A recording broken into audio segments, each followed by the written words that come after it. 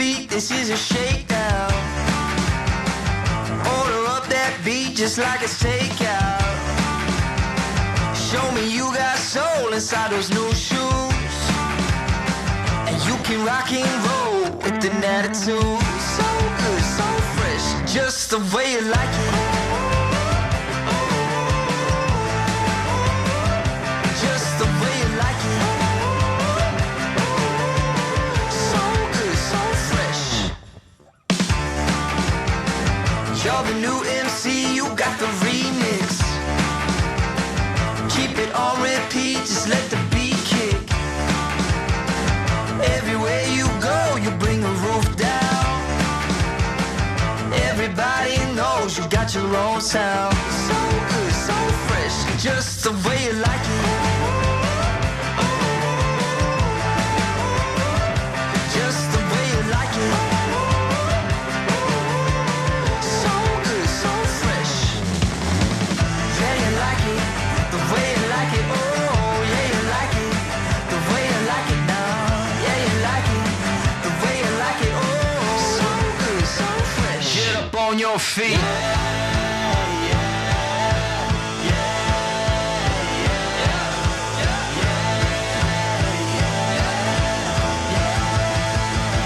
Show me you got soul.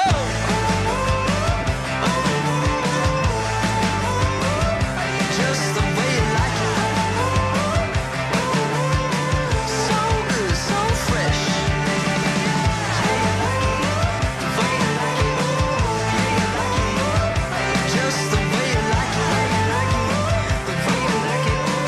So good, so fresh. Get up on your feet, this is a shakedown.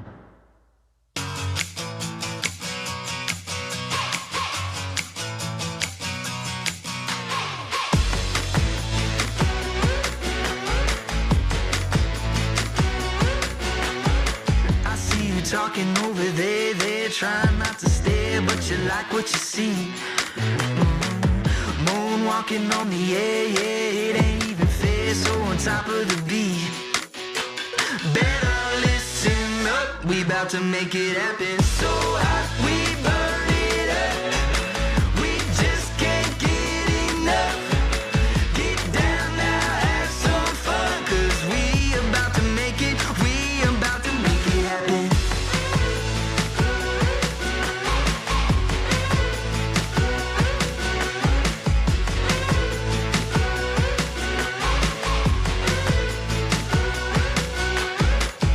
Ain't nothing else to do, keep that attitude, red carpet and gold. Hey, hey, boombox bumping old school, playing by your own rules, ready to roll. Better listen up, we about to make it happen. So hot, we burn it up. We just can't get enough.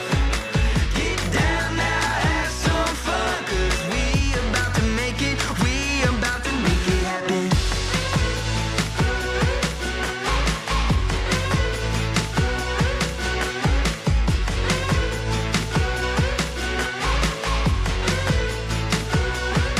We about to make it happen.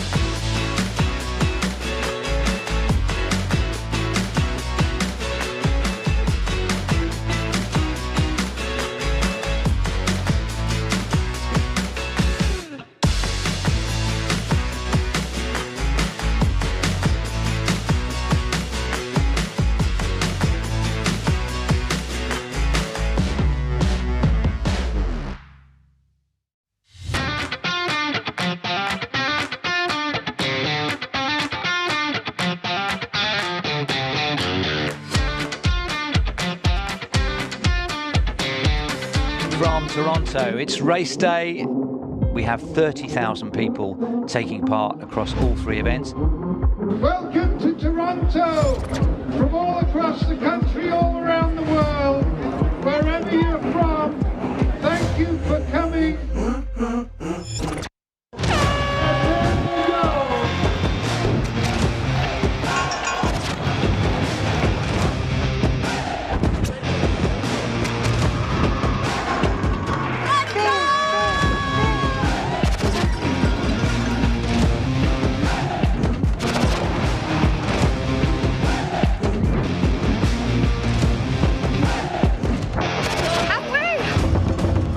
Listen to the noise. This is absolutely deafening. These are the best crowds we've ever had in Toronto.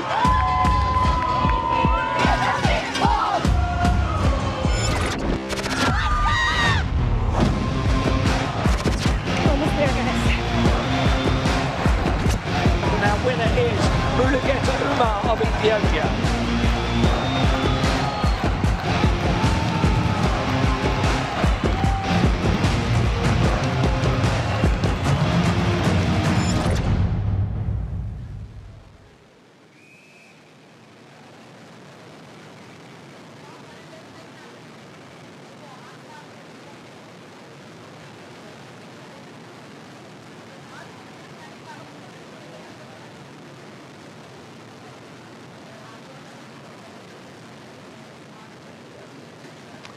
It is totally tropical in Toronto. Good morning to you wherever you're watching. We are into the final countdown for the 2025 TCS Toronto Waterfront Marathon. 4 hours of coverage. I'm Jeff Whiteman. I'm joined by Canadian marathon running legend Krista Duchesne and the founder of Citius Mag, Chris Chavez. And I'm just having another look at the stats of this race. All of the events, we had a 5K yesterday, a half marathon and the full marathon today. They're all way up on last year. We've increased by almost a third on the marathon field in 1 year. So we're in a bit of a growth spurt for running in Canada at the moment. This is an event that sells out quite quickly, so athletes that want to do this event need to register right away, which opens up shortly after today. So I'm sure people are already thinking about that for next year. And one of the big moves that's been made in the last couple of years was the 5K, the opening event of the weekend, moving to Saturday. You ran in it, Chris. What's your feedback report? Yeah, no, the energy was alive in this city. I think the whole Toronto running community is amped up for another exciting marathon weekend, and so the mass participation was out there, and I'm excited to see some big marathon performances today. And we should doff our caps to a few people who've made this happen. It hasn't happened by accident. We're in the 25th edition of the marathon. Alan Brooks, of course, the godfather of the TCS Toronto Waterfront Marathon. But there's a big team at Canada Running Series that's helped deliver this. Yeah, right. We've got Ian Cater kind of behind the scenes that it works on this, and then Charlotte Brooks, who's on the ground doing more of the logistics of the race, and then Reed Coolsat, who's taken over organizing the elites. So it was quite evident yesterday at the technical meeting how this team has worked together so well in their individual roles. There's a slogan that's even been used by the Kenyan visitors during their press conference.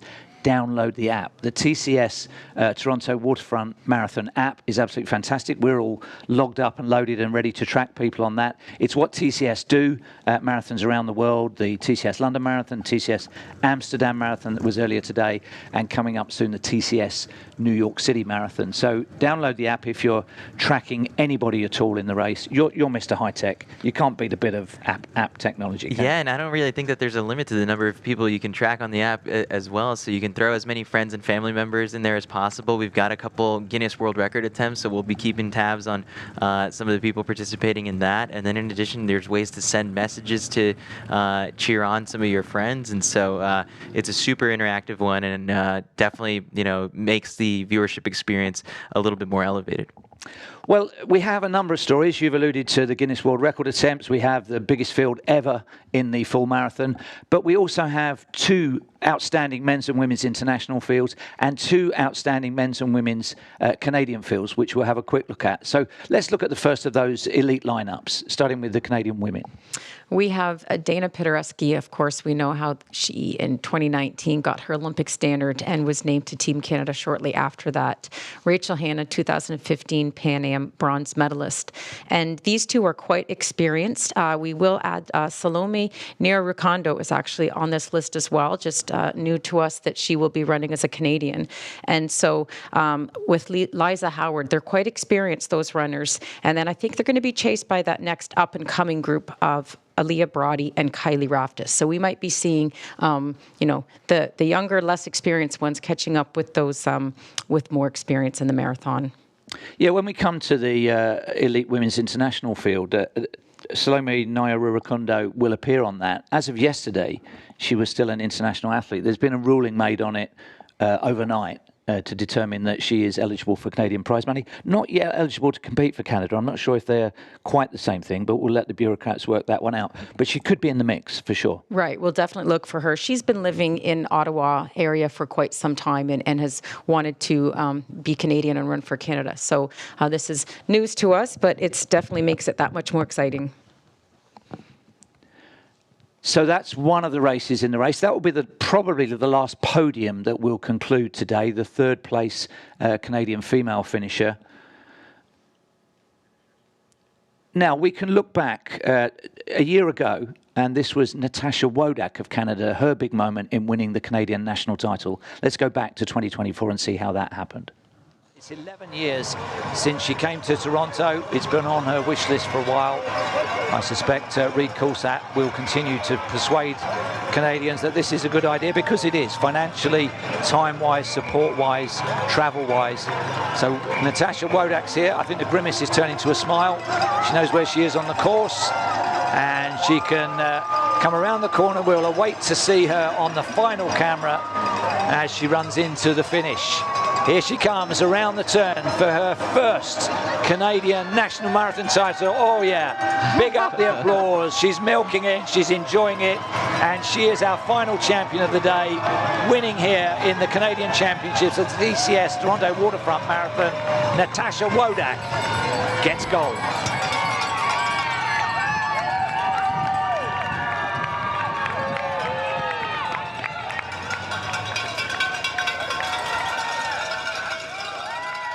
So Natasha Wodak had her winning moment. She's not defending the full marathon title here today. But we look back to 2019, which, remember, was the Olympic trials for the Canadian team for Tokyo. And we had an absolutely magical moment for Dana Pidereski. She is back to challenge for another title. Let's see how she won in 2019. Olympics, 2:29:30 is the Olympic qualifying mark. She's going to win the trial. She's going to make the time. What a day. What a day for Canada. Wow. Pidereski is the champion. Wow, I'm almost tearing up. You're tearing up. You're tearing up. I mean, I've run with Dana for years, and there's been times where she's wanted to throw the towel and she's wanted to quit completely. She said she thought about retiring. Exactly.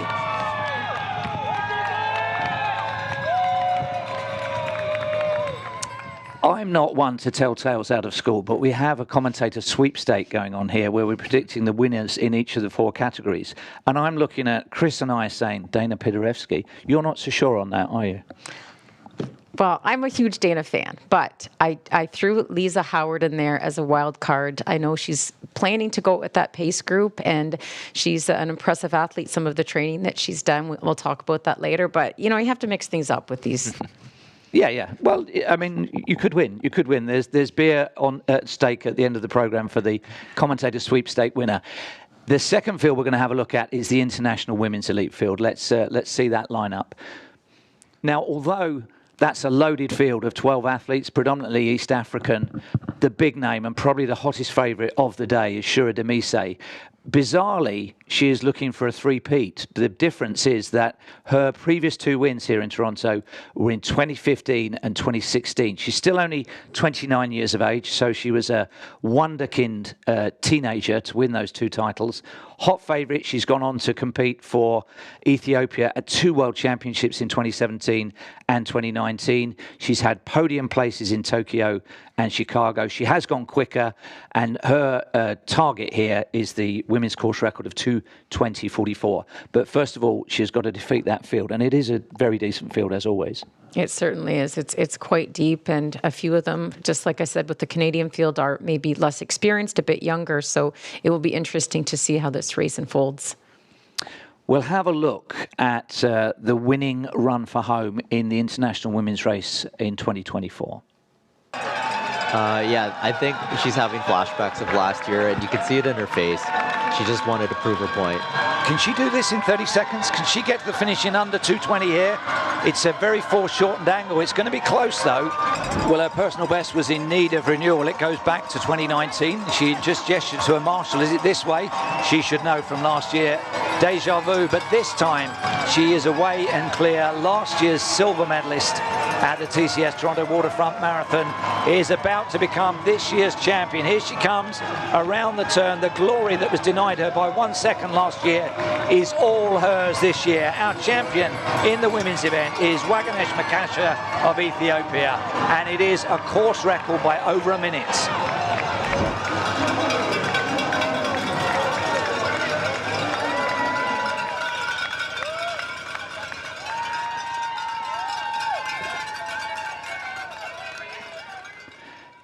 So that's the time that everybody's gunning for, the women's course record that's only been a year in the establishment at 2:20.44. We should say something there about what Makesha did, because she went from second the previous year to avenging that. We've got exactly that scenario in the men's race that we'll look at in a bit more detail, where the top three from last year are coming back. What are the odds on that being in a different order? Yeah, I mean, it's super wide open, I think, at this point. You have, the podium coming back from last year, but then in addition to that, like, there's just a slew of guys who have all run under 2:06, including, I think the defending champion, Mulugeta Uma, went on to run even faster this past spring, and so everyone's elevating their game, and I think, when you have a field like that showing up, especially when, we were at the technical meeting yesterday, heard what the pace assignments are. They're going to be shooting for around 2:06, so we could be looking at a fast second half in the way that these guys want to probably run it and challenge a potential course record, which we'll also touch on. Yeah.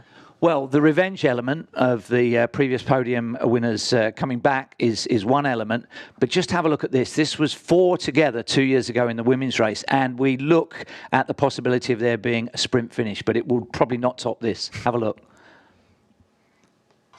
So we've dropped one. We've lost Foyza Jamal in that dust-up.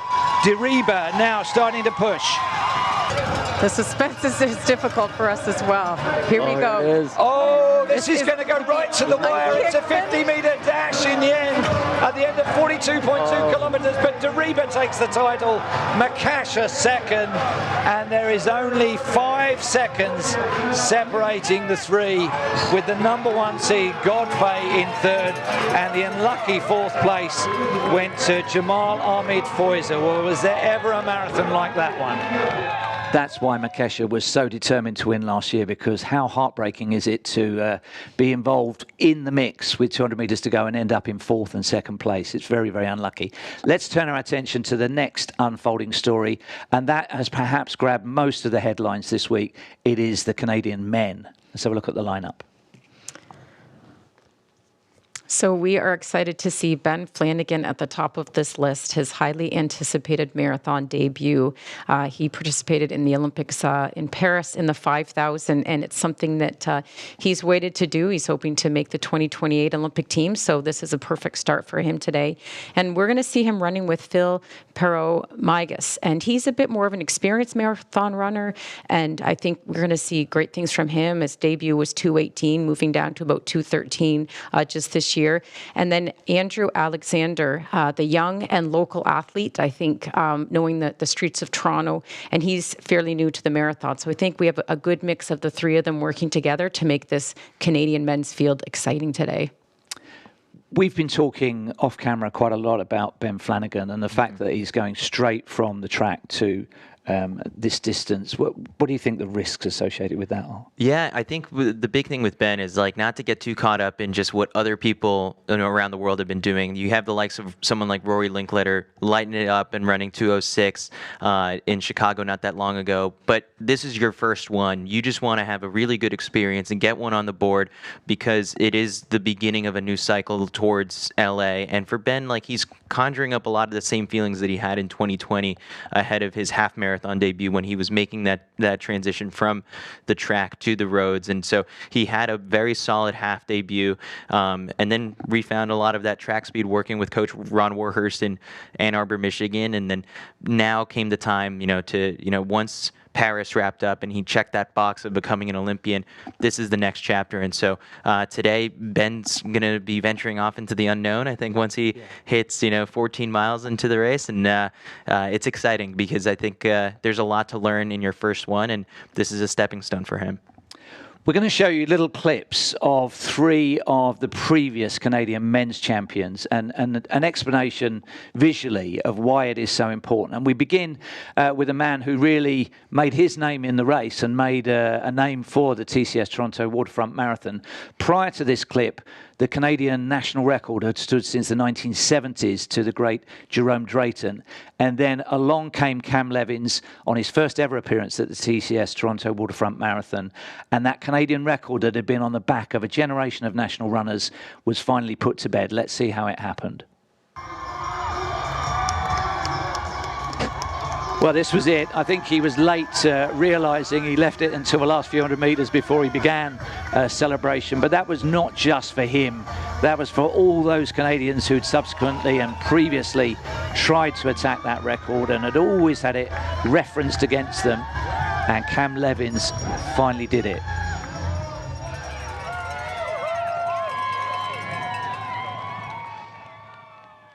He has gone quicker, but that was a magical moment, wasn't it? Oh, it certainly was. I mean, great for Toronto for him to come here, and this was the place that he set the record. And everyone gets so excited when they see high-profile athletes choose to race in Canada. So that was just wonderful for us to be tracking him and speaking to him that day. And yes, he's run faster, 2:05 in Tokyo in 2023.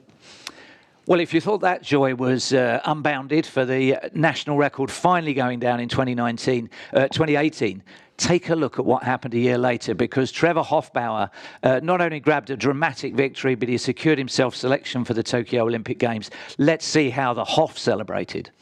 A fairy story for Trevor Hoffbauer. Wow. Look at that, Wow. the emotion. Hoffbauer may be going to the Olympic Games. Wow. Trevor Hoffbauer, I'm going to say it right now, man. You're going to Tokyo, and that was one of the greatest runs in Canadian history right there, if not the greatest. Besides I'm in Cam awe. Levins. That was incredible.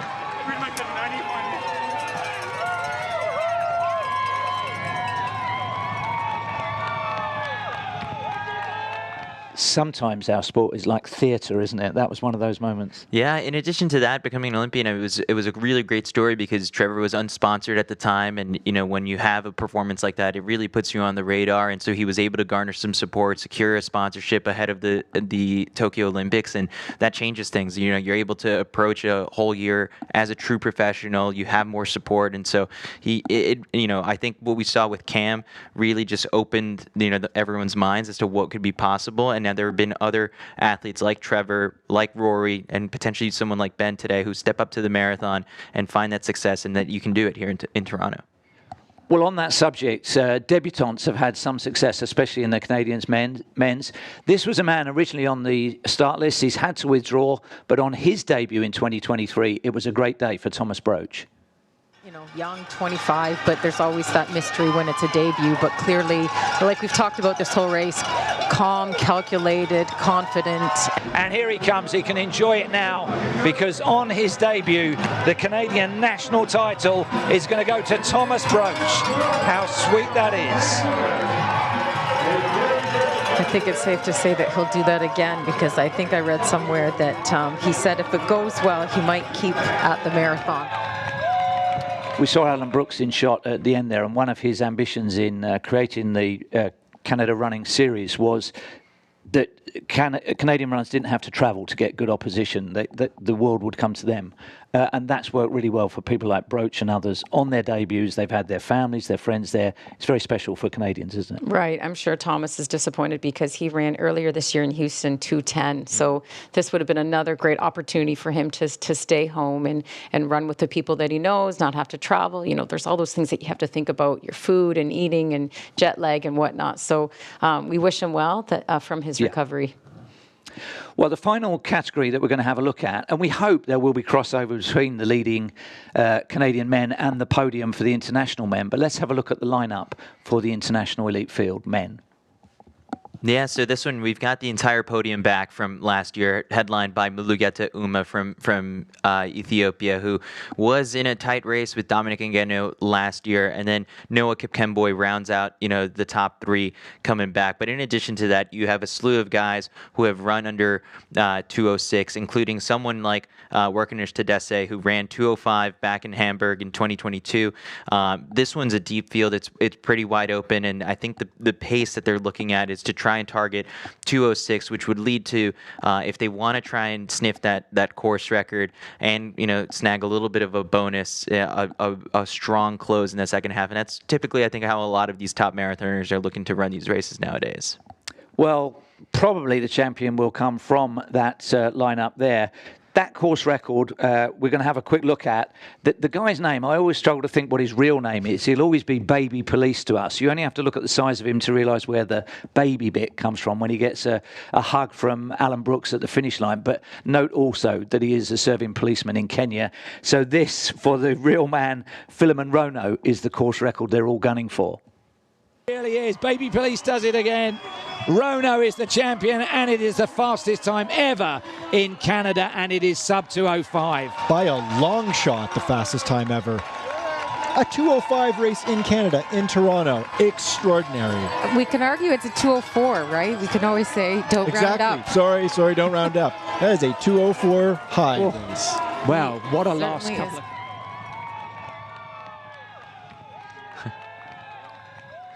There he is, Baby Police. He's not back, but we have, as we've mentioned several times, got the top three back from last year.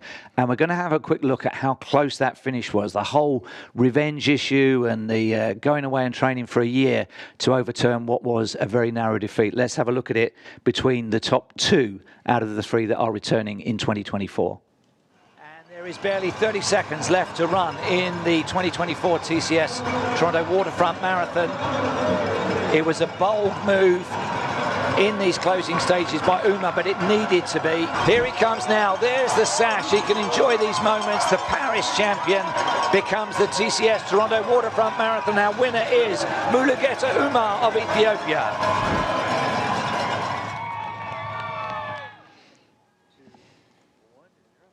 Not to be indiscreet, Chris, but you haven't gone for Uma successfully defending. Is that the whole revenge piece, do you think? Yeah, so I picked Silent Kiptu in our little predictions here because, he's very intriguing. He trains, with the likes of Sebastian Sawe. And so when you see someone have tremendous success at the Berlin Marathon, at the London Marathon, you hope that it might be rubbing off on him. And so that just goes to show this is an opportunity for someone to really make a name for themselves at a stage like this.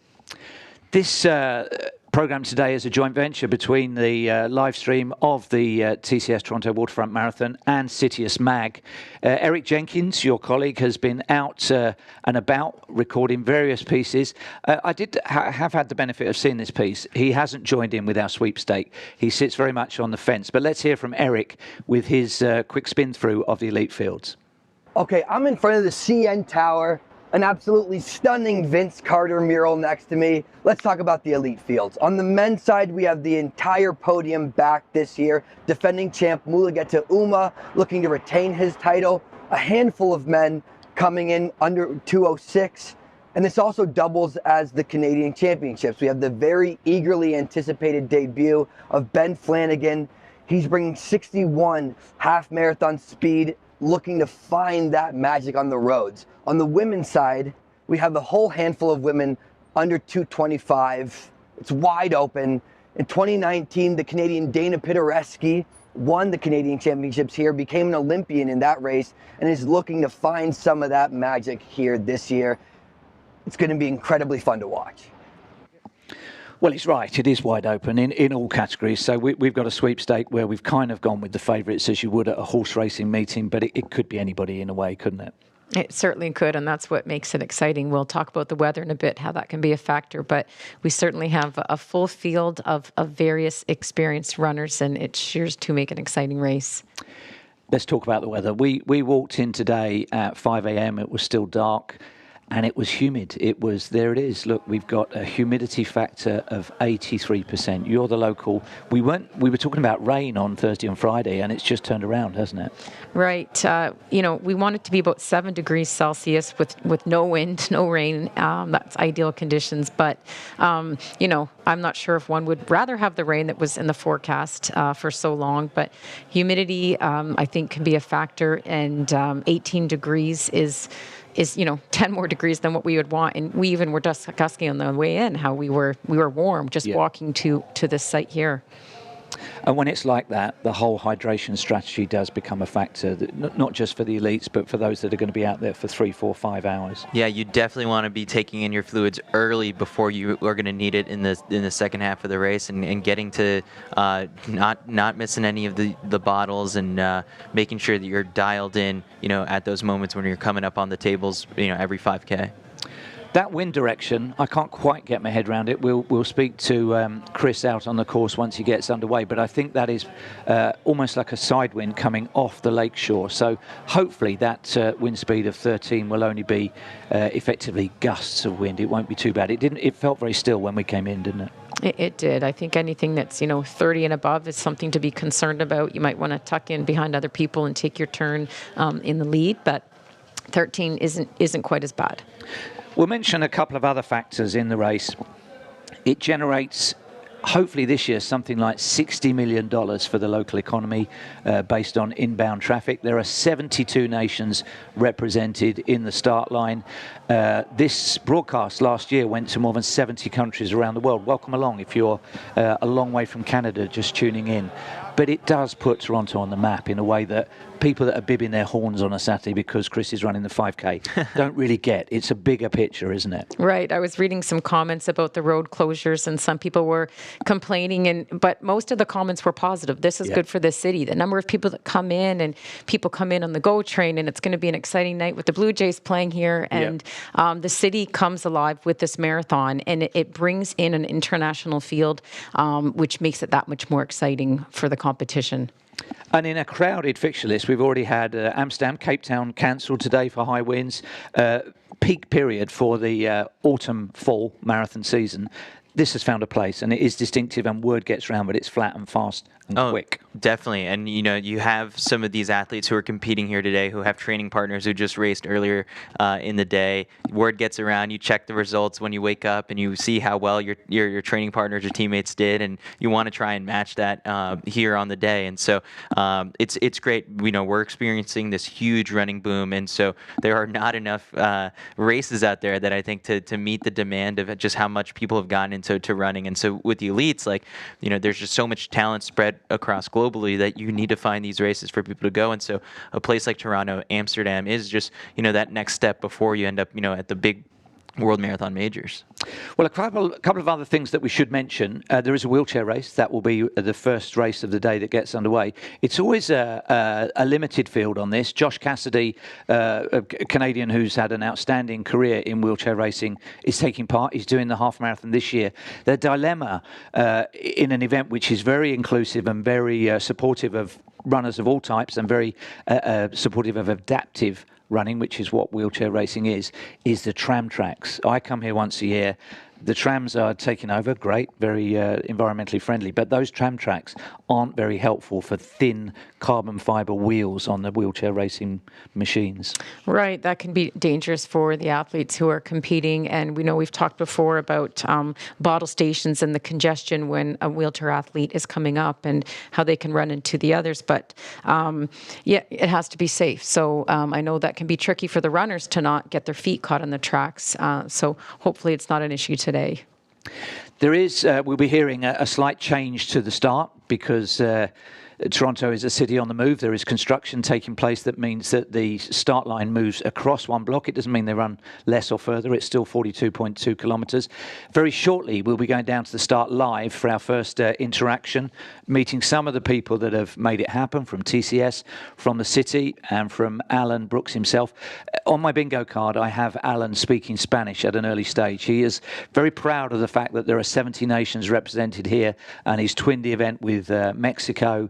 And I think done a fantastic job, hasn't he? I mean, we can big him up here because he works year round for this as his baby, doesn't he? Right. And he just brings so much excitement. And he's like a dad to some of us. We've known him for years, and he's seen up-and-coming Canadians and provided opportunities for him. And you get the big hug from him. And when we see him speak, we'll just, we all smile when Alan gets the mic. So we are getting ready to go down to the start line, and this will be our first chance to catch up with our pitchside reporter, Laura Da Silva. Hi, good morning, everyone. We're here at the start line. You can feel the energy and the buzz definitely rising and rising. We're at Yonge Street this year, so it's right in the heart of the city. I'm here with race director Alan Brooks. Alan, what can we look forward to today? We can look forward to a celebration of one of the most exciting cities on the planet. This weekend, 30,000 runners, 22,000 this morning from 70 countries, raising $2 million for our charities in the TCS Charity Challenge. As you said, we can feel the energy. We're almost ready to run, and we want to say welcome to one of the greatest cities in the world for a Toronto experience. And Toronto Mayor Olivia Chow has come out to support the runners. This event brings together thousands of people from all walks of life. So what does that say about the spirit of the city? The spirit of the city is the energy, the enthusiasm, the togetherness, the sense of community with the fundraising. And people want to be fit. They want to feel they belong, which is why they run together. And this generates at least $56 million economic benefits because we welcome the world for this run. If you have 30,000 people here, a lot of them are traveling into Toronto. So I have something personal because my wonderful stepson, Mike Layton, this is his first half marathon. I think he's going to finish. Oh my gosh. Okay, that's amazing. Well, good luck to Mike. And we've got Chelman here. You're with TCS. Why did TCS want to be a part of this event? I think in the community, the fitness comes first before a community becomes a flourishing community. Towards that, this is our tribute to sponsor many marathons across the world, and I love the TCS Toronto Marathon. 30,000 people, 70 countries represented, 100,000 spectators. It cannot get better. That's so true. And MP Chris Glover is here as well. What does this event mean to you? Oh, you know what? It's just so fantastic. The sun hasn't even risen yet. When I was riding my bike here, I was passing thousands of people. There's 22,000 running today, 8,000 yesterday. They've raised $2 million for charities, for 160 charities. It's just remarkable. This is such a fantastic event, and it is such a feat of human endurance to run 42K. So congratulations to everybody who's running today. Definitely. I'm not one of those people running the race. We're going to be going around to all the amazing cheering sites that are pumping up the crowd and keeping the runners motivated. It's shaping up to be a great day. We'll see you soon, but for now, back to you in the studio. Thank you very much, Laura, for that, and congratulations to those people who make it happen. The Mayor Chow, is a real supporter. She gets running, and she was instrumental in enabling the 5K to move to Saturday, which has been a big growth booster for the event. And TCS, Shuman Roy there, another big supporter of the event. Long may that continue. We have boots on the ground. We have Krista Koning, our colleague, who is going to be running around. No pressure at all on Chris, but the aim is that we close the show with him crossing the finish line in exactly 4 hours. He is a 3-hour marathon runner. It's our first chance to check in with a nervous Chris down on the start line and see how things are shaping up right in the heart of things. How are you? How is it going? It's good. It's really crazy down here. It's pretty loud. As you can see, Dundas Square is getting pretty packed. Everyone's warming up. I'm just going to, I don't know, about to get wild. How are you guys doing? Good. We're enjoying watching you. We haven't got to run the marathon. We've just got to watch you do it. What are you looking forward to, particularly on the course? I'm actually excited to just run up Yonge Street. You never get this. Like, there's always, like, low street cars. You'll never get to, like, run through the city. Totally open. All my homies. everyone out here. It's so good. This is on TV. Yeah, what are you guys excited for? So, Chris, I'm excited to see you taking a selfie with Harry Styles if you see him out on the course. So please have a look for that guy. I'm on watch for every celebrity that's out there. I know exactly what they look like. I'm going to hunt them down. I'm going to get them on air, and then I'm going to beat them at the finish. Chris, And, we wish you all the what you guys best got? for your day. Of course, when I say Chris de Koning, people think, oh, I know that name. Where do I know that name from? Mr. Hawaii. Good luck, Mr. Hawaii. Thanks, guys. Have an amazing race. This is going to be a big one. Look at this. I'll just do a little spin around. And then there's your elite start. So, yeah, you guys are going to have a great day. I'm going to have a great day. I'll see you guys in about 5K. Take care. Good luck. So he's the expert on the course and everything, yeah. Yeah. Oh, he knows each individual fire hydrant and paving slab around the course, so he will know every second. And not only that, he knows everybody. It's like Sam from Cheers Bar in Boston. It's Mr. Hawaii in Toronto. Well, he caught up with Eric Jenkins to have a little chat around what lies ahead for all 30,000 runners in the half and the full marathon. That's coming up. First of all, let's hear from our supporters and sponsors. Life is a road full of forks, hills, dips, and roundabouts. And while we don't always know where we're going, we'd like to think of our road as a pursuit of progress. And the further we go, the more we realize that a better tomorrow starts with a better today. Athletic Brewing Company, non-alcoholic beer that's fit for all times. When pain stops you in your tracks, try new Voltacare Cooling Cream with 4 pain-fighting ingredients. And get fast cooling pain relief. New Voltacare Cooling Cream.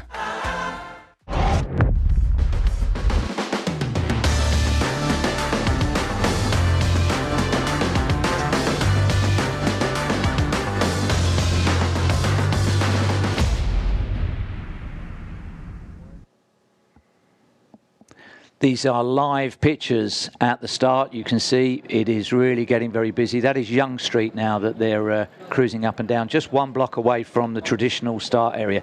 This is where the nerves are really jangling, isn't it? This is where it seemed like such a good idea at the time, and now the roller coaster doors have slammed shut and you're nearly to the top of the ramp. You got to do it at this point. You're already, in the start corrals. Yeah, you're you're holding on to those layers up until the last second, and then ultimately getting ready to go. Maybe taking down a gel or two, at this point. But yeah, it's getting real. Do you miss it? No, not really. I mean, I enjoy running, but, I have an athlete that's racing today, and, the last 2 days just seem to take forever when you're out of routine, you're tapering, you're not running like you were, and you are just waiting for the race to start. So, we'll see some people kind of shaking out their shoulders and doing a few neck rolls to kind of just get the nerves out so they can just get this thing started. We're almost there. These are fantastic shots from the drone directly overhead. Brilliant. But we're going to have a look at the course. As you look at it, tell me if it's just me and that it looks like a sombrero hat. But Eric Jenkins and our boy Chris have had a talk through the course. Let's see what they came up with. Okay, so for the spectators like me who aren't as familiar with the course, you've run this twice before. You're running it on Sunday. Talk us through the course. Okay, so we are starting on Yonge Street. It's a change of scenery, but we are going up Yonge Street. It's going to be a little skinnier than University last year, but then we take a left on Bloor, past U of T, left on Bathurst. That's going to be about 4K, almost at 4K, passing by Central Tech, the whole West End neighborhood area, Alexander Park. We approach Fort York, and that is our artery into Lakeshore. And as we go west on Lakeshore, we pass Ontario Place, Exhibition. We enter High Park area, and we're passing through Parkdale on the way back, back into the downtown core, and we are heading under the Gardiner, which is our little highway in the middle of the city, and we go across Front Street, up Bayview, and that's just the little extension of about a mile out and a mile back. And then we do a little loop around Corktown Commons, go back out east, straight along Front, take Eastern, and that takes us just all the way across the beaches through Woodbine, and that connects us with Queen Street East. That takes us to about 33 kilometers, hairpin turn back, almost the same loop. We head back down Eastern and Lakeshore, past Woodbine.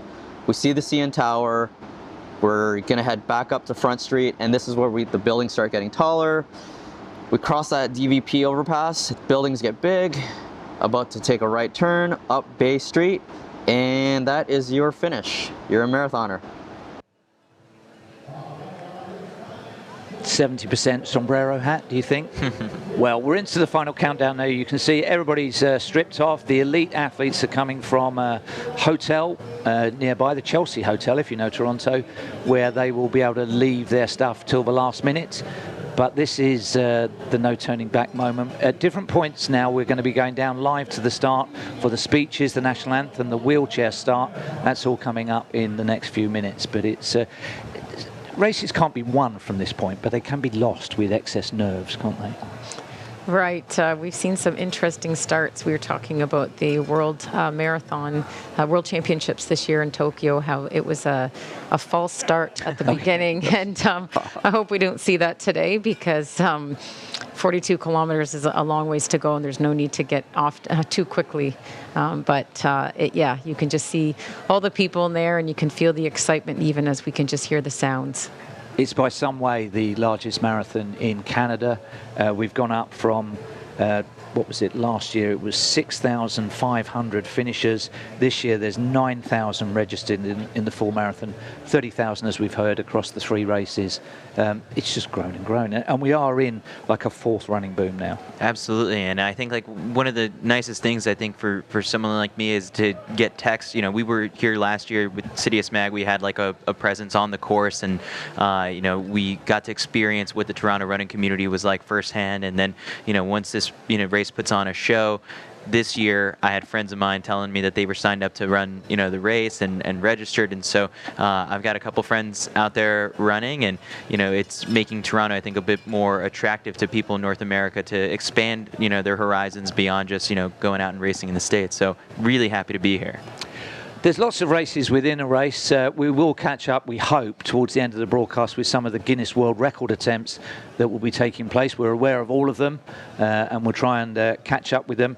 There are cheer sites all the way around, just in the places where people's energy might be dipping, and those are manned by people that reflect the diversity, the cultural energy, the running groups around Toronto. It really is a world in one city, isn't it?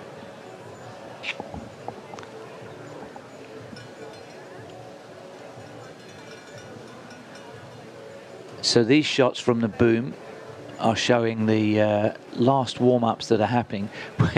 We went to the technical meeting yesterday, and Reid Coulsat chaired that and was saying to the runners, I don't know if it's from bitter experience, but he said, only run up and down in a straight line. Do not take a side turn. Do not deviate from the start area in case you don't manage to get back in time. Well, the funniest thing for me is always just sort of like, how much do you warm up before a marathon when you've got so much racing to do? And I was actually speaking with John Green, Ben Flanagan's coach, about that. And he was like, I think his staple is just 10 minutes does the trick to really get yourself activated. And so you've got these athletes out there right now just running up and down and up and down. But it's just the work is done at this point, and we're about to get to the racing very soon. So those minutes are just ticking by. The humidity thing, Krista, you've almost got to treat this, even though the temperature's not above 20, with that level of humidity, you've got to treat it with respect like a hot weather marathon and fuel up and hydrate well. Right. It can be tricky when it's a bit cooler and the humidity is there because you don't feel it as much, but it certainly is a factor, and everyone's different in terms of how they've done their training. For those of us in Ontario who've run in the summer, we had quite a warm summer, so that helps people prepare for today. But humidity is a beast. It's kind of like a silent killer, I've said, and sometimes if the humidity drops and the sun comes out, you're replacing that humidity heat with radiant heat. So, that's where the sunglasses and hat is good to be prepared for the day. But humidity was not my favorite. No. You're right. It's difficult to deal with because you don't necessarily feel it, and by the time you do, it's too late to address it. What a wonderful sight that is. Look at that. I know it's a different start compound than previous years, but those long boulevards with the high-rise leaning in, it's fantastic.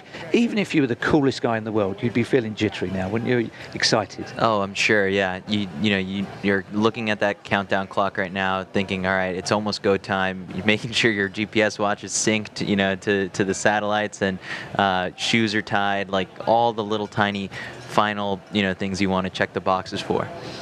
I know lots of people who've made their debuts here. It is a friendly race in that respect. There's no bear traps like, outrageous heat or hills or anything like that. So it is a very sort of, not beginner friendly, but debutant friendly course. Yeah, in addition to that too, I think like sometimes you want to strip down just sort of a lot of the chaos that comes with, being at the major stages where there's so many pop-ups and shakeouts and sponsorship obligations in the lead up to it, whereas here you have the pre-race press conference, maybe you have one sponsor obligation or one little shakeout run to go to, but it's you're not being your whole day before isn't totally shot.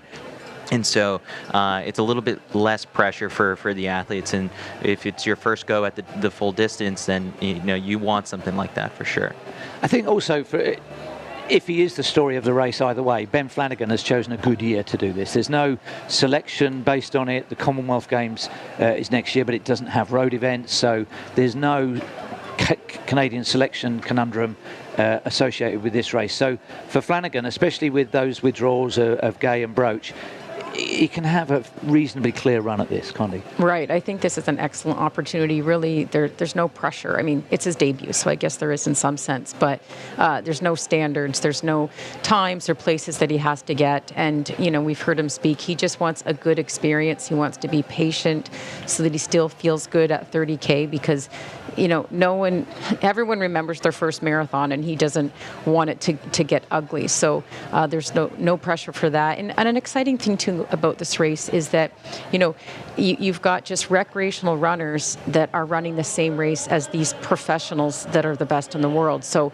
we saw on the course map the out and back. So some of these athletes that are just, they're going to go back to work tomorrow morning, they can see these Canadians like Ben Flanagan and cheer him on and see each other on those out and backs. Let's go down to the start line and join the podium. For being a huge part of the success of the TCS Toronto Waterfront Marathon, not just this year, but for many years. Ladies and gentlemen, just to say a few quick words to you, Mayor Olivia Chow. Good morning, everyone. Welcome to Toronto. Those of you that are from other parts of the world, you are running on Yonge Street. This is the Toronto Street. You are 22,000 strong. That's how many of you are here running. And coming together. Toronto is about fitness, it's about togetherness, it's about supporting each other. And let me tell you, not only are you raising funds for the charities, you are also bringing economic benefits to the city. So thank you so very, very much. Have a great run, and the weather is perfect. So go for it. Good luck. Thank you so much, Mayor Olivia Chow. Now, just to say a few quick words as well, let's bring up MVP Chris Glover.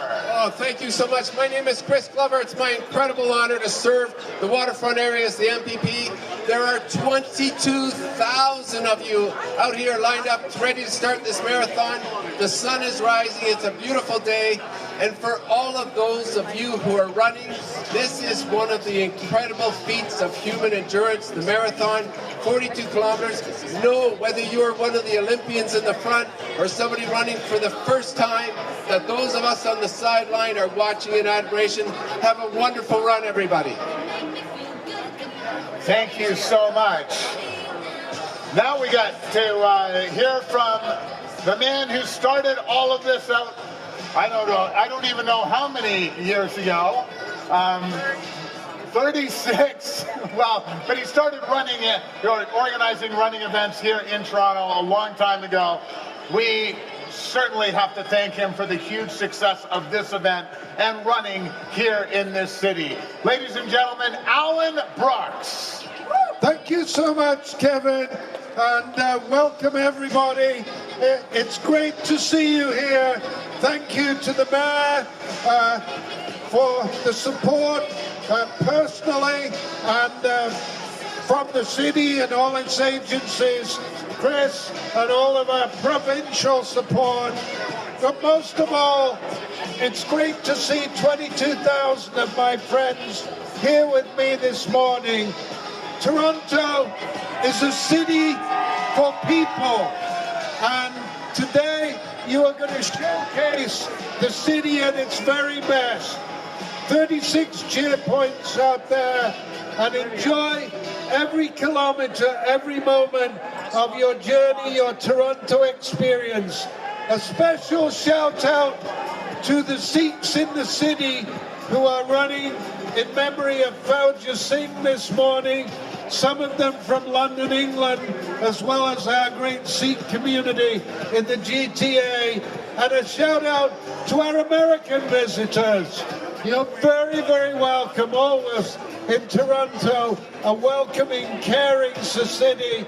And finally, a mis amigos mexicanos y mexicanas, bienvenidos a Toronto, mucho éxito esta mañana. Vamos a verte a la meta. I love it. Thank you so much, Alan Brooks. Now, I talked about we can't do this event without the incredible volunteers, the incredible Toronto Waterfront Marathon Canada Running Series staff, but we also can't do it without our amazing partners. And here to speak with us now is a gentleman from TCS, our title sponsor, and we certainly want to say a monstrous thanks to him. Ladies and gentlemen, Shuman Roy. Thank you. Good morning, Toronto. Bonjour, Toronto. I think this is an epitome and melting point of fitness, community, and unity. And all the 14 marathons that we sponsor across the world, I personally believe this is the best. Good morning, Toronto! Good luck to all the runners. Enjoy, celebrate. Thank you so much. Thank you so much, Shuman Roy. Hey, I'm not going to complain about that being the best of all of the TCS marathons. The challenge is out there. Ladies and gentlemen, please stand, if you are able, for the national anthem sung today by Sean Brady. O Canada, our home, our native land, true patriot love in all of us command. With glowing hearts we see the rise, the true north, strong and free. From far and wide, O Canada, we stand on guard for thee. God, keep our land glorious and free. O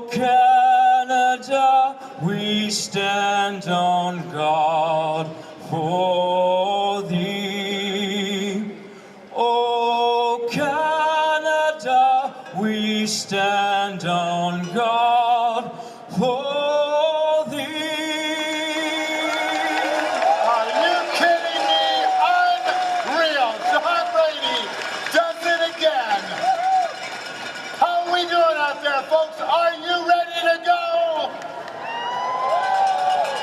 I guess they're not really ready to go. Let's try that one more time. How are we doing, folks? Are you ready for the TCS Toronto Waterfront Marathon?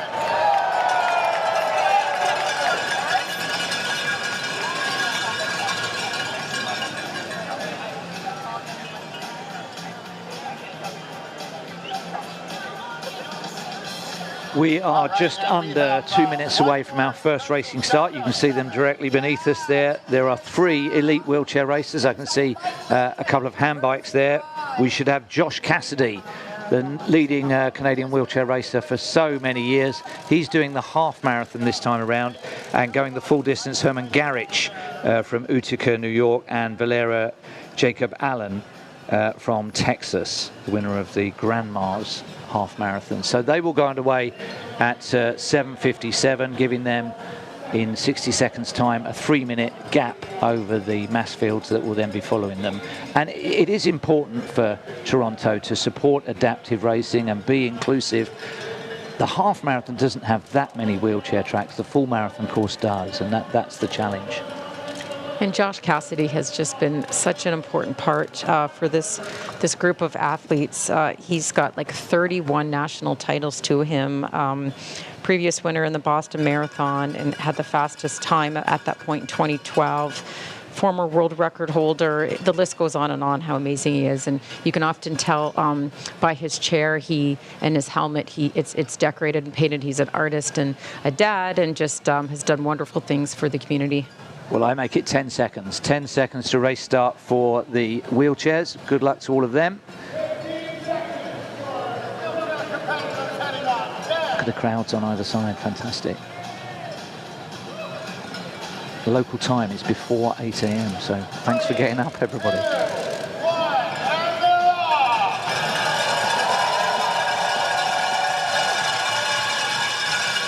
Straight into lead goes Josh Cassidy. Remember, he is doing the half marathon distance on this occasion. I don't know if that's because he has commitments in New York. I know he's a regular racer there coming up in a couple of weeks, but he's pretty much been an ever-present in wheelchair racing here for the last few years.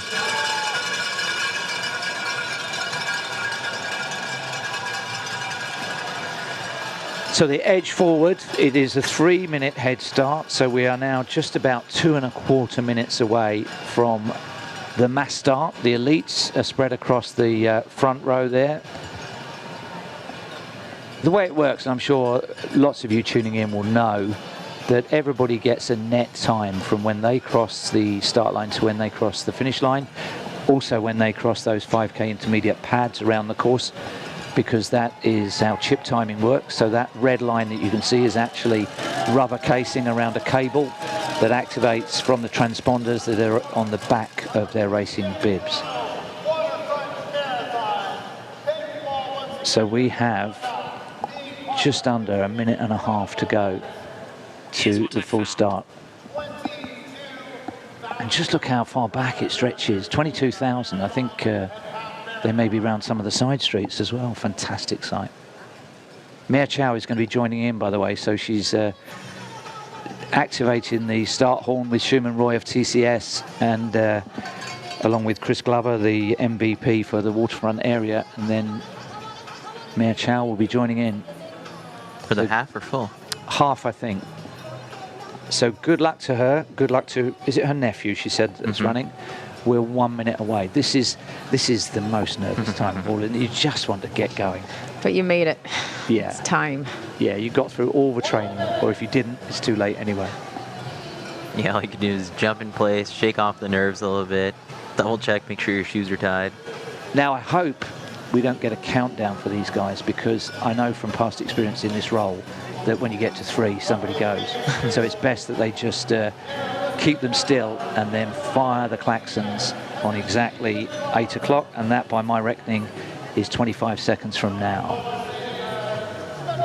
Mia Chow, Schumann Roy, Chris Glover, the MVP for Toronto Waterfront. Very powerful supporters of this event. It's a record field for the TCS Toronto Waterfront Marathon, and it has encountered great racing conditions. Let's see how it all plays out. We are about to go.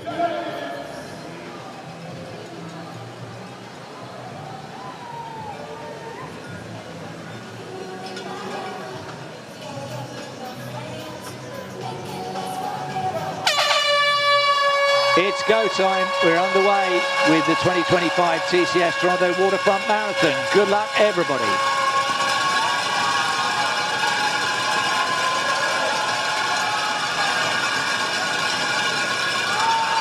What a sight.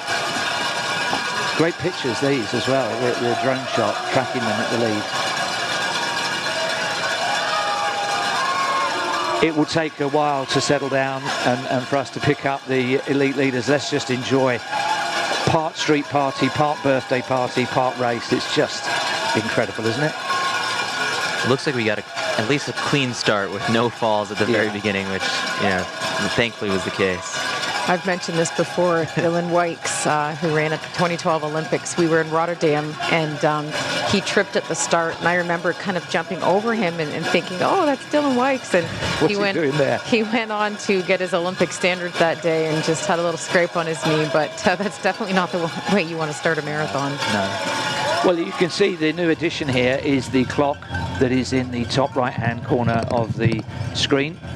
This is our pacing group. Remember that there are half marathon racers in here who may fancy mixing it with the very best of the elite marathon runners. Those bike outriders will be doing us a good turn. That's Dave Reed, and just edging a couple of those that are showboating out of the way. They'll be giving us the gaps and the accurate splits all the way around the course. There's the first of those push bikes. One's a push-rim bike and one's a hand bike. They had a 3-minute head start that's already been reeled in. And then for the people who are curious who these pacers are up in the front, we've got two pacers, Dennis Kipruto and Peter Mburu, who've been assigned to lead the 206 pace group up in the front. So that's 2:59 per kilometer. Well, what could happen, because that's set for a 2:06 projected finish time, is that if there's several athletes in contention, that could give them the extra 60 seconds that they may need in the closing stages. So if the pacemakers are out of it, but they've dragged a good group clear at the front of the men's field, then that will be the opportunity for the racing to make it quicker. Yeah, it's so fascinating, Jeff, just how, you know, people are approaching running their fastest ever performances. You know, when the world record was set in Chicago in 2023 by Kelvin Kiptum, he went out the first half and he played it a little bit more conservative and negative split the second half and ran the second half in 59:48, which was incredible. And then this year, when there's a lot of talk about the world record in the lead up to a race like Chicago, you had the likes of the highly, you know, credentialed Jacob Kiplimo and then defending champion John Career talking about scaring, you know, sub 2:01, and they went out so hard in that first half that it ultimately did catch up to them, you know, around 22 miles into the race. And so what we learned from that is that there's many different ways to try and attack a race. You can be going for a really fast time, or you could be going just for the win, and at some point you try and break your competitors. And so, you know, today, you know, we're probably going to see a little bit more of a conservative approach if they are trying to go out in 2:06, but then at the same time keeping that course record of 2:05 as a carrot in the back of their head. Well, as Kiptu, the pacemaking is a little bit, it needs to just settle down, because you can't really pacemake from 15 meters ahead. They either need to drop back, or the chasing group needs to get closer in touch. There we are, that gap's perhaps closing a little bit. Look behind you, chaps. Make sure there are takers for that pace. Kiptu, your tip, certainly going well. Just on that subject, there was a paper which you probably saw that was, what's the best way to break the world record in the marathon? Is it negative splits where you get quicker in the second half, or is it go out full on in the first half and then just try and hold on in the second half? And it's about 50-50 for previous world records. Some run getting quicker and quicker in the second half, faster than the first half. Others where you go out lavishly and then just hold on. I mean, I guess it depends on who we're speaking about. I think an athlete who's just not at an elite level, it's always wise to start out at more of a conservative pace and then see how you feel about 35 kilometers and give what you've got. But this course is typically faster in the first half. So if you negative split in the second half, that's even that much more impressive. Okay, let's go to camera 3, which is already picking up on the elite women. You can see there they've got a male pacer, and that is, I think, Sostin Kipchirchir, who's aiming to take them through at 3:22 per kilometre. Look at the size of that group. They all got the memo. They're all in there. Nobody got left behind. What's that, 10? Yeah. And I asked them point blank at the press conference, Jeff, you were just sort of like, the course record is 2:20. Do you think you have the wheels for it? And, you know, a lot of them said yes. You know, I think everyone brings, you know, their most confidence to a pre-race press conference. And then ultimately when they settle in on just sort of what the pace assignments are, you know, they're slated for a 2:22 race, but you never know how much under they can go if they pace it right. So we've got speciality shots that absorb the whole of the group. Look at this lens working hard to get everybody into shot in that elite women's group. Very, very smooth. It's got that Steadicam technology. Let's just go back to 7 because they're still pouring across the start line. We're already 6 minutes into the race. Everybody crossing the start line running. So this isn't the first rodeo for the organisers of the TCS Toronto Waterfront Marathon. It is a science. They've done it many times before. Just because the course start has changed, it's moved across a block, doesn't mean that it's any less efficient. And the start corrals reflect the time that you ran to before this race for safety, right? So at the beginning we could see the little black signs for the pace bunnies that are going out at certain paces for the group. So you kind of go to the corral that you are to be in and then try to find that pace bunny if you plan to be in that group. So here's one coming up right now that we can see. And of course there could be half marathon pace bunnies as well as the full marathon. We will have 4 different cameras on different groups as the race settles down, and we're just coming up to 7 minutes. So we've seen the lead men. There's not loads happening there. The lead women are all together. We've now got a camera 4 on the leading Canadian women. Let's go across to that, Krista. Just do roll call. Okay, so that is Rachel Hanna with the orange shorts that you can see there in the middle. And we just have to look for a few more women in that because... well, I can see 3. I can see 3. One in all black there and one... It could be a half marathon runner, of course. Or it could be a few of the American elites that are in the race today. Yeah. And we'll be looking for Dana Pidereski, she's expected to be in this group as well as Salome. It's very difficult for the cameramen because we are essentially talking about a huge mass of runners. So to pick out individual clusters this early on, let's go back to the lead men, the international men at the head of the field. And it looks like they're now forming up wagon train style behind the pacers, which is how it should look. Yeah, they're packing up right now, and you know, you see, I think I'm assuming that the orange bibs might be half marathon runners that are up there as well. But it looks like your usual suspects are, you know, still in contention here. It's very early on. You just kind of want to find a rhythm, settle in, get in good position, and so you notice Silas Kiptoo is kind of the first, you know, competitor up at the front of that. But then not too far behind him, you can already see, you know, the tall stalking you know, frame of Mulugeta Uma, the defending champion. Yeah. So everybody's there in those 3 that we have checked.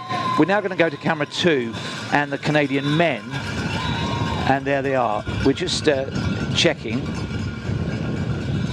There's some orange bibs in there, which is going to be deceptive in these early stages.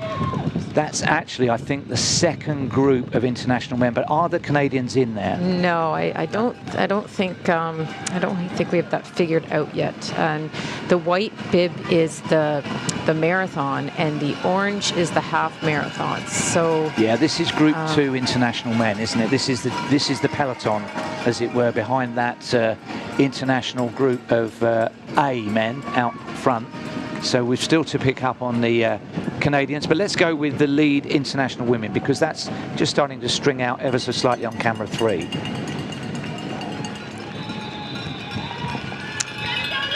It's Shure Demise up in the front of that one. You know, Jeff, as you pointed out in the pre-race show, just a little bit of her background of having won this race twice. Yeah. The course has undergone a couple different changes in that time, and she's taken a break from racing the marathon. And I think, like, you know, what's so fascinating with just where we are right now at this elite level is that you can have an athlete run really fast 10 years ago and still, you know, with the addition of super shoes and these advances in fueling technology, you can have a second wave to your career. And so I think Shure Demise is looking for something like that, because her personal best is from way back in 2015 in Dubai when she ran, you know, 2:20:59, which at the time, you know, you looked at 2:20 and you were like, that is one of the best marathoners in the world. And so she has tons of potential. She's still young, and so looking for, you know, kind of to use this race as a springboard to get back up into contention with the other top Ethiopians. Well, there's almost a deference there, isn't there, that she's allowed to be right on the heels of the pacemaker and everybody else has slotted in behind her. What do we call that Pantone reference for her kit there? Is it crushed lavender there, do you reckon? would we call that? Sure, light purple is probably okay. We want to do that. So her career has spanned one baby and 40 millimetres of stack height in the super shoe era. This is the Canadian women. So this is Dana Pidereski closest to us in the black singlet. Right, that's Dana. So with her, we've got Kylie Raftis that I mentioned before is one of the younger up-and-coming athletes. She has a personal best of 2:34 from Boston earlier this year. And she actually did Berlin a few weeks ago, but it was a really hot day. So she planned this race kind of to make up for that time that was a bit slower than she hoped to run. Perfect, right there. Yeah, Kylie actually is someone who I'm fairly familiar with just from that Boston Marathon coverage where, you know, in the lead up to it, Puma had a big activation where they were equipping sub-elite runners with, you know, their latest advances in the super shoes, and then they gave them, you know, extra cash bonuses for taking chunks off of their time. And in addition to that, there was one for who was the fastest, I guess, of that Puma sub-elite group, and it was actually Kylie Raftis who won that title. It was a race within the race, and so you know, she's really using 2025 to really come into her own as a marathoner. Krista is now going to tell you about the character who's just come into vision there, who I believe identifies as an elf. Jesse the Elf, yes. He runs with the Hamilton Bayfront Endurance Group led by Reed Coolsat, and he's actually a competitive triathlete, so he knows what he's doing. He's not just up there. Yeah. But yeah, this is kind of his claim to fame, the Jesse the Elf outfit, which is going to be pretty warm today, given its long sleeves. But yeah, he's a competitive athlete to be with this group. When Dana Pidereski came through to win the Canadian title and secure that Olympic selection, she did so on quite a late charge. So I haven't seen that much of her. I think she was there or thereabouts, but had a really strong closing quarter. My question is, has she gone off a little bit too eagerly here? She seems to be just pushing it a little bit. I'm basing that on the women that have now dropped back about 50 or so meters from her. It's so hard to tell. You know, we've talked about this before, how people look when they're running, and I always mention every time that Paula Radcliffe, who had the world record for so many years, is kind of an ugly runner, right? She's got the head that bobs back and forth, but it worked. So it's early to tell. I mean, some people start out and they don't feel well, and it never gets better, but we know that we have rough patches during the race, and sometimes we can start with that rough patch. But hopefully, you know, after the first 5K, these runners can get into a rhythm and start to just feel things kind of clicking 1 kilometer at a time that feels comfortable. It feels like Ben Flanagan is the athlete we should be looking for in the Canadian men. Let's go to camera 2 and just check again if he or any of the other leading Canadian men are in that group. There's a lot of orange bibs, which is very confusing because they're going the half marathon distance. There's a lot of Group B international men. I don't see any Canadians in that group. No, I think the camera might have to drop back a little bit from this lead pack because I think Ben is wearing, I think, a little bit more of a clear, whiter, it's white and yellow or white and green on kit. And so keeping an eye out for him. And I think Andrew Alexander is also in an on top that is, I think, white and orange. So if the camera drops back, they'll be able to probably spot them. We think about 150 meters back will be the leading Canadian currently. In the meantime, Well, that's we've cut to the leading men's group with our two pacers, and again, one or two of the half marathon runners just chancing their arm, trying not to get in the way, but that's what happens when you have two races together, and it is fragmenting that group a little bit on the tram tracks. Right, you can see they have to be careful because, like you said, the half marathoners are in there, and one little bump or nudge, you don't want to get your foot caught in that track. They're weaving around a bit because that's the 5K intermediate split. So we've reached it unofficially in 14:54, which is good running. And it's the first of the drink stations. And let me tell you, runners are very, very superstitious. They haven't got much to do the day before a marathon unless they're doing press. So they lavish a lot of attention on their personal drinks bottles, and woe betide anybody that misses it. We see runners go back, make goalkeeper dives for their drinks. The half marathon runners don't have personal drinks. That's why they're going to the other side to take the generic water in cups. But it has had an impact on the rhythm of that group. And it's 2:05 pace. That's good news. High 2:05 at the moment. Yeah, so the 5K split was 14:51.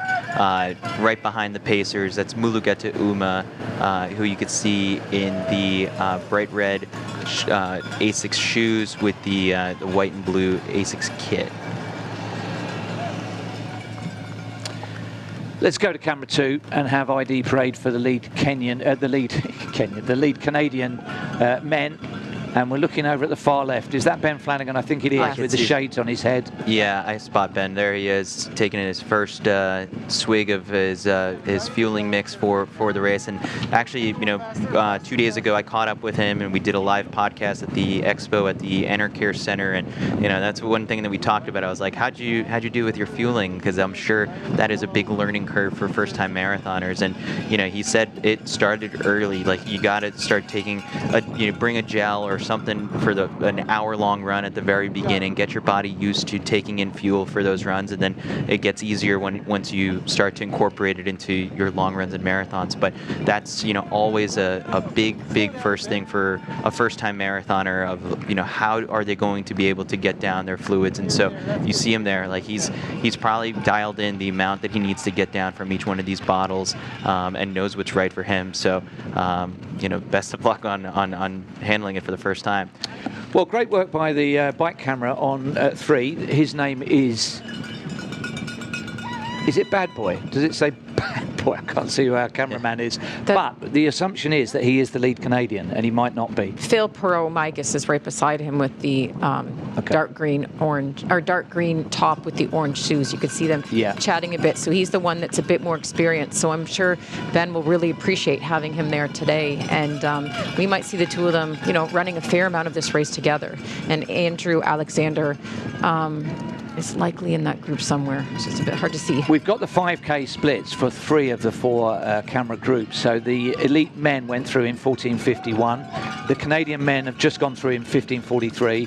And even more recently, the international women went through 5K in 17 minutes exactly.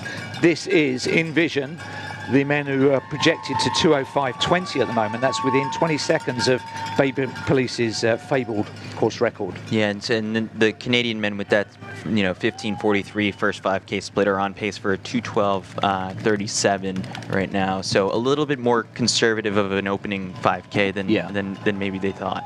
And the last group has just gone through. I think that's Dana Pidereski and the others in the leading Canadian women's group, 17:34 at 5K. Let's just check in with them. That is on camera 4. And then here's the story of the day, or at least the overnight story as we go to 4. Yesterday she was from Rwanda. Today she's Canadian, or at least eligible for Canadian prize money and medals. Right, Salome Nyirarukando, originally from Rwanda, and now she is competing for Canada. So, like we said before, she's lived in Ottawa for a while, and so she's familiar with a lot of these athletes. Rachel Hanna did a run with her earlier this year, I think about 38 kilometers, and so she's got quite a list of success behind her. I think she was injured and out from about 2019 to 2023, but she actually competed in in the Rio Olympic Games in 2016 in the 10,000 meter. I think her time was 32:07, and so she's raced in Toronto a lot, in Ottawa, given that's where she lives, and she's a personal care worker. She works in a couple of hospitals, so some days she's working 2 different shifts, and she's running twice a day, so she's got a full day, and I'm sure she's tired at the end of every day, but gets up to do it again. Are we assuming that she's ahead of Pidereski, that the cameras have picked up on her because she's ahead of that group that we originally saw? We'll find out soon enough. Let's go back to the lead international men on camera 1, where I think the half marathoners may be just muddying the waters a little bit, because those 2 pacers can hear people on their shoulder, so we're assuming they're doing a spot-on job, but 3 of the 4 are half marathon runners. There's only 1 with the white back bib in there. The others are a little bit further back. Yeah, sometimes I think one of the interesting things to note is that you can think that it's a big move that's being made, but coming off of the water tables and then approaching, the next fueling station, sometimes you have athletes who are a little bit more knowledgeable or want to run a certain tangent, and so it might look like it's a big move, but then it isn't yet. There's still a lot of racing left to go. Well, for the women, there is 2 hours of racing still to go. For the men, there's hopefully an hour and 45. But as you say, Chris, it is still early days as they make their way down towards the waterfront. I think a little bit later on tonight, the Blue Jays will be contesting their baseball, match 5? Yeah, so they're in the ALCS right now against the Seattle Mariners, and they came up with a win a couple days ago, and the city's alive right now when it comes to its major sports teams. Here's the dilemma for anybody not in this leading group. Look how big the gap is behind. I mean, we can't even see the chasing group. They must be fully 40, maybe even a minute behind this chasing group. So for anybody that's wanting to bridge the gap between leading Canadian or second international men's group, it's a big gap to bridge. You've just got to hope that things fragment and stay in your own lane. Let's go to our international women's race, where they went through 5 kilometers in 17 minutes exactly, going well, but as ever, it is the hot favorite, Shura Demise, in the lilac colors, who is leading that almost single file group behind. Yeah, that looks like a pack of about 10 women, a lot of them Ethiopian stars. If we look at that projected finish time, all the talk about 2:20:44 isn't holding up at the moment. They will need to go a little bit quicker than this. They may need to speak to the pacemaker, because they're just following him at the moment. He's the one carving out the pace. But right now, given that everybody that came on stage or was spoken to thought they could do 2:20:44, 2:23 at this stage just needs a little bit of a press on the gas. Yeah, and that was 2 days ago, when there may have been like cooler temperatures and rain in the forecast, and within the last 24 hours, the weather definitely flipped and it's a bit more humid. These athletes may have just kind of made the early decision. It's like, you know what, let's throw away the clock and just get to racing and one another and duking it out for the top prize money. Let's go over to the let's go to camera 4, because this is Dana Pidereski. Does lean back a lot, doesn't she? Now, I'm just trying to key where she is in relation to Salome Nairakundo. I think, is she behind or ahead? I think Salome is the first Canadian right now, because she was going to be paced by Lucas McEnany, and he was with her in that previous clip. So I think that's what's going on there. Originally, it was to be Liza, Dana, and Salome that were going to go out at about 2:27. But, even when you're lining up the day of the race, you might change it and decide to go at a bit of a different pace. What would please Dana more? Would it be just to win, or would it be to update that long-standing personal best? What would you regard as a good day's work for her? I mean, given the conditions, she may have relaxed her time goal a bit. Obviously, to get another Canadian championship, she would be happy with to go with what she got in 2019. But I think at the end of the day, people just want kind of a good race experience, and to not feel terrible in the end where things maybe fall apart. You want to feel, a little bit stronger in the end. So I think that's maybe something that she might be going for today if she's relaxed her time goals a bit. Thank you. Let's go to Canadian men on camera 2. Are they all there? Take out the orange bibs who are doing the half marathon. Flanagan right on the pacer. And Andrew Alexander is the back left. You can just kind of see his head popping up. Yeah. He's got an orange top with a bit of black on it at the top. Okay, so we've been round the different lead cameras.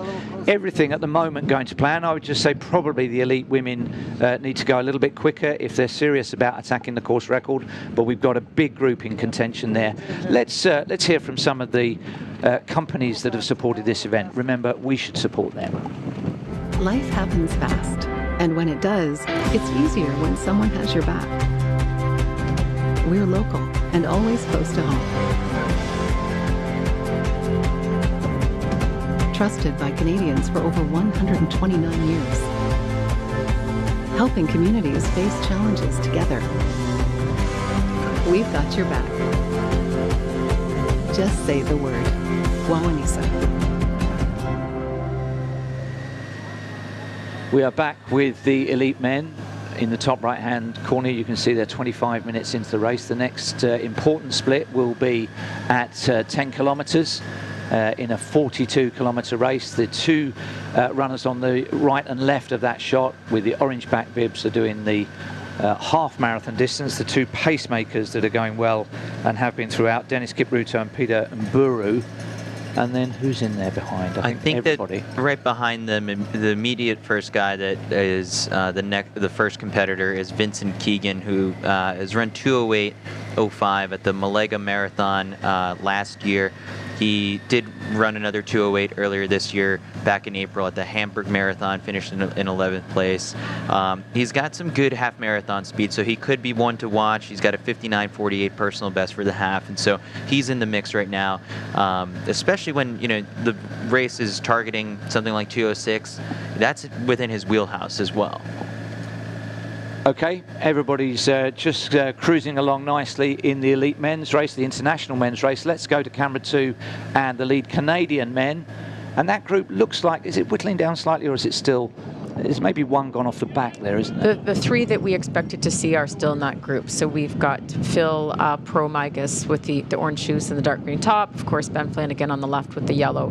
And then Andrew Alexander, he's the one that we can't quite see, but he is back there. There he is now. We can see him with the red top and the white and the red shorts. So we thought that the three of them would be going out together, and it's great that they've got some half marathoners helping with settling in with that pace. So they're just in that nice rhythm and just kind of ticking off those kilometers. Our pacer's looking back to make sure that he's within reach, and looking over at the motorcyclist with the camera, and things are looking smooth.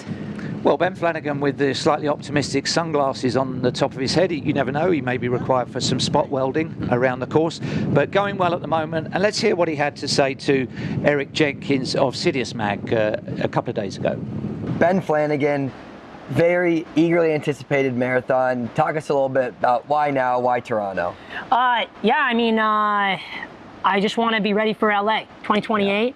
I felt like Toronto was the perfect place to start for debut. Aligns really well with my goals. I think if I kind of tuck in on Sunday, aim for that Canadian title, I'm not so worried about the time. I just want to get out, having a really good first experience, and get this build going. Yeah. So what does a really successful day on Sunday look like for you?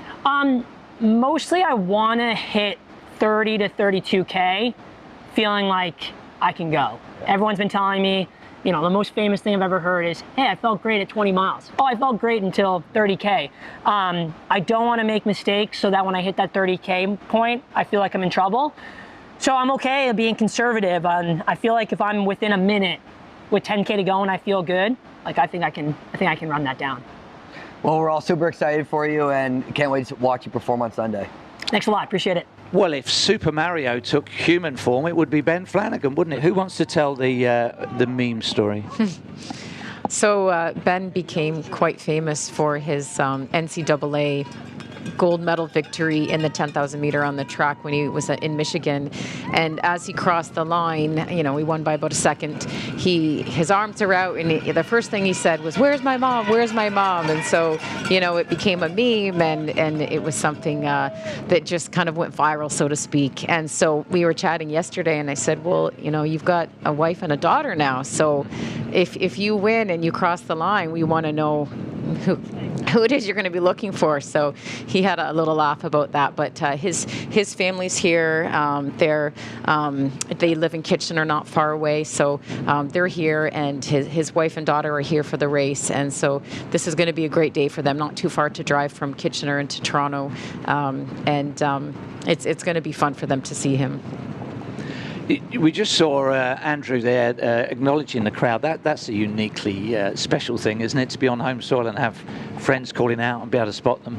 Right. When we talked about Andrew previously when he raced, that this is definitely a forte for him in that he knows this city. He does a lot of training here, and he's coached by Dave Reed and Matt Hughes, the two of them, and so they do a lot of runs along this path, and he loves it. So there's a lot of people that he'll know in the different neighborhoods and cheer stations because he's a familiar face. We should thank Dave Reed because it was his idea off the back of last year's coverage to put a team of bike riders out there to enable us to track more closely, and thanks to his good work we already have the 10k split for the international men. They've gone through in 29:55. Let's perhaps, if we can, go across to camera one and see how that is shaping up in the international men's race. So they're beyond the quarter distance of the race, spread out quite nicely on this downhill section, and I think we'll check in with our Chris a bit later on about the wind direction, but I think this may be with a tailwind potentially. Yeah, and so that 10K split for the lead men of 29:55, that puts them on pace right now for a 2:06.14, so just a tad bit over what the pace assignment was, but it's a big pack still very early on.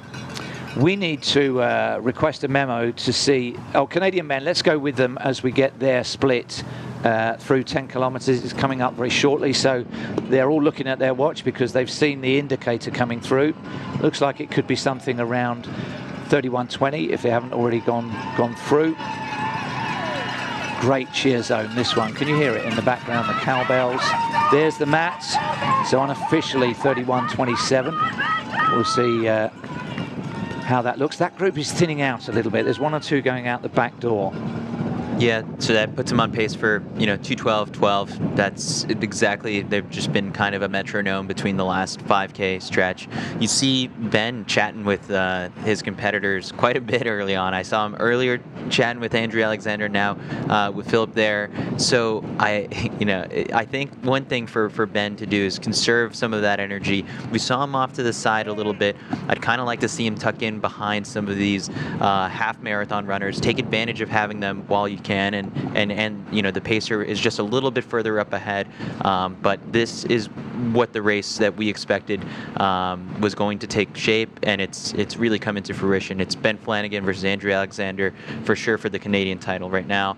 It's still early though. Yeah, hotting up nicely. 32 minutes into the race. Let's go to the Canadian women because the cameras were riding with, this is on camera 4. There she is, so still riding with Salome Nairakundo, and the thing we need to feed back to our director is whether she is the leading Canadian or whether there is a gap up ahead to Dana Pidereski. I think they were pretty close together, just a few seconds apart. So she's likely in the lead right now, and she's familiar with this route here. She was first place this year in the Under Armour 10K. Rachel Hanna was second. We saw her earlier in the clip. And so I think that we can, there's Lucas. So he is her pacer. So he was to lead the top Canadian, and so he's been assigned to her. So she's leading. So Pidereski is behind. She had the honor of an interview with our Chris Chavez, I think yesterday or the day before. Let's see what Dana Pidereski had to say. All right, Dana, we're back in Toronto. How are we feeling ahead of Sunday's race? I'm excited for once. I feel like sometimes coming into marathons, I'm like, oh, I just want like a couple more weeks. But this time I'm like, okay, it's go time. Training and everything, how did that come along in this build? Really well. We had like a Europe trip sort of in the middle, and I almost feel like that was good. I had like downtime off of cross training, and I was just running, and it was flat, which was nice. And then I feel like for me, once the temperature sort of shifts in Vancouver, I just feel like a new person. And that sort of coincided to my last 5 weeks, which it gives me a lot of confidence. I'm like, oh, okay, I can run fast. What are the feelings that come back to you being here where, 2019 was such a special race for you, winning the national title, becoming an Olympian, now to try and bottle up that magic and return here? I guess, like, do you find yourself thinking about that day this time of year when you're back in the city?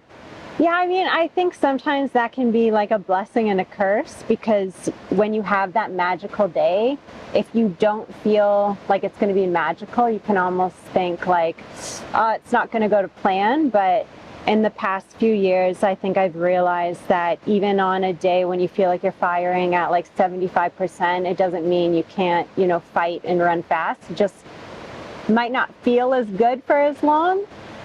So yeah, I mean, I have confidence because I know I've run my fastest here. So, no reason I can't do it again. How are you going to define success for Sunday? What's the big hope? Yeah, I think for me it's just fighting till the end, because then you can't really regret anything on the day. Like if you fought the whole time to the end, it's a good day. Awesome. Well, wishing you all the best of luck. Thank you so much. Well, thank you, Chris Chavez, for that interview on behalf of Sidious Mag, and for Dana for her input. We'll go quickly. We were going to go to 3. Let's go to 4, because that is Dana on camera 4, and we think she's operating just a few seconds behind the leader, Nairundakuru at Nairikundo. Yeah, so out front. Utilizing the TCS Toronto Waterfront Marathon app, we will know very shortly. I just got the 10K splits for both Dana and Salome. Salome hit 10K at 35:14, and Dana is a little bit behind at 35:29. So, it's a 15-second gap between the two of them right now. Okay, so we'll leave them there with that gap between 1 and 2 in the Canadian women, and go back to camera 3, because we haven't checked in with the international women. Still very cozy, and I think perhaps a bit too cozy. I think they need to speak to the pacemaker, because look, they're almost clipping each other's heels. 2:21, it is coming down. The time is coming down. Yeah, so the pack remains the same, but then they had split 17 minutes flat for the first 5K, and then they come through 10K in 33:31. So they picked it up just a little bit. That was a 16:31 5K stretch, but everyone's still in it, and no big move has been made just quite yet. That is a big group, and they are known to each other. There's a few training partners in there. There's a few that have got a lot of experience, and there's 1 or 2 first-timers. Let's go to camera 1 and the international men, where the 2 pacers have done a sterling job. They went through 10K in 29:55, and the size of that group means that the course record is still a possibility, but it needs some strong racing in the second half. Yep, the Mulugeta Uma, the defending champion, still up there. I believe Sila Kiptu is also in the mix there. So you got some guys with some really fast credentials. 2:06:15, you can see it in the top right. Early, still in the first half hour of a 2-hour race. 2:06:15 is within 75 seconds of that very long-standing course record. They've made the turn, so Lake Ontario is now on their left, or on our left as we look at them, on their right, and that will be how it is for the next few kilometres, after which the half marathoners will peel off. I hope the pacemakers will go for a little bit further, because that helps everybody, doesn't it? I think they talked about going somewhere between 28 to 32 kilometers. So obviously the man in the blue top with the orange bib is in the half marathon. So he'll, at about 20K, he departs for his final kilometer. But that's about the distance that I think was in the plan. Yeah. Camera 2 has the Canadian men. They went through 10 kilometres in 31:28, and you were saying them losing the half marathon runners, the orange will take it down to what? 3 guys. Yeah, I think. that'll be difficult. And the thing is that I think their pacemaker might just be a little bit further up ahead and off camera right now. Yeah. But this is, for Ben, is a very good position to be in. Right now, this must feel like a track race with just like the pack that you've got. He's just sitting out on the outside, but really at this point, the most important thing, stay relaxed. No, don't make any big surges, because if, you know, a day like today where they're projected to finish just over 2:12, what he's got on his mind is the national title, and the 2 guys that you're going to have to beat are right next to you right now. So keep them within arm's reach and be the last one to make a move. I think that we'll probably continue to see Ben chatting with those around him. I read some story that he was in, I think it was high school, and he was coached by Christina Sullivan, and he was chatting with someone. He almost missed the start, but he still had like his warm-up pants on and ran an entire cross-country race with pants on. I've actually done that, but I was 13 at the time. Let's go to the finish line camera, because we're just keeping a lookout for Josh Cassidy, who would be our first finisher in the half marathon. It's a head-on shot, so we'll perhaps keep an eye on that one. But Cassidy this year just doing the half marathon, not the full marathon, and it would be around about now based on the way that he was going around the course. So we'll keep an eye on that. We will go back to Dana Pidarewski on camera 4. She has some company, and I'm just looking behind to see if the 3rd Canadian might be in that chasing group. We think it's 15 seconds between Pidarewski and Naira Kundo up in front. So she'll be able to see her, especially on this long and stretch. Dana's quite familiar with this course. This is her 5th time doing it, and she's raced a lot in Ottawa as well. She's from Tecumseh, the Windsor area, moved to Vancouver with her husband and coach Josh. I think about 2013 is when she did that. So, you know, it's great that she's got someone there with her, and she could look around to kind of see where the others are. She competed in the 2017 World Championships in the marathon in London, England. And her fastest time is here, as we saw in that interview. So, you know, she's wise, she's experienced, and I think she's just going to, you know, take her time to feel this out to see who's ahead of her. The aid stations, the drink stations, are very approximately every 5 kilometres. There's other refreshments available, but that's where their personalised drinks are up for grabs. Let's go to the camera 1 and the lead international men, because the gaps there seem to be opening up a little bit more than perhaps they would like. And are we down to 1 pacemaker, or are they riding in single file? Yeah, so they're down to 1 pacemaker. Maybe one of them dropped back a little bit further back, but still, everyone is in it. They haven't really shaken anybody, but you can see maybe a slight bit of acceleration here from the guys toward the front as they catch what looks like to be a little bit of a downhill right now, especially when you have, you know, the people on the side of the road trying to keep up as well. You know that they're taking advantage of that. Yeah, there's the contraflow with the runners going out to the furthest western point of the course before they turn up. Let's we've got different cheer points around the course, and they really are a tremendous lift. They're staffed by the people that make things happen, some of the diverse community groups and the running groups within Toronto. Let's see what they've got on offer. All right, we've got music, we've got color, we've got everything here at Young and Flora. I'm here with MK from the Queer Run Club. Tell us a little bit about what this cheer site is all about. Wow, I mean, it's such an important event for the Toronto runners.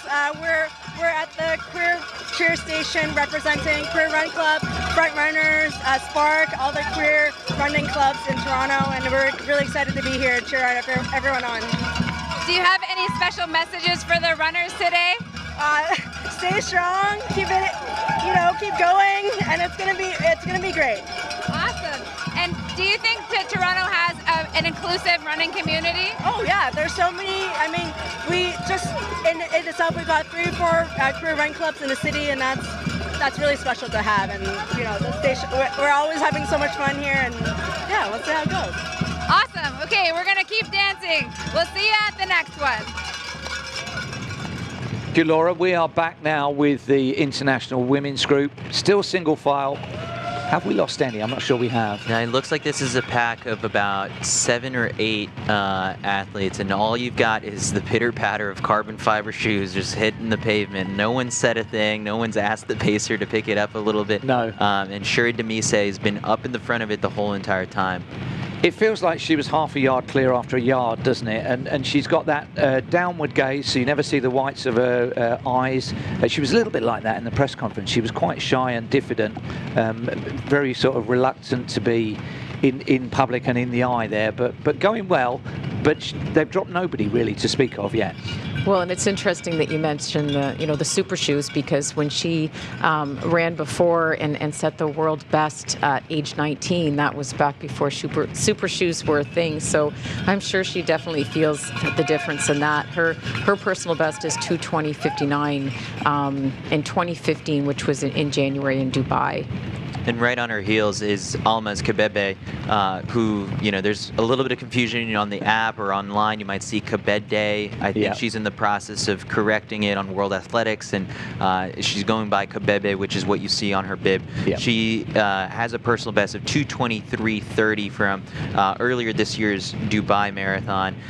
And I think right now what she's thinking as she looks at this pack is like, I want to get anything but an 8th place finish. She has an 8th place finish from Dubai, and then an 8th place finish from Rotterdam, and so anything better than 8th today would be good for her. To the finish line we go, and our first finisher of the day is going to be Josh Cassidy. He's about to come round the final turn to win the half marathon in the wheelchair division. He's done so much work, pioneering work, to make the marathon a feature of this event. This year going for the half, and I made that. Well, remember they went off 3 minutes early. They had a slight head start, but good work, Josh Cassidy. On a day of 22,000 finishers, the Canadian is first. Let's go to the Canadian men on camera 2, because as we've observed often, and they'll be getting lots of cheers on the other side of the contraflow, people will know who Flanagan is, and Andrew Alexander there as well. All 3 of the Canadian medalists are in that group, but pretty soon it will just be the 3 of them, because the half marathon runners, the ones with the orange back bibs, well, it's through 10K, so we've got a little while yet. Yeah, another 11K. I think that might have been an on-cheer zone or something, because there was a big fat head of Ben Flanagan, and he gave a little bit of acknowledgement to the crowd there. But yeah, like we said before, right now what's important is that they have these half marathoners around them to block some wind or to just kind of take their mind off of the pace. But very soon is when we'll see this whole entire thing string out, and yeah, it's Ben's looking good. Yesterday we were concerned that the drones wouldn't be able to fly because the wind forecast was so strong, but they're up, and let's have a look at the pictures they're bringing you. Look at that. That's not the sea, that's Lake Ontario. Fantastic. That's Mississauga, the new, what do we call it, an outer suburb? It's a city in its own right, I guess, isn't it, on the skyline in the distance there. Don't forget to download the app. We're tracking people on the app. It's free. It's what TCS do, and you can get it on wherever you normally get your apps.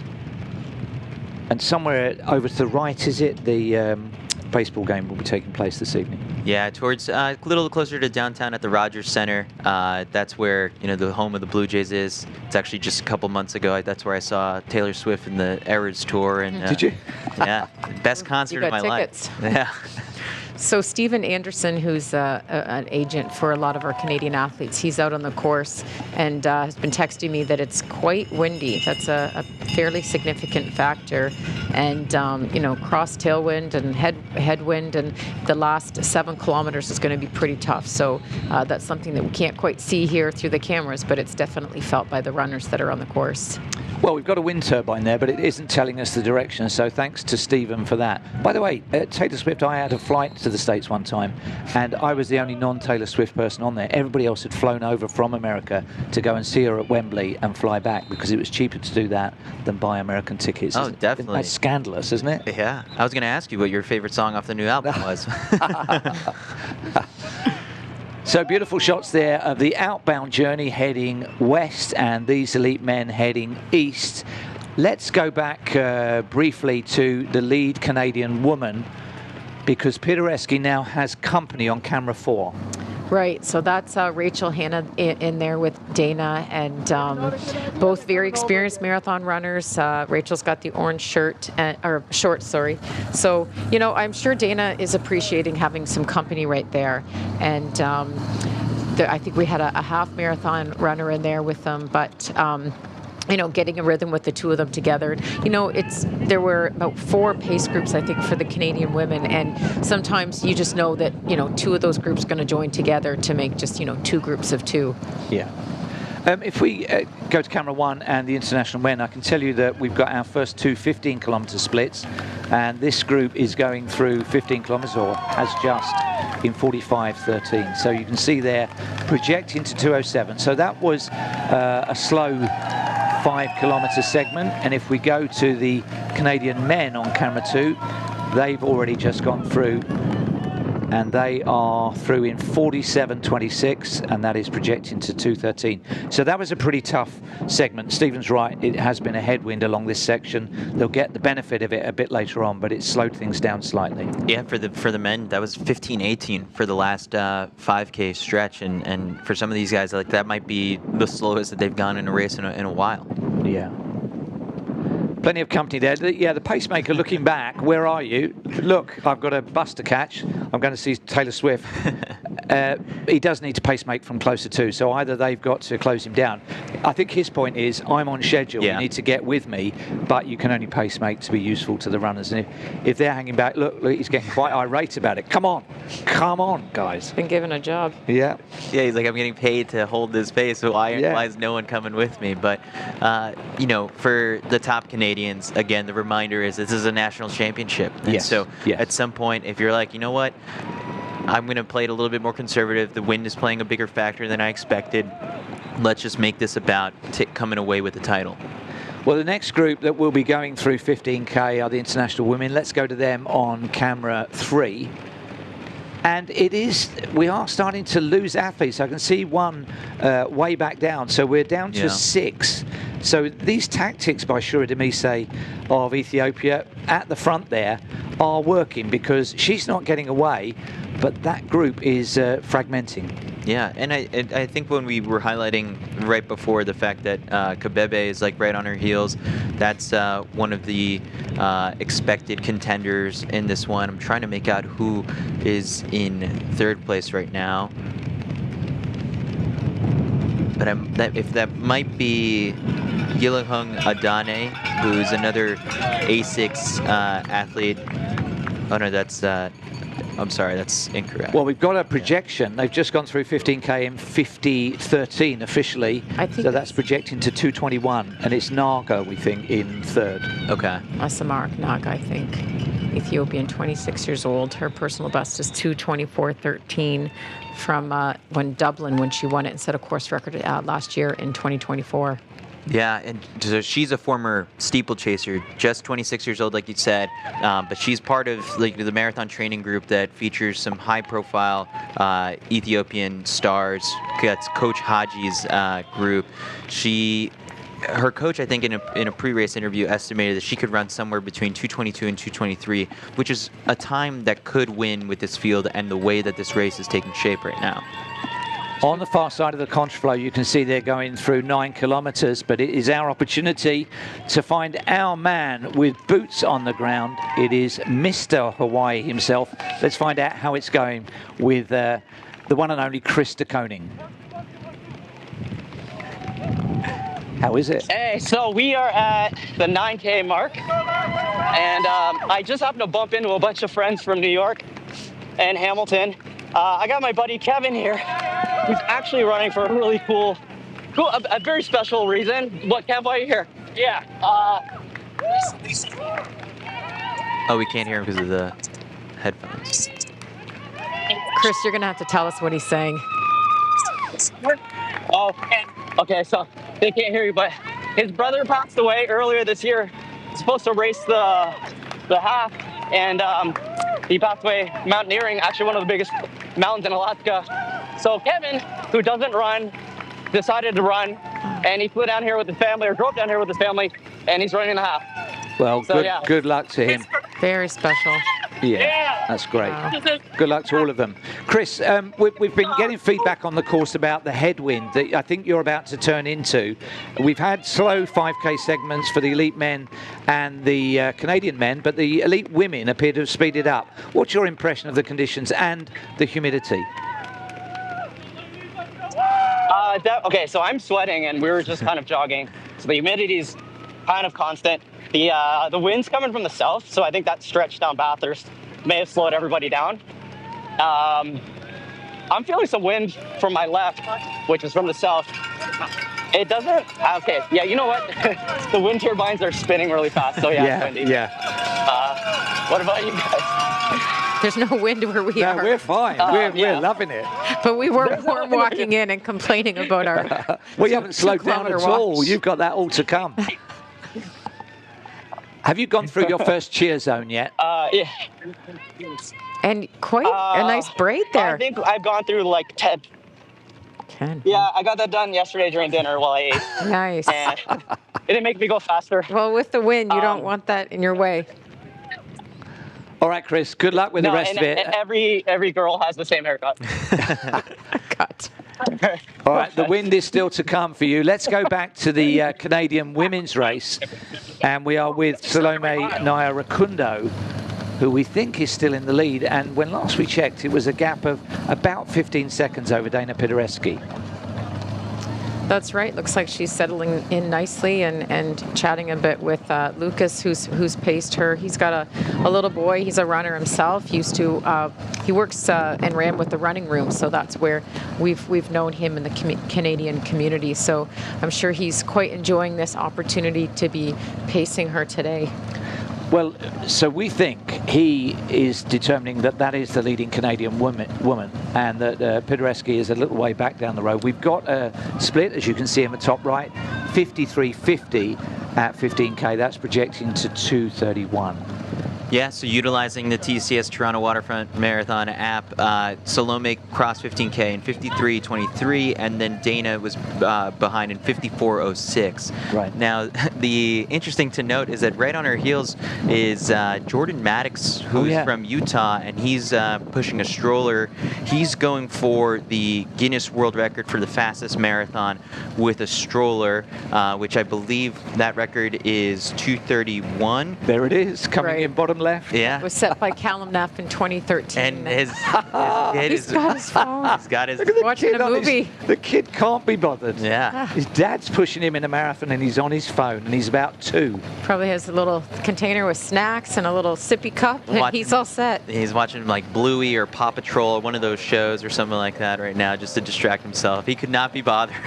That is a tremendous feat by the pusher there. I mean, goodness me, he's going past some very high quality athletes and at the moment operating at under 2.5 hour pace. Yeah, Jordan's a great athlete himself. Like he does a lot of training runs with some of the guys out in Utah, including the likes of Connor Manson, Clayton Young, where he's definitely a bit more on the sub-elite level, but when you surround yourself with greatness, like some of that will rub off. And so he also owns the Guinness World Record for the fastest marathon dressed as a banana, and he accomplished that back at the Boston Marathon earlier this year. So Jordan's trying to get his name all over the Guinness Book of World Records. I don't know enough about the rules, but the age or weight of the baby, and is it supposed to be your own child? Those are all.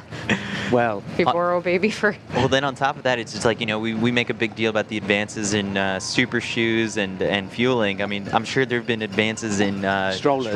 Right. Unfortunately, babies that scroll on their phones are the same as they ever were. Well, we are going to come back to some developments in the lead men, but in the meantime, let's hear from our sponsors. Every marathon has its rhytm, every business, its pace. To lead in a world that won't stop moving, you need adaptability, intelligence, endurance, AI that looks ahead, digital twins that plan every turn, and sustainable solutions that go the distance. TCS helps businesses run the right pace through every stride, every turn, every move forward.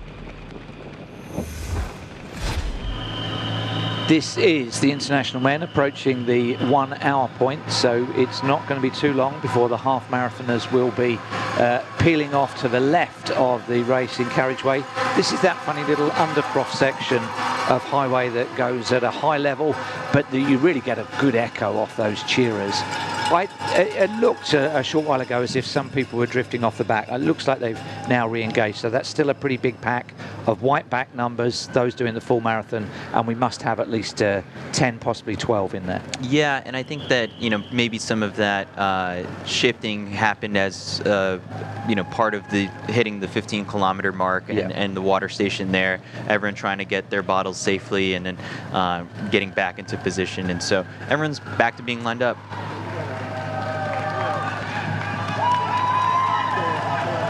You see some, the half marathoner providing some assistance. He might submit an invoice. Yeah. Oh, okay, so this is split. The split. So that's good that he's pointed them in the right direction, because Reed made that very clear in the meeting yesterday that do not make sure that you do not follow the half marathon route. So that guy has said his goodbyes, and we can thank him for that. And he's pointed them in the right direction to go out in the second half. Well, this is the second half, but somebody's already finished. It's Josh Cassidy, and he's with Kate Van Buskirk. This is your fourth outing at the Toronto Waterfront Marathon, your first time in doing the half, and I know that the preparation, the training wasn't quite what you were hoping for, but you had a great race today. Can you tell us about it? Sure, thanks. Yeah, I had strained my left shoulder in August, so I managed it for Sydney, and then it got worse, so I pulled out of Berlin and Chicago, and healing's going well thanks to my team at Pursuit in Guelph. They've been amazing, and so opted to do the half today. Shoulder feels good, just not quite marathon ready, building up. That's great. I'm glad you felt good today. And you're here on behalf of yourself, but also on behalf of a community that has benefited tremendously from your advocacy around adaptive athletes and adaptive racing. Tell us a little bit more about that mission. Thank you. Yeah, well, I got into the sport from watching Toronto's Jeff Adams compete. So, you know, it's about seeing the other athletes out there, getting the sport into the public so that they can enjoy it, perceive it, and then for other kids, you know, with various disabilities, letting them know what's possible for them and getting to participate in the beautiful challenge of sport. Congratulations. We're so glad you're here. We look forward to seeing you again. Thank you, Kate. Thanks.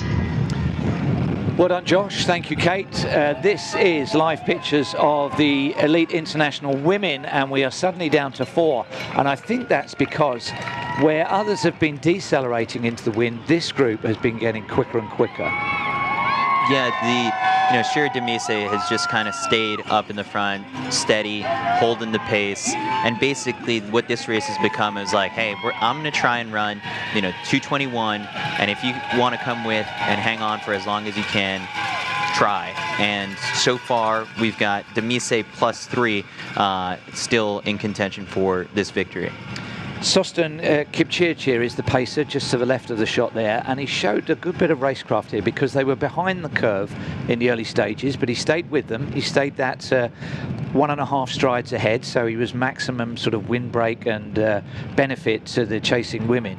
And slowly but surely they're coming back on course record schedule. We'll get another split in due course. Let's go to Canadian women on camera 4. It's still Salome as she makes her way through some of the cheer zones here from the local run clubs of Toronto. She's holding strong.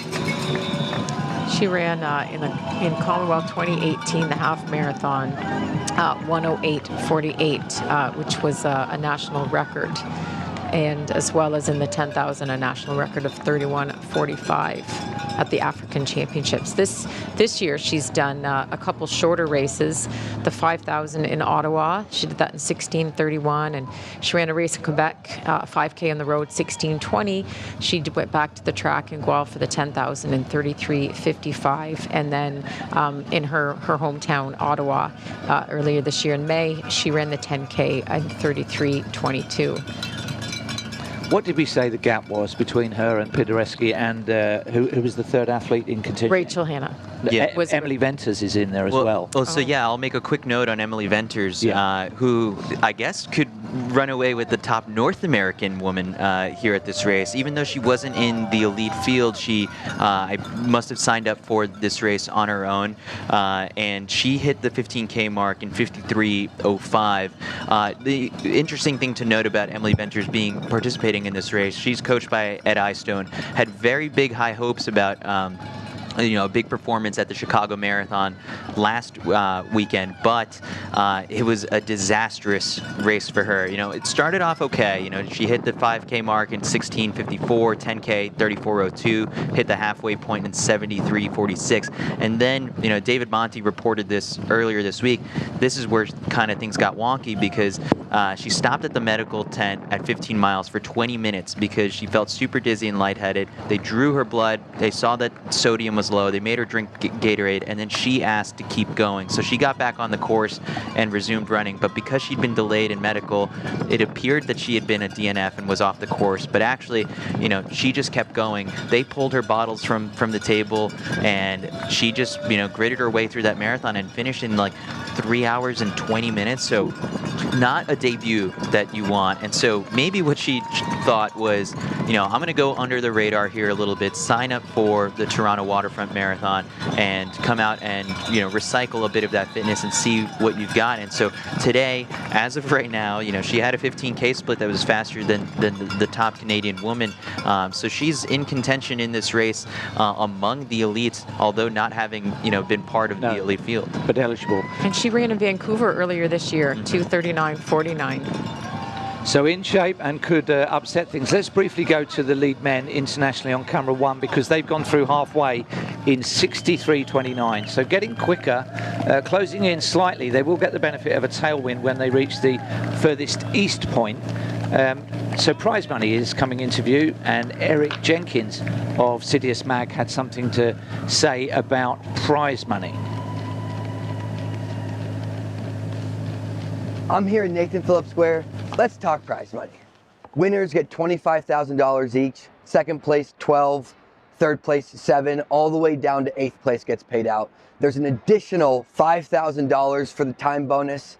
The time bonus for the men's is 207, and for the women is 222.30. And then an additional 10K possible for the course record. Great day to run fast and get paid. Thank you, Eric. We're with, let's go to camera 2, because that scenario we've been talking about for ages where the half marathon runners peeled off has happened, and we're left with the leading 3 Canadian men plus their pacemaker, plus their drinks. Did he do a switcheroo wow, behind his that's a new back? technique. It looks like he's practiced that. Grabbed it with his right, put it behind his back to his left hand. Juggle. Oh, okay, so he wanted to get a splash of water to cool him down. So that the heat may be a factor right now, and it's always something you want to stay ahead of, is keep your body cool instead of getting warm and trying to cool it down. So that's smart that he's grabbing a few cups of water to do that. Put it on your wrists, on your neck, on your head, to try to keep that core temperature down. And then without the half marathoners, he's done a great job of reconnecting with the pacemaker. Now he's right on his heels. He's just hitting his watch for a split there, so he can look at his numbers later. Is Andrew Alexander in trouble there, or has he just had his rhythm disrupted by that drinks break? It looks like he would be closer if he could. Yeah, and like we talked about before, he knows the city, and he's just kind of sitting comfortably. It looks like they're running more like the elite international women are, just kind of in a line like that. Well, these are the 3 Canadian medalists. That's the podium at the moment. Still half the race to go. The one that is perhaps surpassing expectations, because he was going to go with the 2:11 group and the others were 2:09, is Philippe Paromigas, the athlete there on the left-hand side of the shot, who's just the dark vest edging in front, having a great day. Yeah, and he's someone who has represented Canada internationally. He's a bit more of a seasoned marathoner than the rest of the other guys who he's running alongside with. He's been running this event since 2022. He debuted with the 2:18 at the Rotterdam Marathon, and then last year ran 2:15 at the Chicago Marathon. Happened to lower it even more at the Houston Marathon this past January. So even he's finding his own as a marathoner, taking chunks off of his personal best, and a national title would be great because he's already represented Canada at the World Cross Country Championships, the World Road Running Championships, and so now a national title would be a nice touch. A lot of his running has been in London, Ontario, and he's actually coached by Jim Finlayson, who is the same coach for Cam Levins, our Canadian record holder. Well, we'll leave them for a moment and we'll go down and join Laura roadside. It's not every day you get a private concert for your run. Pretty cool. I'm here with Mahira from the Royal Conservatory. So this is your first year being involved with the marathon. Tell us a little bit about this cheer site. Yeah, absolutely. Well, the marathon comes right by the Royal Conservatory building, which is a key landmark, we think, in Toronto. And so it's really important for us to be part of the community experience and just to showcase the beautiful musicians that we have here as the runners go by. And running and music kind of have some similarities. How do they kind of go together? Well, there's rhythm, right? There's rhythm, there's pace, and I think there's practice and dedication that comes into play for both running and musicians. And a lot of runners like to run to music. A lot of runners use music as motivation too. So we thought, what better fit than to use our musicians from the Royal Conservatory to cheer these runners on?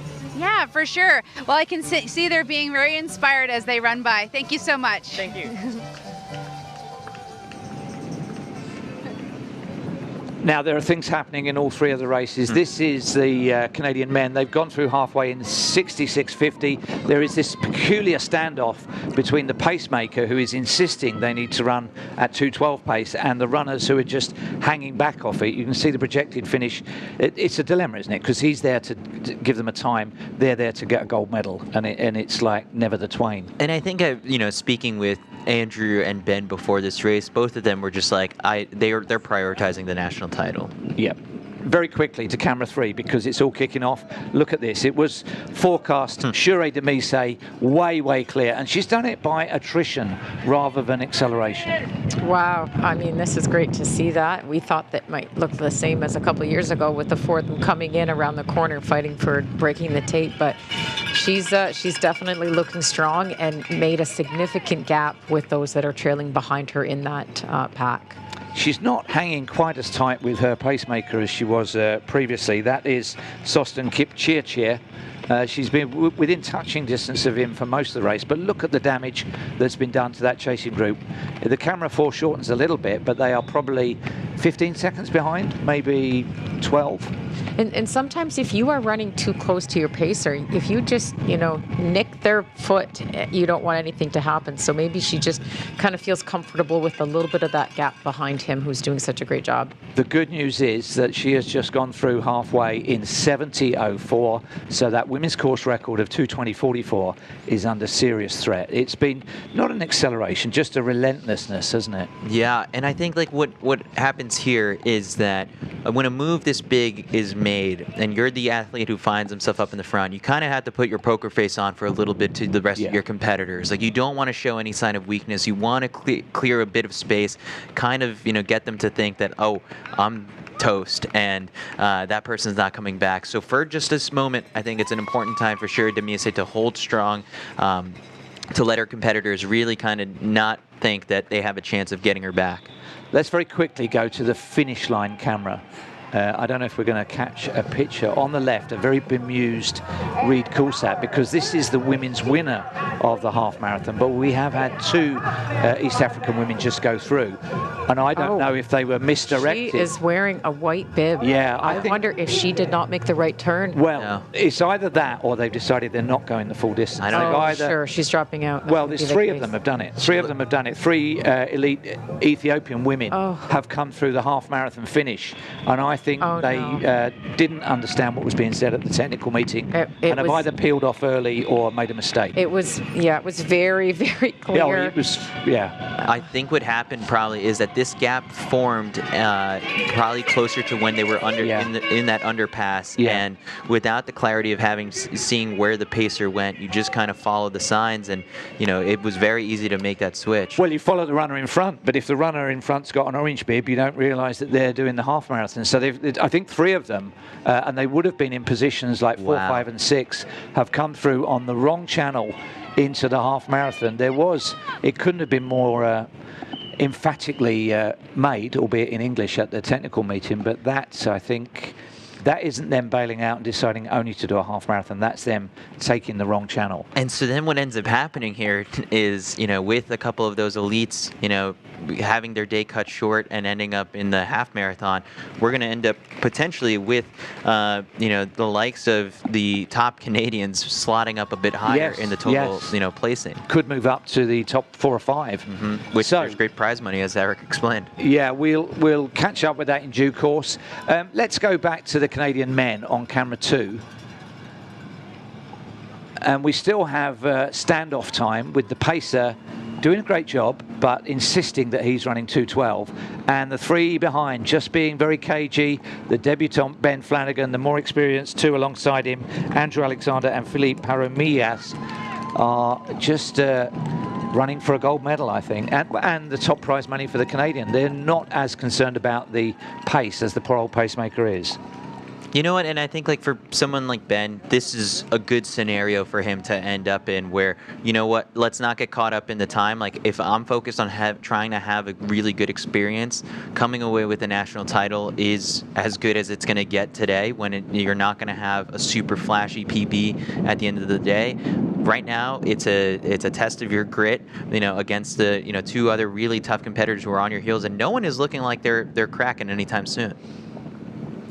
Pacemaker, look at him, time obsessed, and behind him they couldn't give a damn, could they, really, about the time? Phil Paromillas, he ran Montreal Marathon a couple weeks ago, so I texted his agent Stephen to ask him about that, and he did it as a workout training for today. The final group to go through the halfway point, and it's coming up shortly, are the Canadian women on camera 4, and we now have 2 together, so it is... So that's Rachel Hanna, who's caught up, and I mentioned before that the 2 of them did a long run earlier this season. I think it was about 38 kilometers. So Salome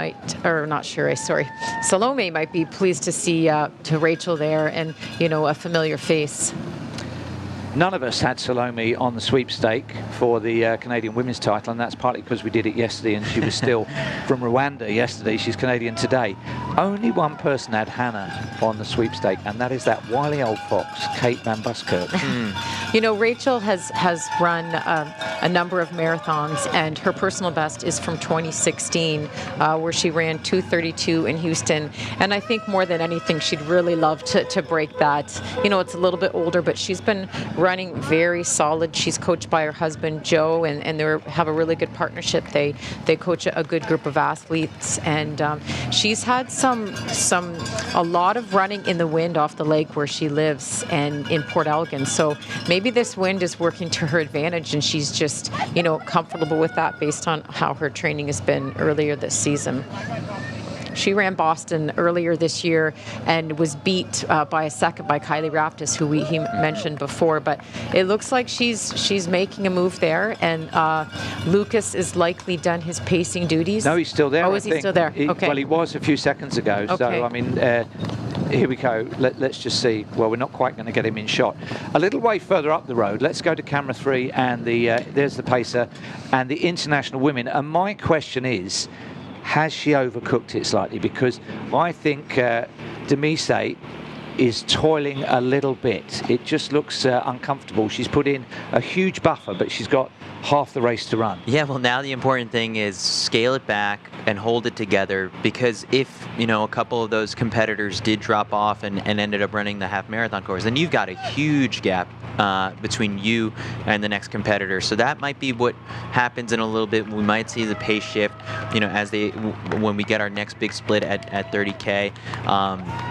But actually, I just got a text from Mac Fleet, who's, up towards the finish line, and he had said that, amid the chaos of people figuring out, where that they ended up running the half marathon route, one of them, I think, went back on the course. Yeah, and is back on the course. So even if you veered off a kilometer, I guess, right, would be from the 20K to the half marathon finish. Like, that's a couple minutes, and then you can probably get your way back onto the course. And still maybe end up in top 10 contention. Well, but then it's a bit like being in the penalty box in race walking. Right. You come out of that penalty box so angry, determined to cut down the lead on those in front, and there's a long way to hold it together. Now, one thing Reed said yesterday at the technical meeting is that there would be volunteers standing there specifically saying, half marathon, turn here, marathon, go this way.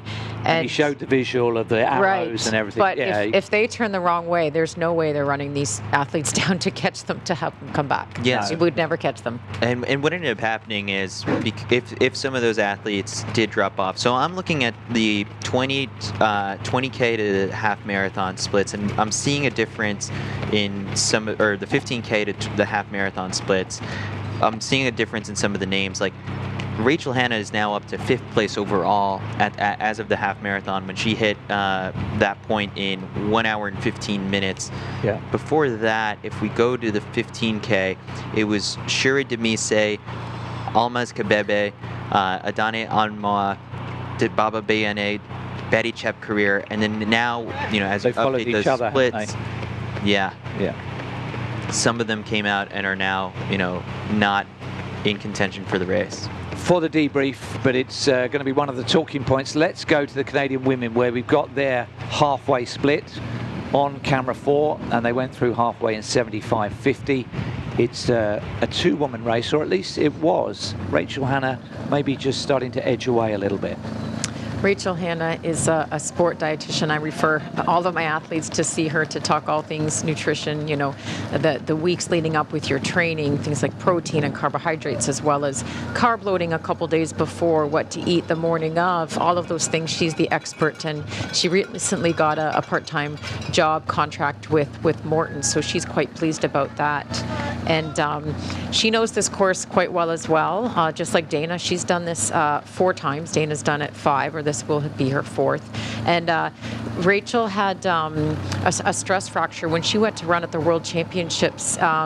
She went the whole way there, was in good shape, and she had a pain in her foot. And I believe it was Dr. Patty McCloskey who said that he suspected what it was and went home, and sure enough, it was confirmed. But she's done a lot of work in the area of REDS, or relative energy deficiency in sport, which is what she experienced herself, where she was not taking in the fueling or the energy, the calories to sustain the amount of training that she's done. So she's healthy, she's fit, she does strength work, and it's just great that she's lived that herself. I myself experienced that, as many. I think it's something like 85% of endurance athletes experience relative energy deficiency in sport. So she's an excellent resource for people to have that discussion with if they're concerned about their fueling, or to prevent that from happening. She's an experienced racer. If she won this, would it be the biggest win of her career? The Canadian title at the marathon in Toronto? It might be. I mean, I really think too that she's hoping to go on under 2:32, but I don't think that she's got a marathon Canadian title. No. Good luck to her. We'll keep an eye on that, and just for now, we're going to commercial.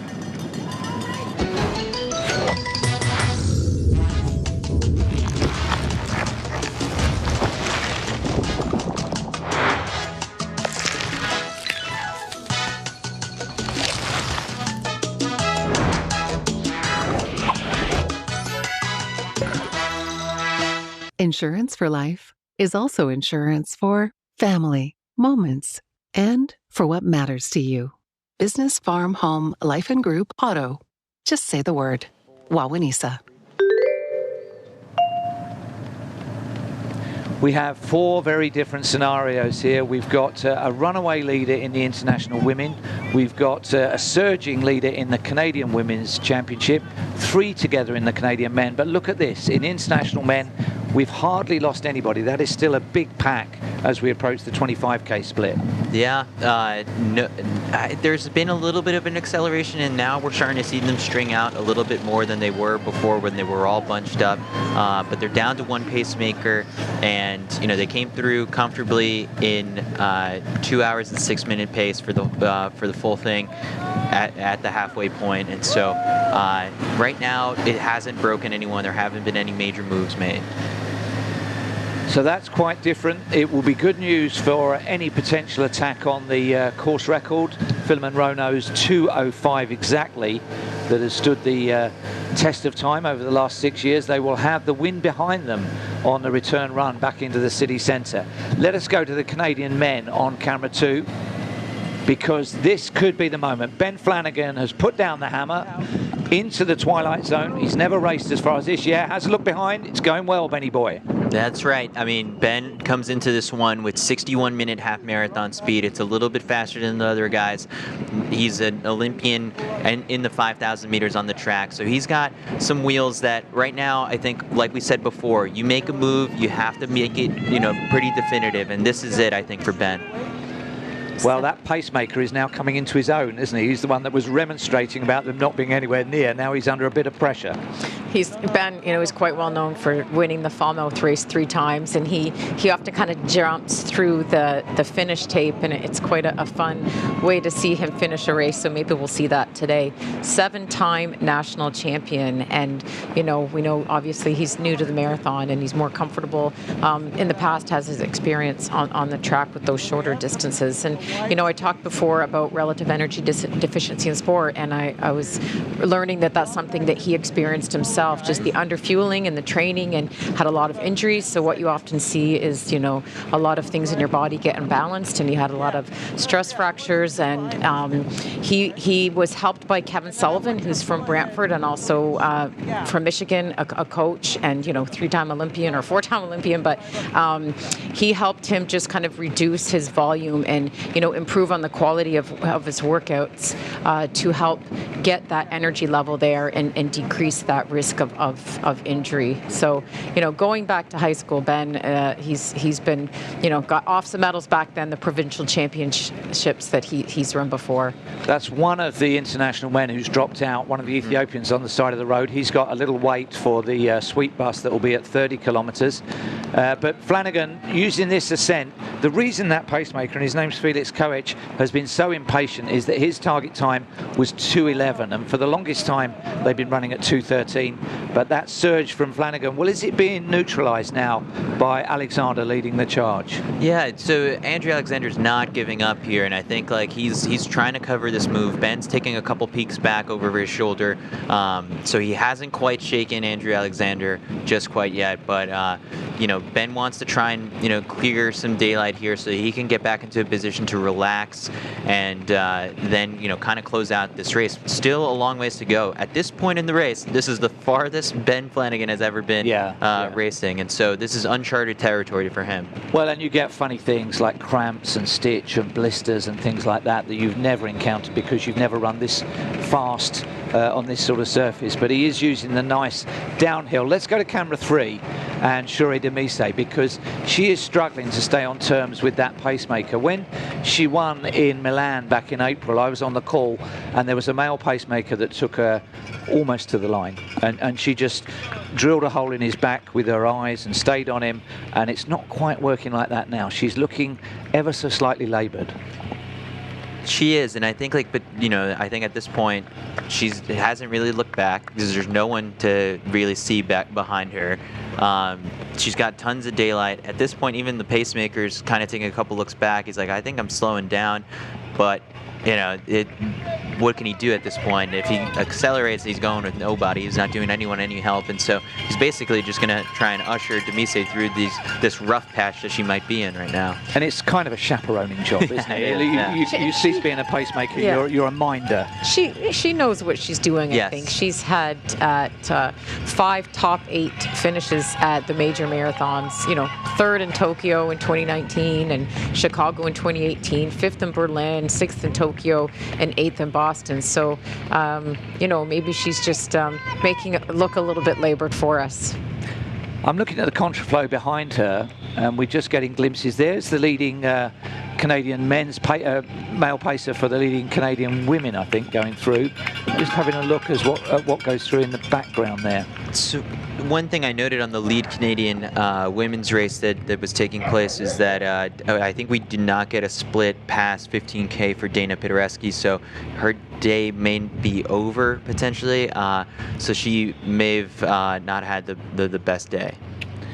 So we're with the Canadian women. 4 we can't do. let's go back to the international men, camera 1. Everyone's still in it. Yeah, the longer this goes on, the most fantastic finish we're going to get, because that's inevitable, regardless of the time. The prize money is great, $25,000, and then it slopes away quite sharply. So every footstep counts, really. It does, and it goes, I think, to 8 deep. And if there's more than that, like there's one of these guys who's going to be, go home in the red. When it comes to the pacemaker's done. Yeah, so this will get interesting now. He's done his best. He'll wait for the pickup lorry. A little bit shorter than what we thought he might go through in. And now there's probably chit-chat among these guys, like who's going to be what do we do now? The front. And it looks like they're all hitting the brakes a little bit. Okay, we can go back to the Canadian women. They're on that narrow cycleway, and let's just check. It is still Rachel Hanna. Are we getting any clue of the gaps back to Pidereski? Well, Pidereski, I think, is maybe done. Right. Sorry. You did say you thought she got to 15K, and we haven't gotten a split since then. Okay. Now, you mentioned about Rachel. I mean, the bronze at the 2015 Pan Am Games likely would be up there for most notable performances. This is a double back, as you can see. So there are athletes approaching 24 kilometers on the other side of the road. And we'll get splits for the elite men for 25 kilometers very shortly. This is a non-spectator area, really, isn't it? There's nowhere for them to stand. This is the spot in the race where, in 2019, Cam Levins and Trevor Hoffbauer were running together. Yes. And where Trevor pulled away and Cam wasn't looking so good, and then, Trevor had the race of his life. He's retired, hasn't he, in the last year? Yes, Trevor has, yes. Good man. Mm-hmm. This is where you're alone with your thoughts. Yeah. That's a dangerous place in the marathon. I'm just looking at which pacemaker this is. What did you say? Lucas. So Lucas was tasked at 227, and he's adapted that so that he is just useful to whoever the leading Canadian woman is. So if somebody came shooting through now, he would go with them. That's right. His responsibility is to the leader, not to the pacer or any individual athlete. Because he's now pacing his third, right? We had we had that's Nina, right. Yeah, and Salome. So he's doing it right, and he's very popular. Kind of checking in with what their pace rhythm is, and I think Rachel's goal was 2:31. Let's go back to camera 2 and the Canadian men. This is Ben Flanagan shooting his shot on his debut, shooting in the dark, really, because he's way beyond anything he's raced before, but he has got a gap. Andrew Alexander back there in the red and yellow singlet can still see him, and that counts for quite a lot. Yeah, what I'm wondering right now is if this pacemaker, who's been assigned to go between 30 and 32K potentially with these guys, like if he hasn't had to exert himself to the fast pace that he was assigned, if he ends up going a little bit further, if Ben could get to him and try and ask for a little bit more help. But right now, the pacemaker has always been a couple steps ahead of them. Ben holding strong right now. This is all about composure for Ben. It's probably going to get very tough very soon for him. You see the grit on his face. He has not been in this place before, so there's a first time for everything, and this might be the first rough patch that he goes through, but you just got to push through.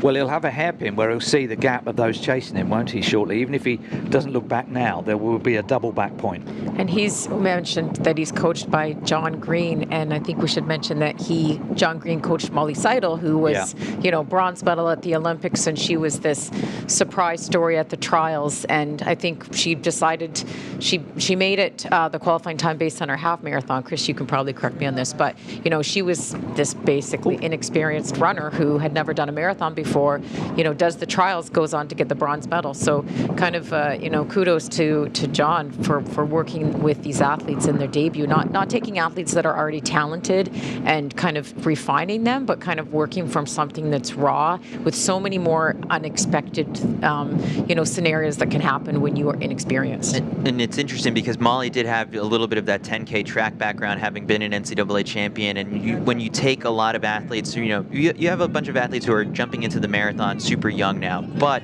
there are people who do want to see it through and try and run the 5K or the 10K at a World Championships or on the track for as long as they can. And Ben is someone who last year represented Canada in the 5,000 meters at the Paris Olympics, closed the chapter on that and said, I'm ready for the roads beyond that. But it was a long track career for him, and and someone like John Green has, kind of, had a good model for those people who want to follow the more traditional route, because it's not just Ben, he's also coaching Rory Linkletter.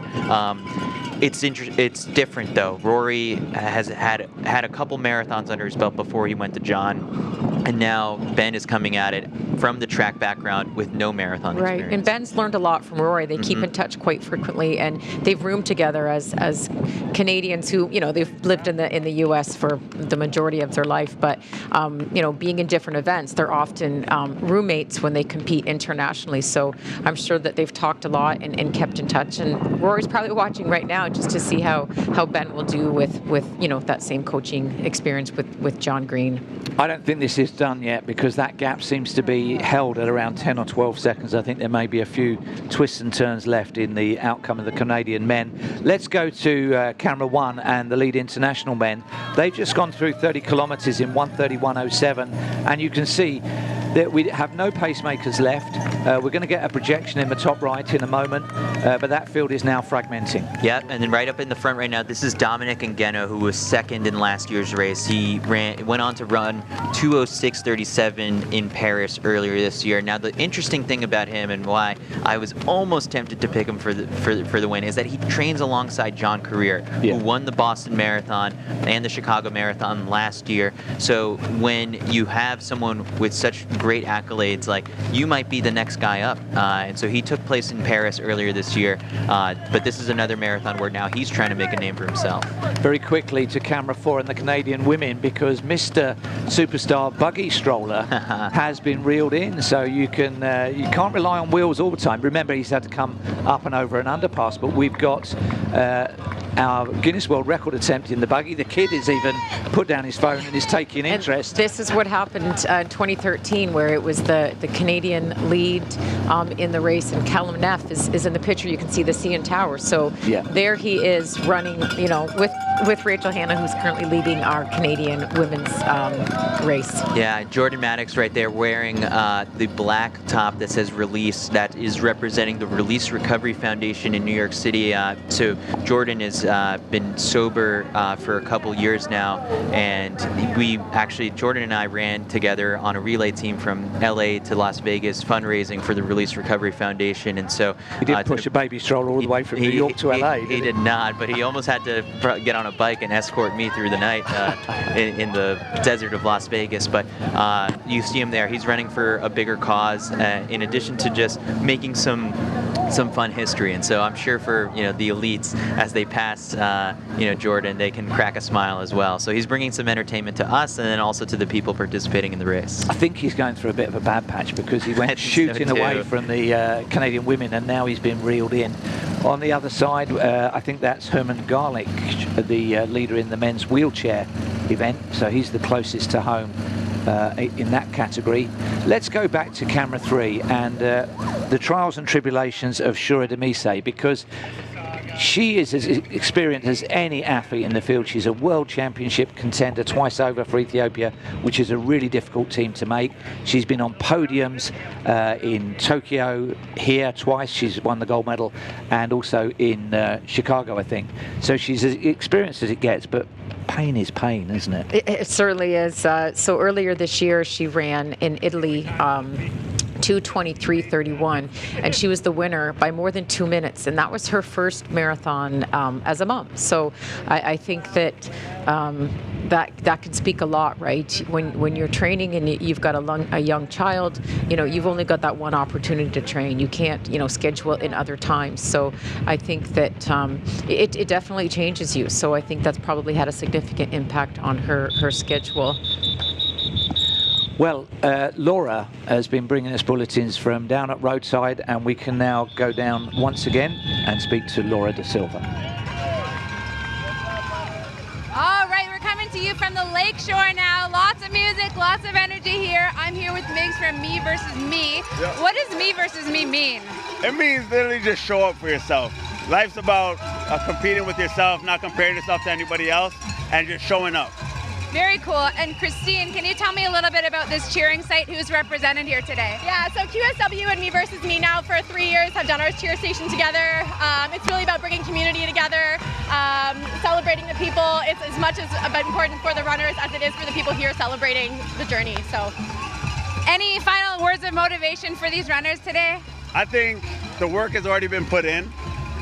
Right now, running this race is your celebration. This is your parade, so just enjoy every moment of it, the ups, the downs, and the energy that the course has to bring. Okay, not my kind of celebration, but kudos to everyone here. Thanks so much. Thank you. Thank you very much, Laura. Well, we're with the Canadian men, and they've gone through 30 kilometres in 1:34.54. This is Ben Flanagan, but if he looks in his rearview mirror, the bogeyman, Andrew Alexander, is still there, and if anything, he is closer than 10 seconds. Yeah, their projected finish right now is 2:13.30, which is well within the likes of Andrew Alexander's wheelhouse. He ran 2:12.55 earlier at the Houston Marathon back in January, and for Ben, right now, again, hold strong, keep your form, focus on just taking things a mile at a time. Basically, you got to break down the last 12K that is left into little chunks. I was reading something on Ben, and they were asking him, just kind of funny questions. And one of the things he said from Kevin Sullivan, the advice was, don't take the lead until you know you're going to win. So I wonder if he's hearing Kevin's voice in his head. And another question was, if you could go on a run with anyone, who would it be? And he picked Brantford, another athlete, Brantford's Wayne Gretzky. And he was, still want to ask him how he achieved to such a high level of success. Well, I don't think he would choose Felix Koech, and I'm looking for Felix Koech because the old standoff that's been going on between the pacer and those being paced was continuing a kilometre or so ago. Is he to the right-hand side of this shot, Felix Koech? Because he's adamant that he's taking them to 2:12, and they're clearly not going to run that now. Yeah, Felix may have had enough, I think. Yeah, yeah, enough frostiness from those he was recruited for. Let's go to camera one and the International Men's Race, where there are no pacemakers left, but it's like the Magnificent Seven riding into town, isn't it? Look at them, right the way across the carriageway, gunslingers all. We are now just about 25 minutes away from the finish. Pick a winner, because somebody there is winning no prize money and somebody is going to be the champion. Yeah, I think that the top contenders are obviously, I think, still in this one. I'm kind of squinting my eyes here to try and see if I could see where defending champion Mulugeta Uma is, but when you've got the likes of Dominic Ngeno, Noah Kemboy, Workanish Tedesse, that's some star power there that could really get into it in the final miles among themselves. Quickly back to camera two. He's still there. Felix Koech is still there. He hasn't had enough. He's still pacemaking, but at a distance. It's almost like needs a bit of mediation or reconciliation, doesn't it? For a lot of these pacemakers at this specific marathon, this is a good opportunity for them to get this experience. And we often see them running faster times and getting invited to the majors and succeeding at a higher level after this opportunity. He is doing a job because he's there. He's something for both of the chasing athletes, Ben and Andrew Alexander, to key in on. But conventionally, pacemaking is done almost like a windbreak. You should almost be able to speak to and touch the pacemaker in front of you, and that hasn't happened on this occasion. But he's still there, still doing a job. Let's go to camera three, because I think Shura Demise, who is taking on board fluids, the cadence has gone notably, and I think she's having to really work for this now. Yeah, and I'm trying to look and see on the tracker to see just like how big the gap is. Obviously, we had the unfortunate incident where some people peeled off. So at 30K, Shura Demise crossed in 1 hour, 39 minutes and 40 seconds. That was a full minute more than a full minute faster than Betty Chepcareer, who is in second in 1:40.36. Almas Kabete a couple seconds back of that, and then Adane Anmoa in fourth in 1:41. So I think we've had that lead pack splinter, and now people are running on their own. Picture in picture, this is the winner of the men's wheelchair full marathon. This is Herman Garich from Utica, New York, the winner of the well, he's been top 10 in Boston. He's been the Boston Half Marathon champion, the Bloomsday champion. This will have been a lonely endeavour for him, but hopefully the crowds were out and supporting him as the first man round the full marathon course. And he's got just 2 turns to go. Remember, they had a 3-minute head start, the wheelchair racers, so he's on about 1:45, 1:46. He's raced here many times before, and always I think he's been runner-up to Josh Cassidy, so this is a nice moment for him. The first man home, the honour of that. The sash will be out, and the TCS Toronto Waterfront Marathon wheelchair men's division winner is Herman Garage. Let's go to the elite women again, because we have a split, and this may tell you something, Chris, about what, well, she's still on course record schedule, so appearances can be deceptive. It looks like she's toiling a bit, but still holding it together. Shura Demise, the most strong favourite in all 4 categories, bringing it home at the moment and approaching the furthest point east on the course. You have room for error at this point when you know that I guess she might not know just how big the gap is behind her, but it's over a full minute now, and when they come on this hairpin turn, just make it safely so you don't, twist your ankle or catch a cramp, and then, try and really close this thing out. And she's not looking back. No. That's a sign. We've seen Ben do that, and it might be a little bit scared, but when you look back, you're not quite so sure that you've got that win. Do you know, not only does she not look back, she doesn't look up. Look at the eyes drilling a hole. In. Yeah, 3 meters in front of her. She's focused. Yeah. Mm-hmm. Well, talking of focus, the man who invented the word focus, Chris de Koning, is out on the course. We're going to hear from him. How are things going, Chris?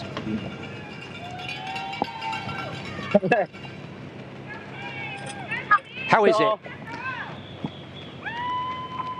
So I'm about 17K in. There's a lot of wind and lots of people, but everyone's sticking together. We're sticking together. We got this. Is it? How's the elite field going? How's everything going? Well, I can tell you your sweepstake is looking rubbish at the moment. You've got Demise. Oh no, actually, no, you're okay. You're doing okay. Tell us about that win, because we had a notably slow 5K split. Are you in the worst of it at the moment? Yes, I'm 100% in the worst of it. There's a windmill back there, and you can see it spinning pretty fast, a lot faster than the last time I saw you guys. And it's coming from the south, so it's kind of hitting you both ways. Because when I turn around, it started hitting me harder. But I think once you get up, hopefully once people get under the Gardner, it goes down. But I mean, the whole east end is probably going to be a lot windier.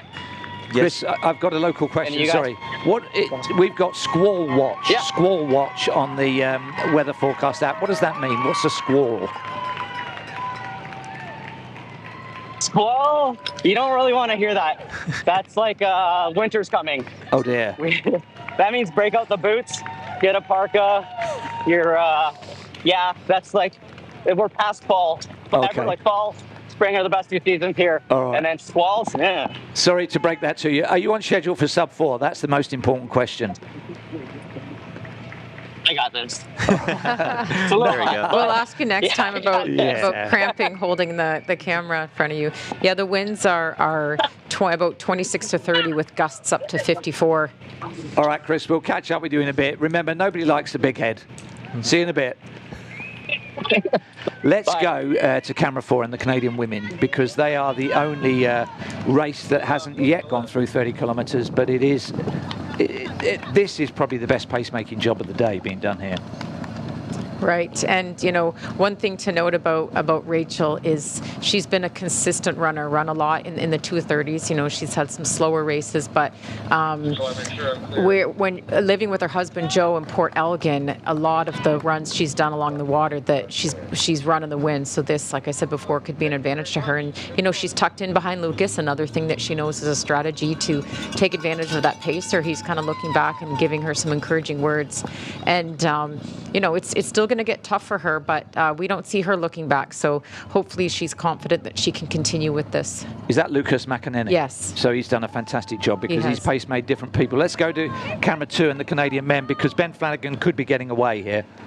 Yeah, I think he's now cleared some room between him and Andrew Alexander.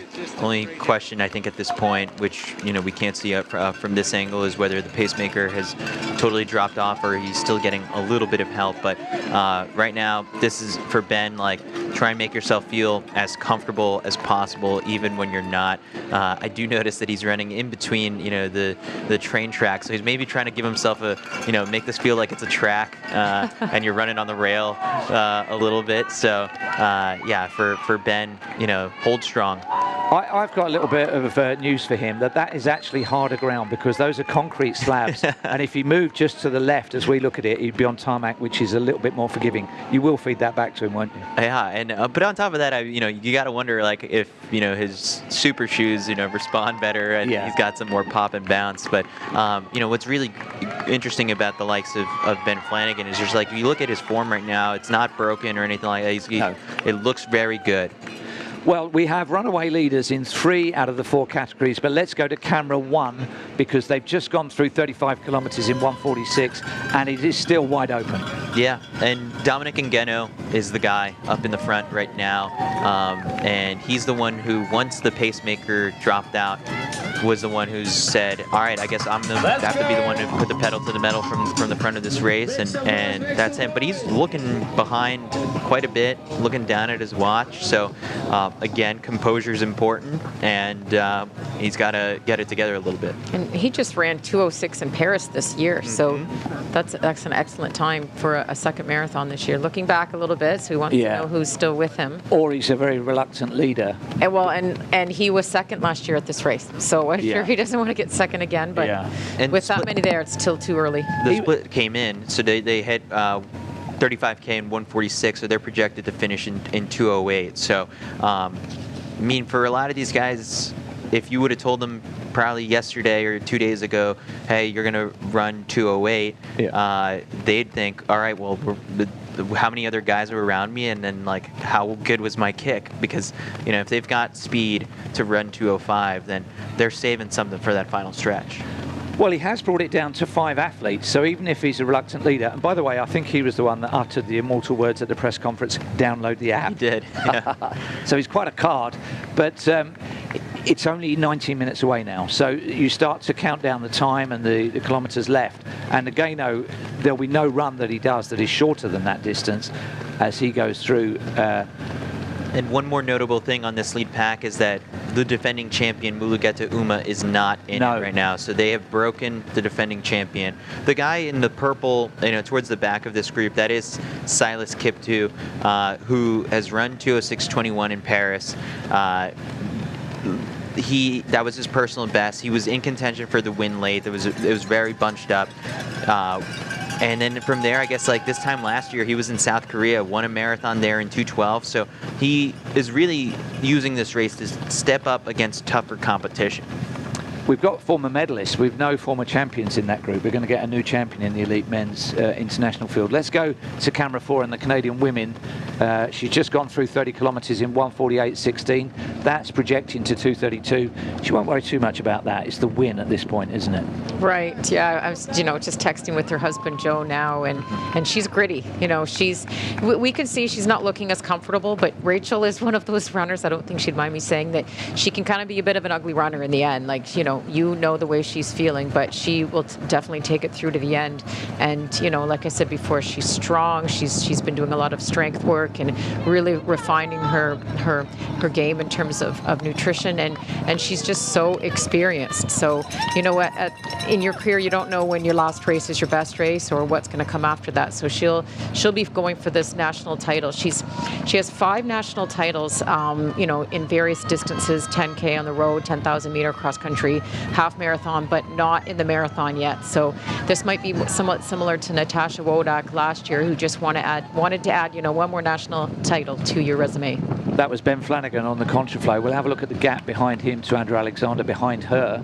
I think it's more than 30 seconds now, isn't it, to Alexander in the Canadian men's battle on the other side of the median. I think so, and in the top Canadian men, they just split 1:51, or Sir Ben just split 1:51.02 for the 35K mark. Let's go to camera 3 and the elite women. This is, or the international women, this is Shura Demise. I think she still has her pacemaker there, but yeah, she's just working hard to stay on terms with him.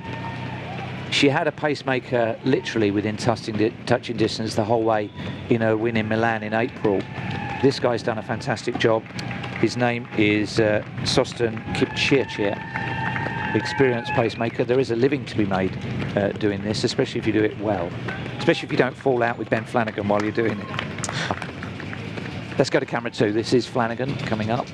Yeah, so Ben is now dousing himself in some water. You know, it's been a bit warm, making sure to get his fueling in. And so when we were just saying before about just sort of the gap between him and Andrew Alexander, when they split at 35K, that 150-102 was the split for Ben. Andrew Alexander split 150-145, so he's not totally out of it. You know, he's 43 seconds back right now. I can't help but think that Ben is thinking right now, oh, okay, this is what they're talking about. You know, you can read and study and talk, but until you experience it, you know. But you know, he would have worked in his training runs, but definitely he's going to be feeling the difficulty right now as he was expecting to.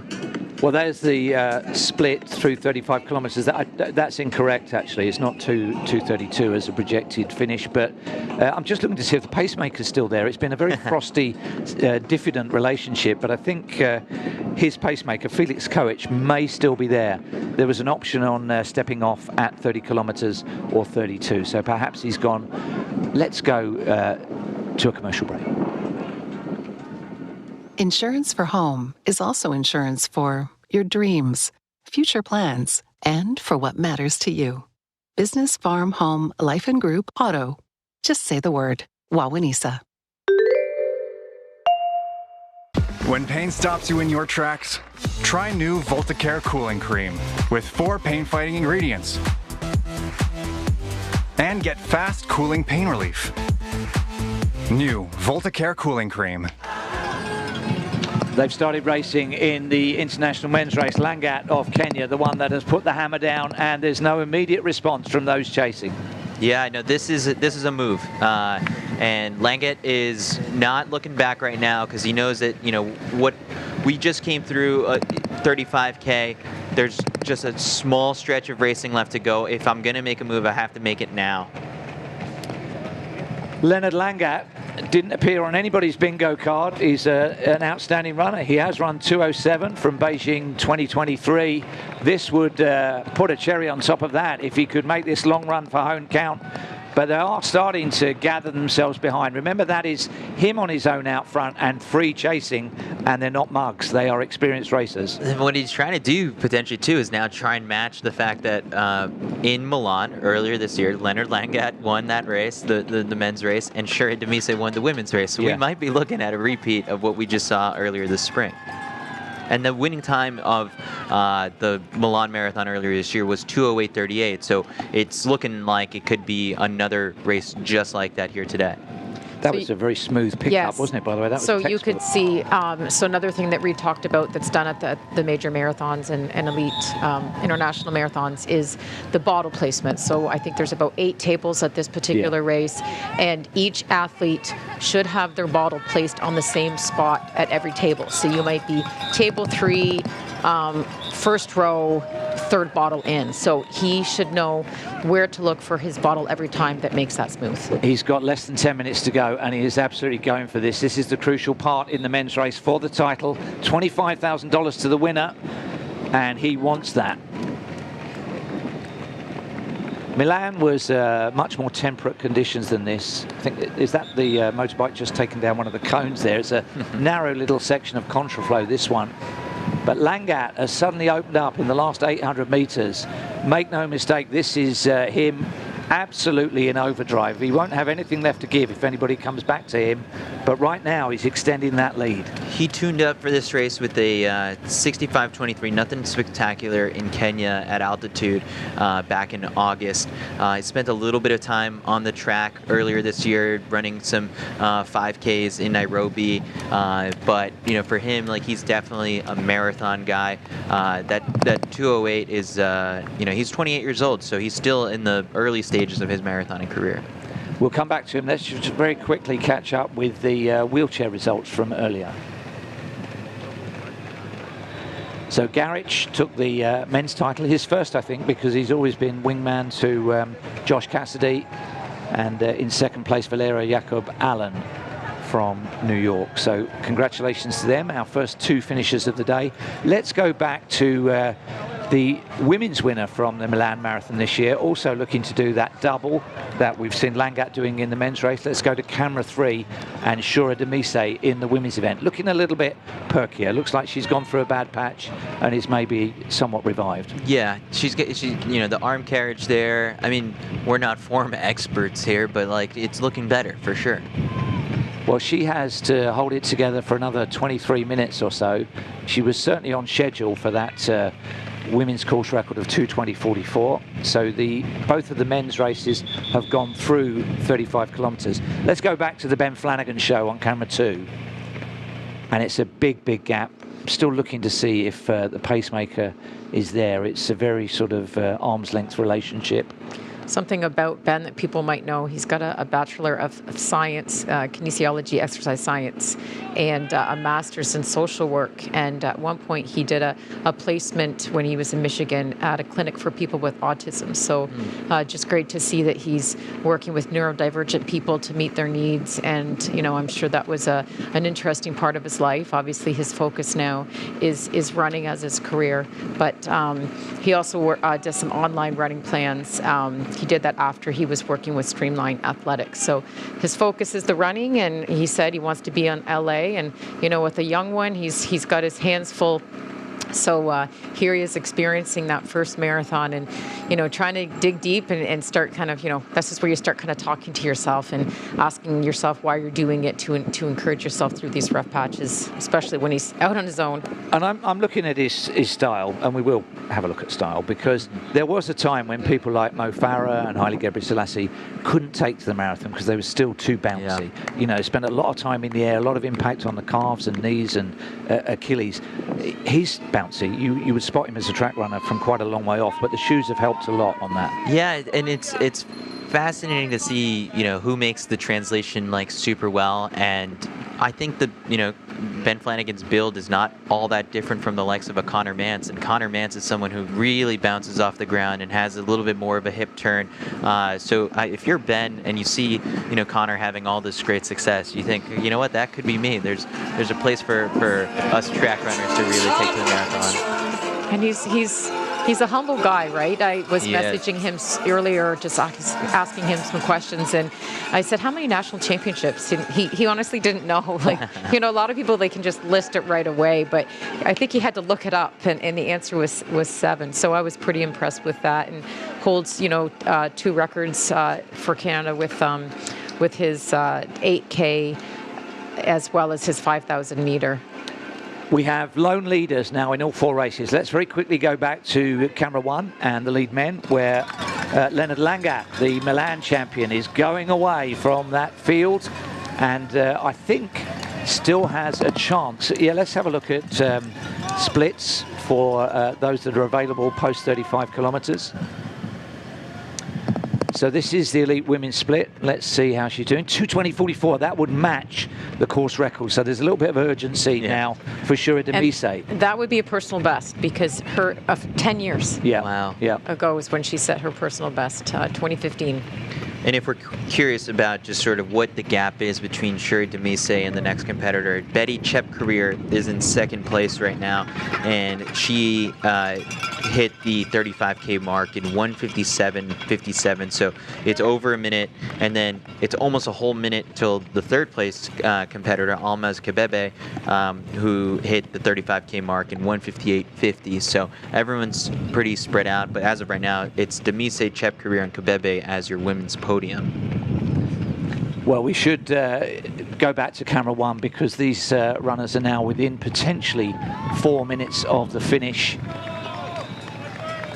I think this surge is exactly what we were talking about, where it was conservative in the first half, and he's probably running a negative split here to bring himself back within shouting distance of that course record. Definitely, and you know, we caught a glimpse of him looking down at his watch, and you know, he probably was curious as like what that last kilometer split was that really, you know, created this gap, but he's created some bit of space between him and second place.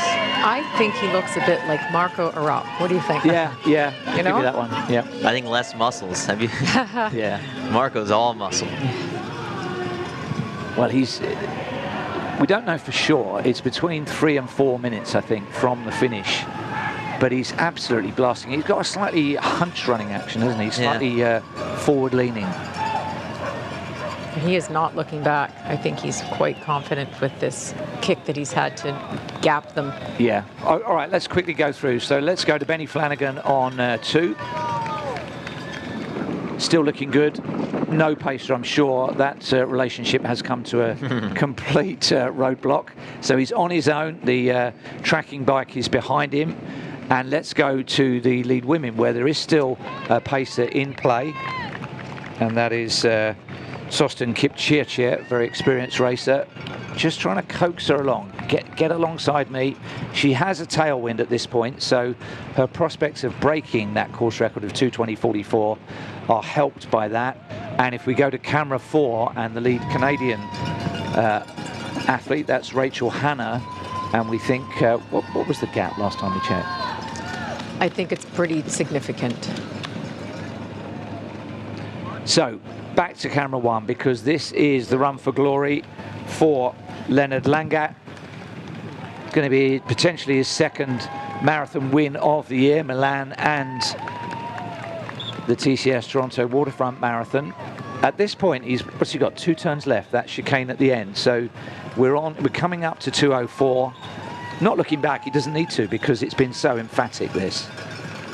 Yeah, he's got quite a bit of space right now. At this point, you can relax a little bit, but for him, like, you know, when it's been slow through much of the first three quarters of this race, he's got a little bit left in the tank. So no need to really, you know, full on empty it, but he's got a bit of acceleration here in his legs.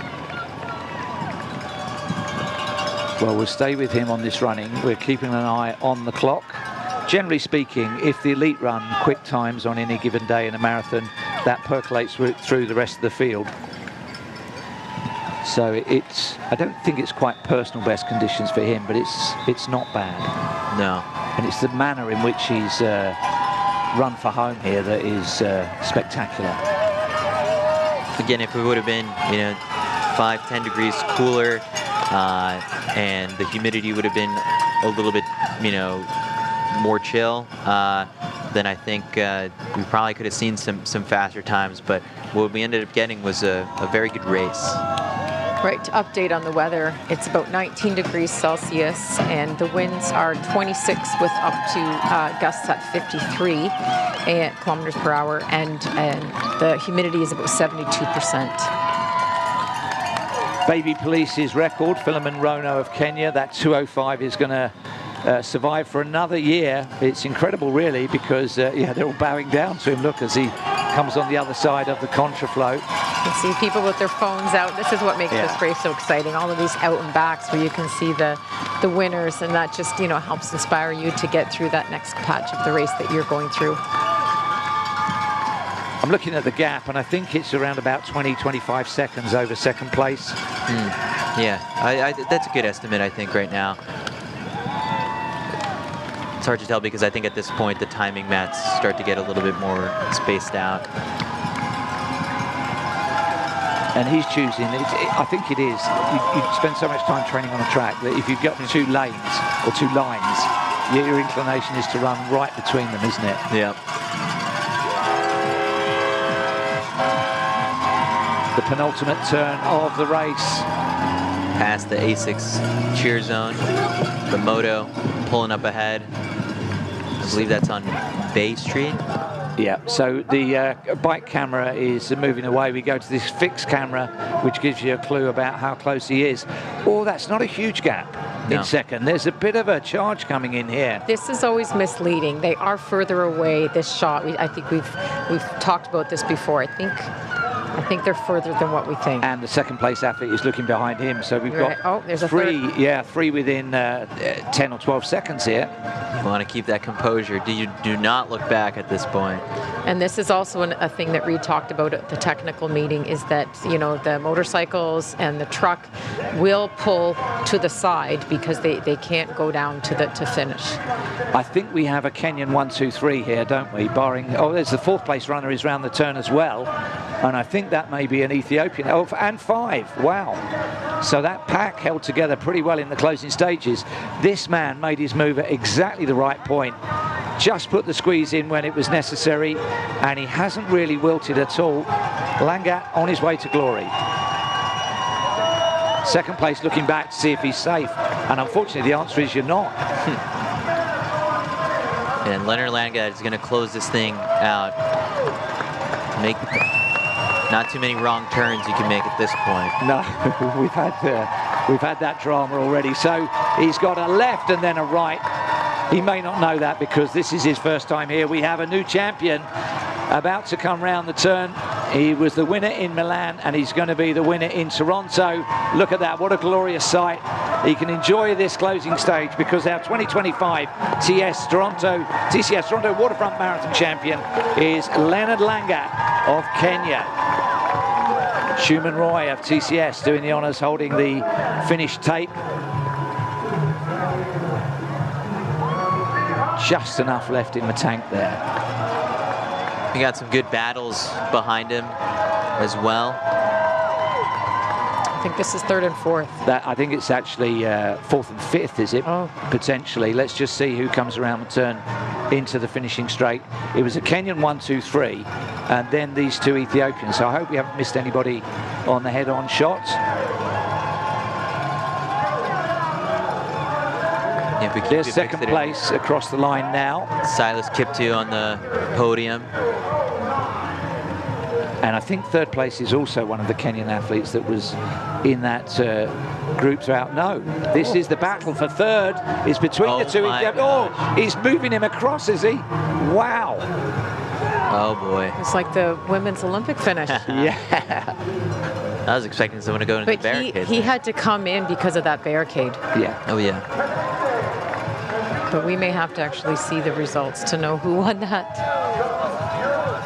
I believe the next guy coming in will be Dominic Ngeno, who really was the one who made that big move and kind of paid the price for it. Yeah, went tied up a little bit. Yeah, here he comes into the finish line chute.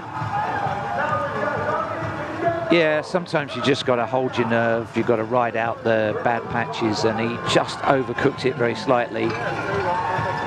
So we're still sub 2:10. We'll keep an eye on that. Let's go across quickly to camera 2 and Ben Flanagan, because I think he's going to be somewhere in the teens, maybe, position overall, thereabouts. Yeah, about 213-ish, I would think, maybe 214. A position overall? Oh, yes, I think so too, because, you know, if we had a couple of the East Africans drop out, and then he's also kind of worked his way up. He's been very, very patient in this one. And let's go to camera 3, the lead woman, Shura Demise. She's led from the gun on camera 3. The pacer is urging her on. We've got about 10 minutes of her race left, hopefully. There's still potentially a shot at 2:20.44, but she's gone through good and bad patches in this race. And if we go to camera 4, and Rachel Hanna, the leader in the Canadian Women's Championship, still with her pacemaker, who's done a wonderful job on her behalf. That is Lucas McEnany.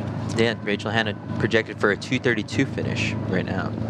So she might not get under her personal best. You can see that she's carrying her bottle because sometimes it's beneficial just to take small sips, carry the bottle for longer instead of large gulps. And sometimes with humidity, your digestion isn't quite the same and it can be a bit strained. So she's likely just using that technique to help absorb those fluids and carbohydrates and electrolytes that she needs.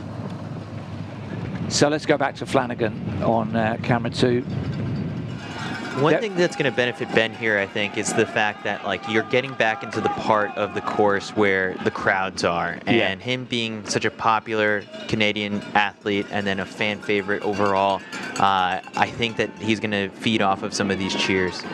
I was always told the first marathon you do, and he's obviously come in at a very elite level, but you want to go away with a positive experience, feeling like not never again, but I enjoyed that. I could do that a bit quicker. I've got a real feel for that distance. And if he's got Los Angeles and the Olympic Games in his sights for Canada, there's the opportunity to do 3, 4, 5 more and come to those Olympic Games really on point in terms of experience and experiences. You can only build on this, I think, and you know, for him, this is good. You know, the goal was the national title, and right now he's got some space and looking to make that happen. He's got a really big family, so I'm sure a lot of them are here today. 2 sisters, Kristen and Jamie, they were runners at the University of Waterloo, and I read somewhere that with all of his cousins in the Kitchener-Waterloo area, there was some race that there was like 6 Flanagans in one event, and so, you know, it's obviously kind of neat that he's got that family connection, but lots of relatives, cousins, aunts and uncles that might be here today, as well as, you know, we've mentioned before, his wife, Hannah, and baby Nora, who I think is about 6 months old. So they live in Cape Cod, Massachusetts, and made the trip. I think they stayed at his parents' over the weekend while he was here with, you know, all of his obligations with his sponsorships and media and whatnot. But we'll see what he does when he crosses that line. I'm waiting to see that moment. Oh, where's my mom? Yeah, but I don't know. Where's my baby? I think it's she, where my wife, or where's all 3?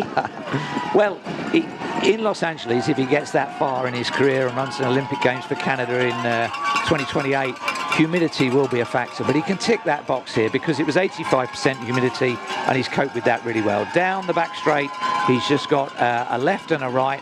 He will know these streets. Everybody knows his name. What's not to like? Ben Flanagan can have an early celebration here. I'm trying to gauge off of his face to see if he's tracking a smile. You know, the Yeah, famous. it looks like a grimace. Well, Natasha Wodak, we saw her finish, and you had commented, Jeff, that it turned from a grimace to a smile when you know that finish line, you can finally see it when you make that final turn. He knows all about 26.2 now, doesn't he? 42.2. He's working hard. His cadence has never slipped. Yeah. He's maintained the bounce, but you can see from his face that this has been hard work. He just took a peek at his watch, probably thinking like, am I almost there? And then on top of that too, I mean, there's the famous Kipchoge saying about just, you know, you smile through the pain and it makes it go away a little bit. And I think maybe he's trying to test that out. This is you know, great. We were talking with his coach John Green, and you know, who coaches Rory, and they've lived in the States. And I said, okay, you're in Canada, it's kilometers and it's Celsius. And Ben went on to say that he actually recently, or a couple weeks ago, somewhere in this training build, he went back to kilometer on his watch. So, you know, I'm proud that he'll be doing that 42.2 kilometers. The track instincts have kicked in here. He's accelerating. There's nobody anywhere near him. The time is going to be almost a sideshow. We thought he would get the headlines, and he has. Ben Flanagan is 2 turns away from completing his debut and a first Canadian title. Yeah. Is that a wave or a... Yeah, now you can enjoy it. Now you can enjoy it. Inside the last 200 metres. Wow, that was a nicely judged race. There was a lot of expectation on him here, but he's delivered and he's given himself another chapter in his career. Outstanding on the track, and what promise he's now showing on the road, because the Canadian champion on his debut, forget about the time, it was how he did it and how he handled the occasion. Canadian #1, the gold medalist, is Ben Flanagan. Where's Mum? That's the look. can't even. That's the look of someone I who think just he learned needs what the a marathon's bucket about. more than anything. Wow. It's a happy kind of sad, isn't it? That finish line sure. could not have come sooner for What him. an honest picture for him to just hang over that fence and He can't just even get humbling. his hand up for a high Yeah. five, can he? He's probably Reed's going to have to wrap the flag around seeing him. stars and Well, he was the star today. Let's see what the gap was over Andrew Alexander, who should be the next guy. Yeah, we think. And we haven't heard from Phil Paramingas, who was the athlete in third. They'll be the next athletes we see. Let's very quickly go to camera 3. And this is Shura Demise. She's got a little bit further to go. Not that far, actually, because if she's on schedule for 2:44 and the bounce is back, then she's only 3-4 minutes away from the finish. And let's go to camera 4. And the lead Canadian woman, Rachel Hanna, got a bit more company than last we saw her. It looks like she's lilting a little bit to the left there, isn't she? yeah, she does that a little bit when she's hurting at the end of a race. Like I said before, she can kind of be one of those ugly runners, and that's okay. Yeah, there's no remarks column in the results. That's right. Back to 3, and Shura Demise, because she's had some bad patches here. At one point, she was exactly on the course record pace. That is 2:20.44. It's only from last year. She was adamant she could win and beat it. She's going to win. Is she going to beat the time? She's basically got 3 and a bit minutes to get across the line. It's going to be close. There's Ben with baby Nora. Where's the baby? And there's his wife, Hannah. That is precious. That takes the sting away from thinking about your legs for a bit. Yeah. Be careful, though. She's there to catch him. You're full of lactic. You're full of lactic, including your arms. This pacemaker has done a fantastic job. This is Sostin Kipchirchir in the pacing the women. He'll peel off just before the finish line to give her all the glory, but he has helped a lot, and she was helped all the way to win in Milan. We're going to get repeat winners from Milan to Toronto, men and women. I'm not sure if we'll see the grandparents of baby Nora, but I know that Ben's father-in-law did a lot of work on the bike when Ben was doing his long runs and handing him his bottles, and they moved to that area, Massachusetts, because that's where his wife Hannah is from. So what a team, what a family to help support him in this success. And hopefully we'll see a clip. I've seen pictures before with just a huge crowd of Ben Flanagan relatives that have been there to support. Now, is that the camera picking up second place? No, that's Phil Perot-Migas has already come through in second place. Okay. I could see that in a clip before. This is not Andrew Alexander. No, this is not Andrew Alexander. So we may have missed Andrew Alexander, or he's dropped out. Right. But this is third place, you think? This might be Kieran McDonald. I don't know. But as we look at the women's leader, the pacemaker is giving assistance up until almost the final second here. Well, this is going to be close. She's got a minute and a half to get across the finish line. And he knows, I think. Yeah, he's done a great job, actually. He'll be in demand for his services. As you say, he dropped back behind her, but still urging her on. Wow, she's got a minute and 19 seconds to cross the line. She's looking to pick it up just a little bit. All right, there's the pacer is dropping back a little bit. That's it. Assistance isn't allowed in the closing stages, so he'll probably finish because there's nowhere else he can step off. But done a wonderful job. But is it going to be enough? Wow, look at this. Just 2:20.44 is the record held by Wagenish Magesha from last year. And this foreshortens. She's got further to run than you think to that turn. 40 seconds to break the course record. The win is hers, but she was adamant that she would run the fastest time we've ever seen in Toronto. 30 seconds to break the course record. It is going to be close. Let's see which side of the road she comes to. That will give the clue that she's about to make the turn. It needs to be soon. Almost sprinting here. Oh, is the rail moving round the turn? Yeah, she's going to be just slightly outside, over, but a very commanding, dominant victory is, I think, the top story to take away from this one. And she is a force to be reckoned with because she was the winner in Milan. like our men's champion. It's going to be just outside the course record. That will perhaps disappoint her, but she should be absolutely delighted because this is actually a very, very unusual hat trick. The winner in 2015, the winner in 2016, and now all these years later, and a baby, it is the winner in 2025, and it's Shura Demise of Ethiopia. So much to be happy about, I think. One, it's getting the victory, but then two is to be so close to that PB of hers, where she ran 2:20.59 back in 2015, and here she is coming oh so close. This is how you resurrect a career. Yes. And she should buy beers for the pacemaker there because he did a fantastic job. That was Sostan Kipchirchir. We may see him in the background coming across the line. She's elated. She went through some bad patches there, didn't she? Because at one stage they were way outside. They were on a high 223 and she brought it back. I think the wind has been a significant factor here. I think it slowed them up for key segments on the eastbound journey, and then when they turned with it behind, we've had some fast closes. This is second woman. We haven't checked in with second woman for a long time. Trying to get a read on the bib to see who we've got coming up shortly. These finishers on the right-hand side of the barrier that you can see are in the half marathon. I think 19,000 of them, or it's 30,000 across the weekend. And before, when we were rattling off splits and things, Chris DeKoning was coming through halfway in 2:02, so he's got a negative split this race to hit the 4-hour closing target time. And so this is Betty Chepkorir, I believe. Okay, because the bibs were to be first names for Canadians and last names for international, I think. So this is maybe what's thrown us off a little bit before and trying to figure out who she is.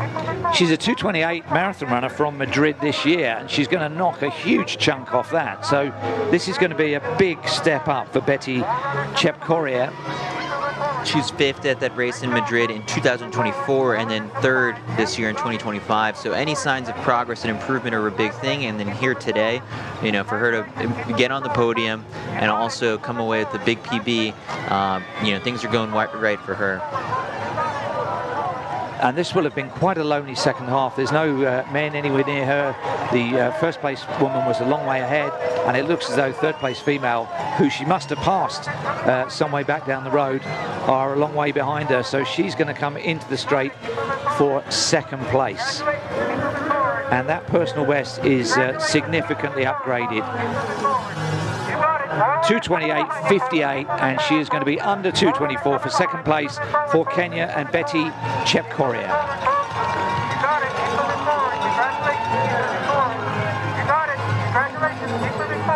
Let's quickly go back to camera 4. Rachel Hannah just discarding probably one of her last drinks bottles on 2:24, maybe 8 minutes left. And we haven't seen anybody in the background of any of the shots of hers, so looks as though she is en route for our final gold medal of the day, the Canadian women's title. Another excellent pacing job with that consistency with Lucas, who's been there from the beginning. We had a few people that were leading the women with Salome and Dana, and Rachel has certainly had the spot for most of this race with Lucas beside her. Let's go back to the finish line, just keep a lookout for our third place female to conclude that podium in the international division.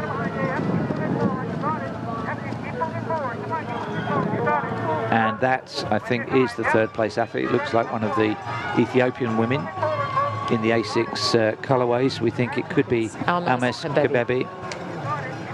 The story, by the way, of that bib is she was issued with a bib at the press conference that said Kebede, and Alan Brooks made a point of saying, we know her name is Kebebe. Even the World Athletics Statistics page has got it spelt wrong. We're trying to get that changed, and we will reissue the bib with the correct spelling. And here comes Kebebe. And according to this bio, 19 years old. So she's an up-and-comer for Ethiopia for sure.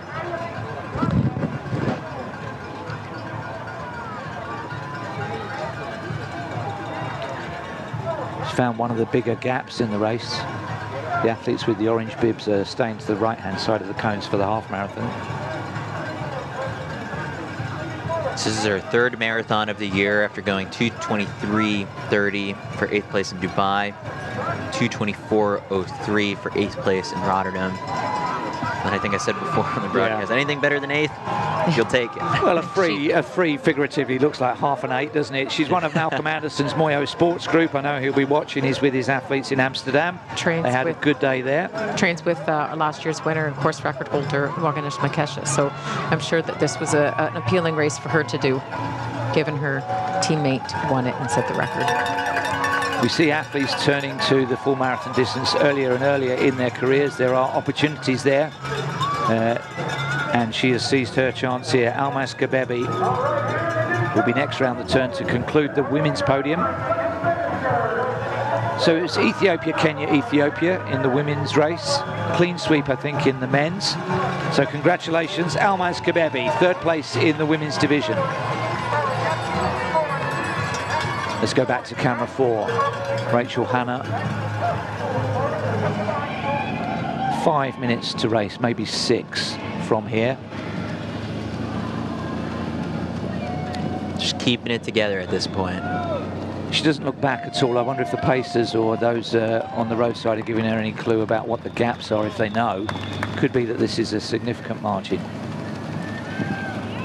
I think it's a pretty big gap because we started to, you know, after Dana had dropped out, then I think Salome also, I didn't see a recorded split for her after, you know, a 21K.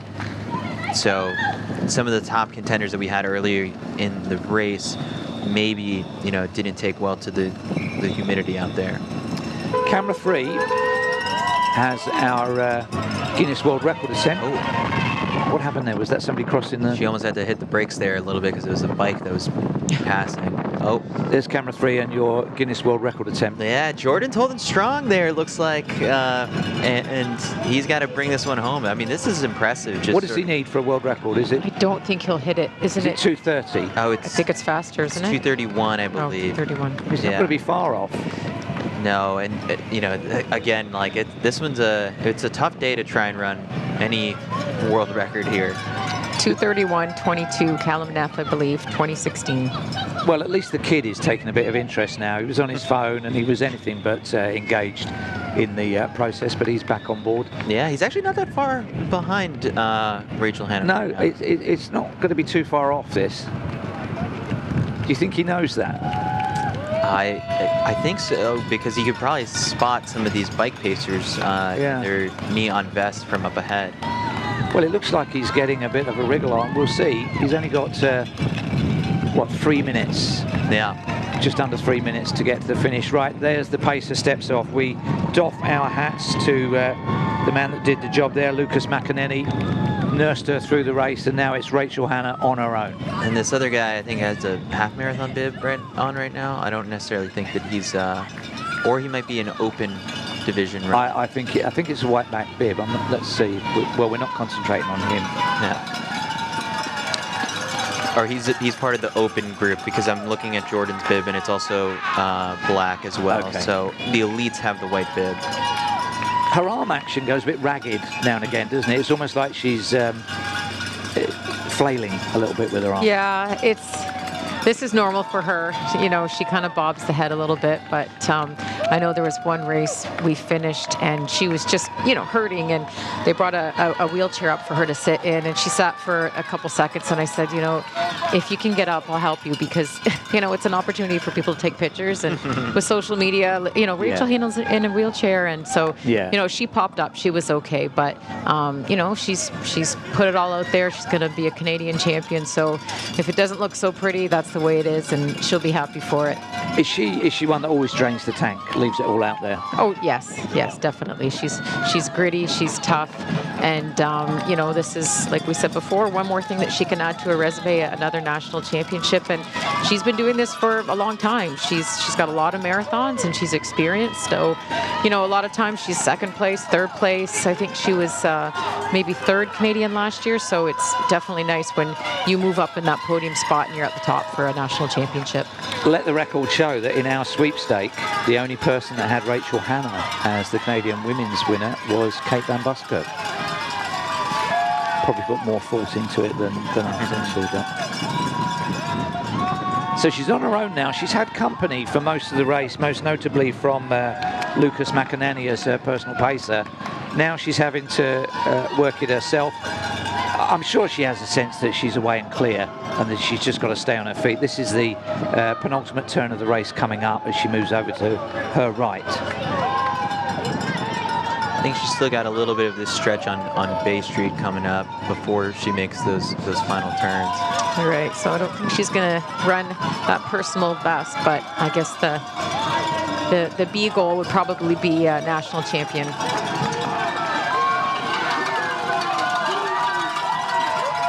Yeah, you can see her bob the head a little bit, looking down at the ground. Yeah.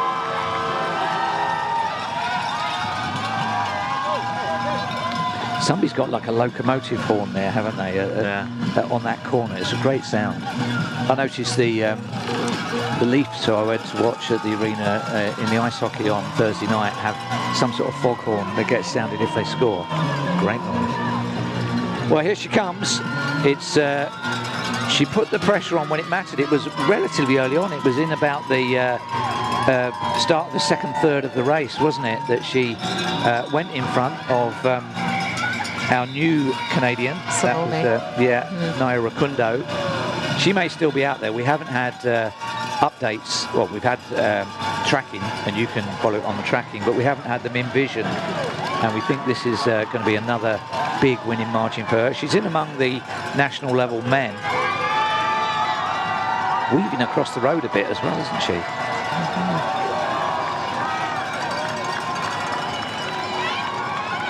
On top of that, as the clock ticks, past 2:32, that means no stroller world record today. No.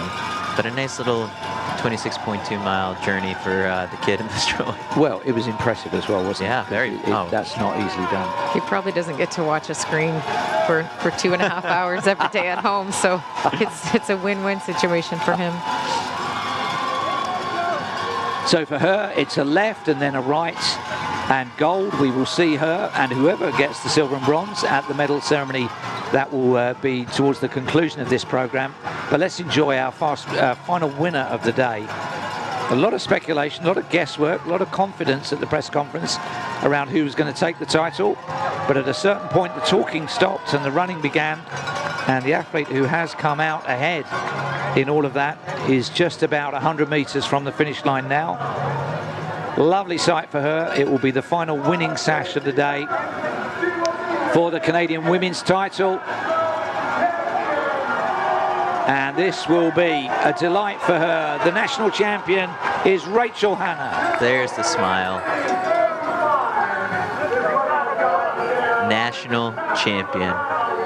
What a great performance for her to get that flag, to add that to her resume of other national titles, first time in the marathon, and as well as her bronze medal at the Pan Am Games, which was actually upgraded from an athlete who was doping. So it's great to see clean sport, and here she is. She gets to hold that flag, and this will be the picture that she'll look back on. Sometimes in the moment you don't realize how significant this is, and she's catching her breath. We might see some tears, but we'll see her probably run into the arms of Joe, her husband and coach, and these moments are so special that you hold for the rest of your life. Where do we think she is overall in the field? Has she made the top 10 there? I think she probably has. I think so. I think she may have, yeah. And that, if you're just joining us, welcome along. It's Jeff Whiteman with Krista Duchesne and Chris Chavez. We had an incident where some of the Ethiopian women followed the half marathon route in, and one of them may have turned to rejoin the full marathon course, but that took 2 or 3 athletes out of the equation. Refreshing the results on the TCS Toronto Waterfront Marathon app. I think they give me the top 5.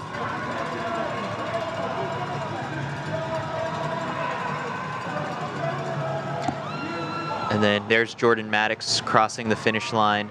Yep. 2:35 is his final time. 2:35.17. He should have another go, shouldn't he? Because he was a bit unlucky there, the way that went. There he is in the background. So no doubt Kate, who did tip her as the winner, will bring us an interview very shortly. We've got 2 final podium places to fill, and it is for the silver and bronze medalist in the Canadian Women's Championship. So they're expected shortly. We've had drama. We've had fantastic debut. I think that's going to be the headline of the day, isn't it, Ben Flanagan? Must be. Yeah. Getting one on the board, highly anticipated debut. On the road to LA.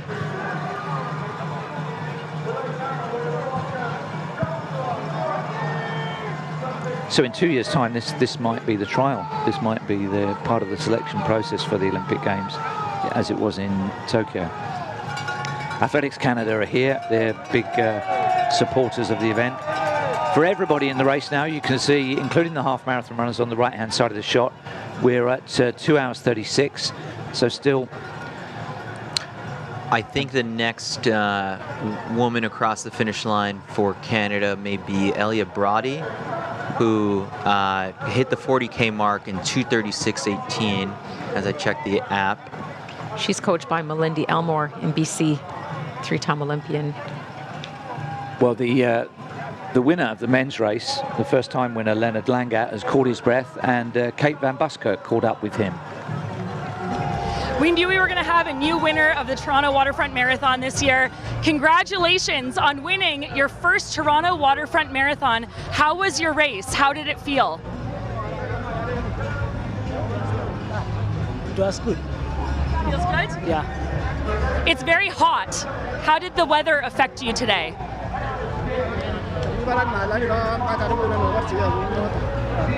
That hotness was high, but he tried to push for himself to win. This is your second major marathon win. How does it feel to be a champion again?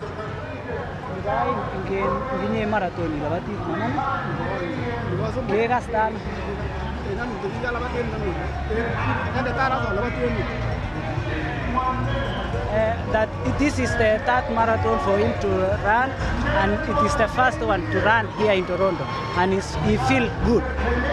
Excellent. Congratulations. And Noah, you were second last year, or third last year, and you're second this year. How does it feel to come back to the streets of Toronto? I'm happy for Toronto. This is the city that has improved in my life. Since last year, I was having some challenges, but I tried my best to be in top 3. This year, I was pushing myself that because I was not having injury or any difficulties back there in camp, I was feeling comfortable. We trained together with my teammates and coaches and management. So they helped me a lot. That's why I came to Toronto for the second time, and I got position 2 where it's my pleasure and happy for the spectators all the city, around the city. I was so happy for them trying to tell us push for the best, and that's why I feel the best in Toronto. Congratulations, well done. Thank you, Kate. Well, that was good English there from Dominic Ngaino. He was runner-up in the race, and he was also the interpreter, the translator for the winner, Leonard Langat. We're getting pictures now, as you can see, of the masses. That's in the half marathon. The full marathon finishers will be going right the way through till, I don't know, what, 4 or 5 o'clock this afternoon, potentially, for the back markers. But at the moment, we're on 2 hours 40, so these are still top-class athletes, around about 6 and a bit minutes per mile. And I hope they got what they came for. I hope they got the personal best or the debut times that they were hoping for. And as we turn our attention a little bit to the finish line camera that you can see in the bottom corner, I think we should be getting our second Canadian woman coming across the finish line shortly. And who are we anticipating it should be? I think that's Elliot Brody might be the next one up. That's right, Elia Broadley. I think she's just finishing.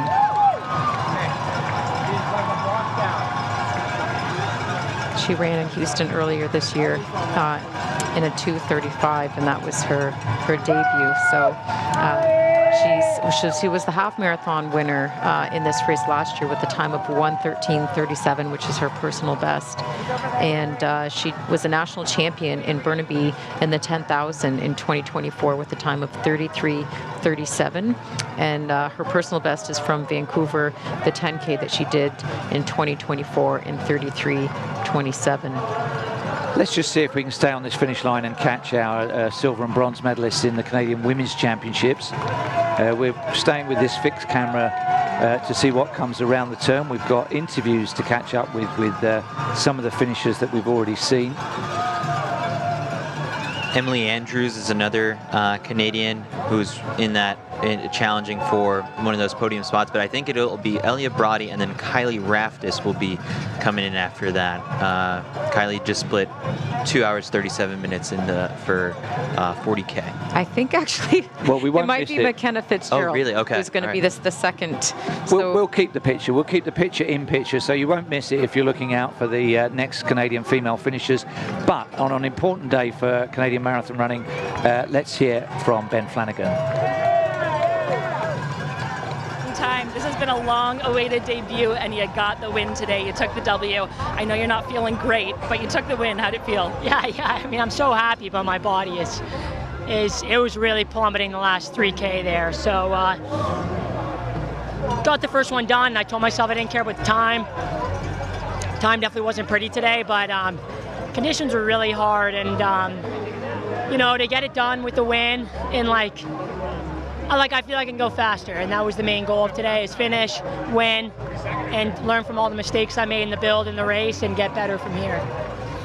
So I know that Krista mentioned this on the broadcast, but Coach Sully said, don't go to the lead until you know you're going to win. You also said that if you were within a minute with 10K to go, you could probably take the W. So tell us a little bit about that move to the front and then that hard press for a long time. Yeah, I don't know, at 25K, I felt like every time we hit an adverse part of the course, uphill, downhill, I got a gap on guys. So I tested the legs a bit on some other guys, and I hated seeing Andrew Alexander 3 feet behind me. It made me so nervous with his experience, his hometown course. So I got 25K, I was like, I don't want to see this guy anymore. So I tested to see if I could get away from him. And once I had a gap, I was like, all right, the gap's there, let's see if we can keep it going. And I paid for it bad in the end. I was just lucky I got far enough away that it didn't matter. Well, the tactics worked. It's a hot day. I'm going to let you go. I know you need to recover, but congratulations on winning not only the Canadian Championship, but also on your debut. Phenomenal performance, man. Thanks so much. Hang on, one last question. Where's your mom? My mom, I saw her, but I lost her. So what do you have to say? Where's my mom? We'll find her. We'll find her, though. Thank you so much. Congratulations. Always a pleasure. Way to go. Thank you, everyone, for the support. Thank you very much. We had to get that in. We saw, while that was interview was going on, Elia Brody get the second place in the Canadian Women's Championship. So we've got one. It looks like it was Brittany Moran who got second place behind Rachel Hanna. So we've really had quite a mix of people. And then I think we're looking to see the third place person come in. So the person we saw was Brittany Moran. She's just come back to run this marathon in Toronto for the first time, which is interesting because she's actually from Toronto. And she's coming back after having the birth of her little guy almost 2 years ago. So he'll be on the street somewhere with his dad cheering her on. But we'll see the results when they come out. But that seemed to be Brittany Moran, second place Canadian. Here's third, Lisa Howard. Lisa. Well spotted. If that is the top three, we'll find out certainly in time for the medal presentation. But it means that on the tracking, some people have been caught in the closing stages there. We're no doubt about the winner, of course, but second and third, we will ratify that when we get the medal presentation. Sorry if you saw them and we didn't, by the way. We were listening to that interview and trying to keep an eye on the live finishers in the bottom right-hand side of the screen. What do you reckon? What would you? We'll give you another sweepstake option here, Krista. What do you think the actual finish was? Well, like anyone else, we're just looking on the app and the website to see the results. Right now, it shows Rachel Hanna 2:33.48, which we saw. Brittany Moran 2:42.46, and Liza Howard 2:44.24. And then that is Elia Brody right there. Brody, yeah. So Fourth, she is maybe fourth, fifth. Fifth. Elia Brody is fifth. McKenna Fitzgerald fourth. Well, TBC. Right, to be confirmed. In a wheelchair, but looks to be happy that they finished. Oh, I think you know, you just have to accept sometimes your legs just go. I mean, he may be cheering. He is. Look, he's delighted. Sure. Delighted to be led off in a wheelchair because he got a personal best. That's the runner's mindset, isn't it? So we're on 2:46. We've got some Guinness World Records still to come. We've got a few celebrities out here. Let's mention Virginia Lee, because she came along to the press conference.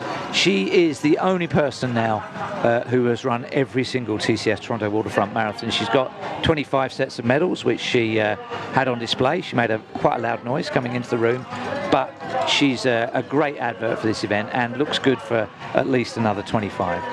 She's done a lot of fundraising for the Princess Margaret Cancer Foundation and charity challenges, and, you know, great in the community for that.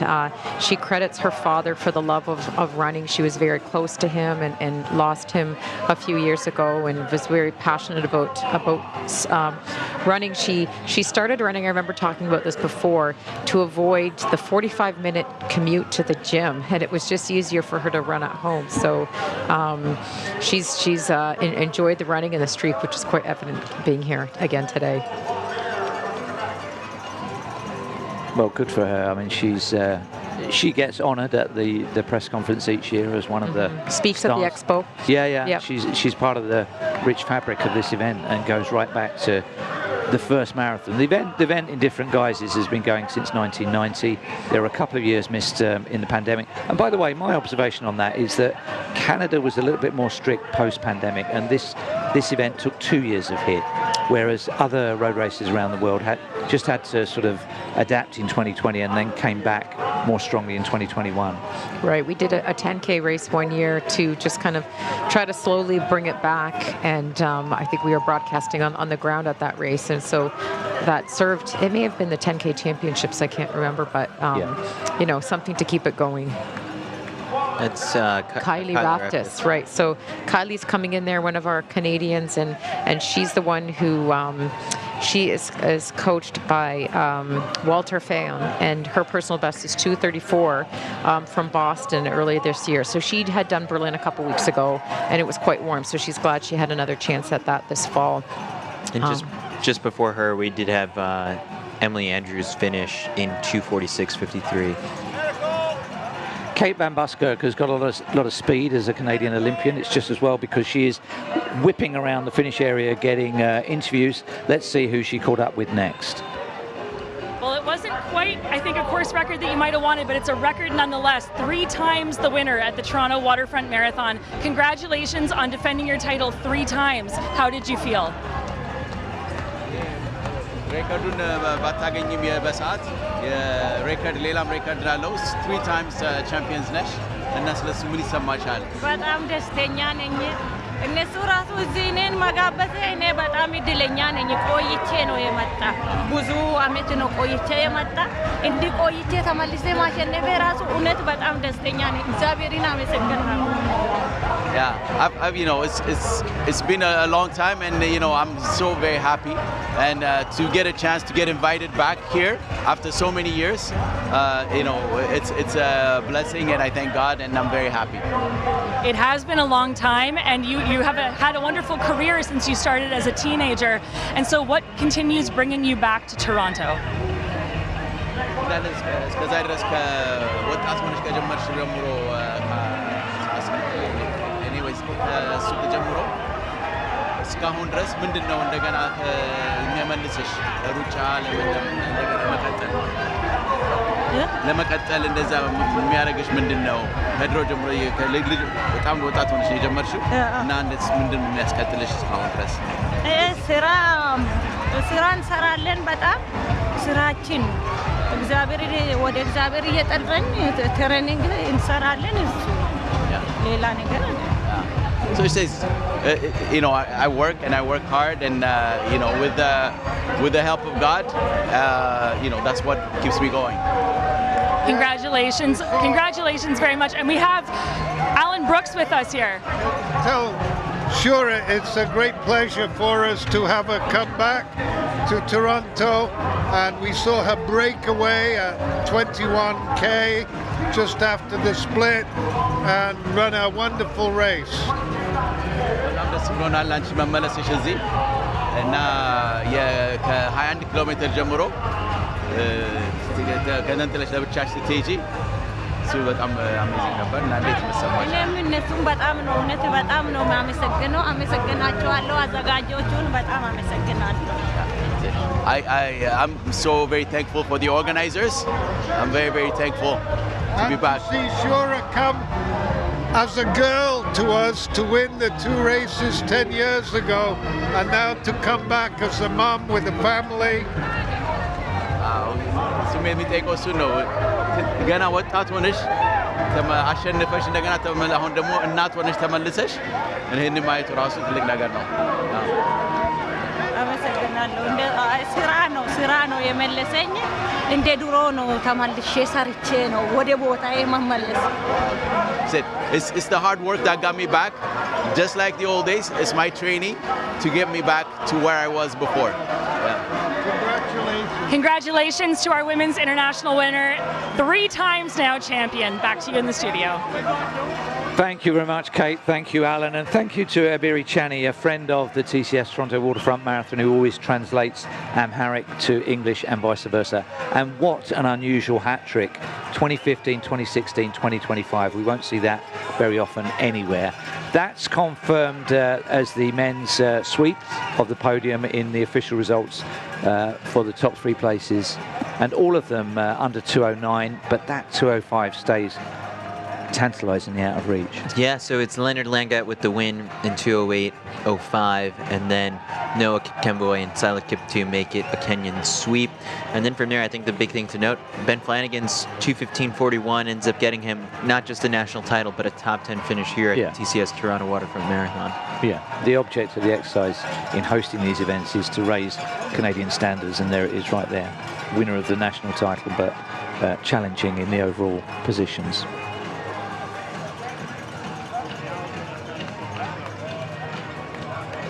Those are the scenes out on the course. Half marathon runners finishing with the orange back bibs.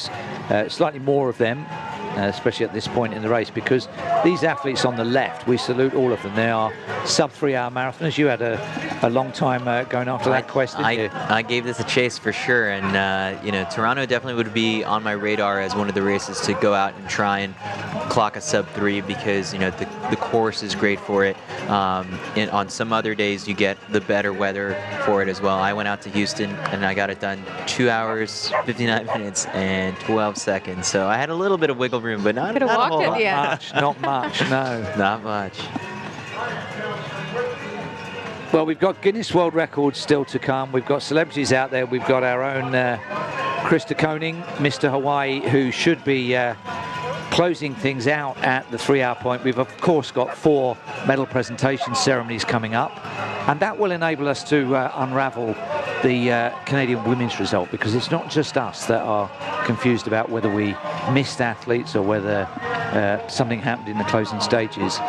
We've got the overall women's results. Let's have a look at the international caption that is the confirmed international places.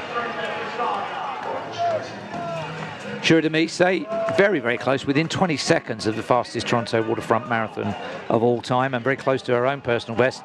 That perhaps flatters the Canadians, because already one of the stories of the race is that 3 Ethiopian women followed the wrong funnel and went down the half marathon closing stages and didn't come back out on the course.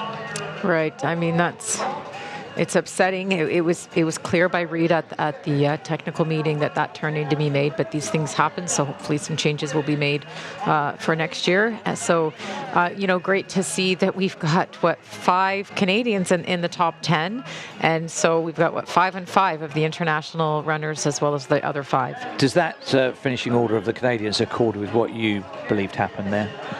Well, what we've got is a mix of Rachel Hanna and Liza Howard, who are a bit more experienced with the marathon, and as well as Brittany Moran. She's just come back after having her baby. McKenna Fitzgerald and Elia are the ones who are the ones that are the up and coming. So it's great to see that, because we want to have people to talk about, just like Ben Flanagan on the men's side. We want to have those women that we might be seeing, represent Canada in LA in 2028.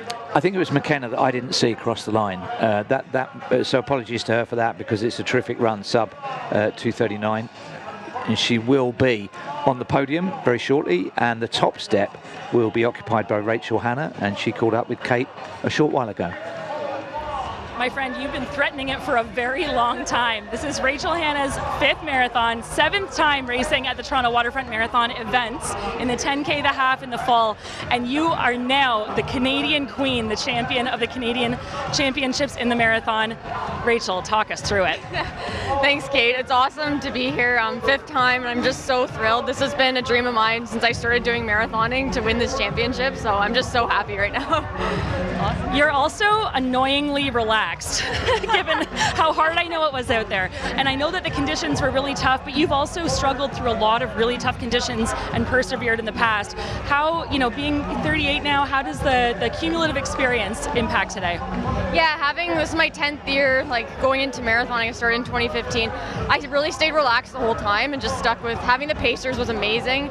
And I literally was just smooth, consistent. I had words that I kept repeating the whole time, so that helped. What were some of those words? Smooth, relaxed, just thinking about my form. Sometimes my form breaks down, so I think that really helped. And just trying to be in a really happy mindset right from the start, that really helped. Just being so grateful to be healthy and here. So we're gonna let you go, but that mindset obviously is so important. So you said something to me about that. Tell us about the mindset component. Yeah, I think just getting yourself into a really happy headspace and just being so grateful. I love the city, I love running here, having cheer groups. You can feel a bit negative when you go into such a hard event, but I think it's just very important to stay with it. And I've had a really good training block, so I knew my fitness was there. I just knew it was mental this time around. So 10 years in the making, but you are national champion. Congratulations, Rachel. Thanks so much. Well, congratulations indeed to her. That was tremendous. We will see her at the medal presentation ceremony coming up. It's always very nice to have that little bit of time to gather yourself, to recover. Family and friends cluster around. They get the cameras out. The only trouble is it's quite a big step up to the top one, isn't it? On thighs that have turned to concrete. Live pictures in vision. We are still on 2 hours 58, so everybody that you're seeing on the left-hand side of the gantry at the moment, with the half marathon on the right-hand side, has gone sub-3, and that's really, I hope for many of them, a first time and a real barrier that they've been able to break here in these conditions. Yeah, it's bringing me back to when I did it, and I'm watching the expressions on some people's faces. Is for some of them pure elation of just clearly this is their first time doing it. And then there's a couple others. I saw a guy walking it in at 2:56, and I'd be like, oh, I would kill for a time like that. And this guy's just sashaying all the way across the finish line. Well, they'll be coming through for the next 4 or 5 hours. We'll stay with it for another hour, and we can also catch up with Laura, who is down roadside. Lots of noise, lots of fanfare happening here. I'm here with Mike from Parkdale Roadrunners. Tell me a little bit about this cheering site behind us. Thanks. Yeah, this is, we came out big for this year. It's our 15-year anniversary. We're here every year, but this year it's a little bigger and better because it's a celebration of a lot of what we've done over the past 15 years. Very cool. And you're hosting Bridge the Gap. And for people who don't know what that is, can you tell us a little bit about it? Yeah, it's a gathering of run crews globally. Every year there's 1 or 2 cities we'll decide upon, and then the run crews will travel to those cities. So we have crews from South Africa, Korea, all over the States, London's here. There's a bunch all over the world come here, and then we host them for 4 days. Kind of show them our version of Toronto, and then obviously culminating in the race and then the after party. And what's the general consensus from these people about the city of Toronto? How do they feel coming here? Oh, I think they got not only a warm welcome, but I think the weather has been really great, and then there's the food, the culture, the art, everything that kind of Bridge the Gap revolves around, they've been able to experience for themselves, and from what we've heard, they've loved it. And the routes along the waterfront, the Garrison Park, Stanley Park, all of that stuff, they've been able to see it from our perspective, and I think they've really appreciated it. That's so cool. Okay, I'll let you get back to your noise making. See you at the next one. Well, thank you, Laura. If we needed an indication of how strong the wind is, we only had to look at her hair and the guy she was interviewing. It was all over the place, but that is a bit of a wind funnel down there. It is, yeah. And here we go. There's a bunch of people celebrating as they cross the finish line, because although the clock above them says, you know, it's just over 3 hours, some of these people, their chip times and their watches, you know, they started a little bit further back, and so they get this moment right now to really celebrate and relish in the sub-3. Yeah, it's a huge barrier within the race, even for people that run every day. Going sub 3 hours in a marathon needs a lot of things to come together. And as you say, the way chip timing works is if you were delayed a minute getting across the start line, your time doesn't activate until you go over the sensor pads, and likewise at the end, so you get a net time. Somebody that will be celebrating a silver medal in the Canadian National Championships is Phil Paramigas, and we caught up with him a few minutes ago. All right, Phil, first time running the Toronto Waterfront Marathon, 5th marathon overall. How did it feel out there? It was definitely tough, but I had a great time. The crowd support was really good, even on the back half, even in the beaches. Like, it was insane how many people were there. We had a great crew up until 20-ish K, and then Ben, Andrew and I were cruising together about till 25, and then Ben put a surge there, and we kind of strung out, and I was in 3rd place, and then I just kind of kept my own pace, and then I caught up to Andrew at about 39K, and just kind of used the crowd and cruised in. Yeah. It seemed like a really measured performance. You were patient with it, which seemed to pay off, especially on a hot day. Yeah, like I wanted the PB today, but like it was tough, and with the Canadian Championships, it was like goals kind of changed to just like, okay, how high up can I come to first? And Ben had a great debut, so I'm happy with 2nd. Well, congratulations on making the podium at the Canadian Championships. Incredible performance. Well done, Phil. Thank you. Cheers. We will see him again in the medal ceremony coming up. We're just outside 3 hours. Yeah, so one of the Guinness World Record attempts that we also had on our sheet to monitor was the fastest marathon juggling 3 objects, and that record has stood since 2007 by Michael Capral, which was 2:50:12, and we had Jean-Marc Doiron going for it, and unfortunately on a day like today, a little bit tough, and he just crossed the finish line in 3 hours and 1 minute and 57 seconds. So that record since 2007 is holding strong.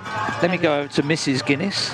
Yes. We have one more Guinness attempt, and that's Brian Holohan, who is attempting the fastest marathon in ice hockey kit for a male. And his estimated time was about 3:30, but the record is 4:08:43 from 2012. So that's a 13-year-old record as well. So this is a warm day to be wearing hockey equipment, but hopefully we'll catch him out on the course. Maybe even Krista Koning will find him and get to do that.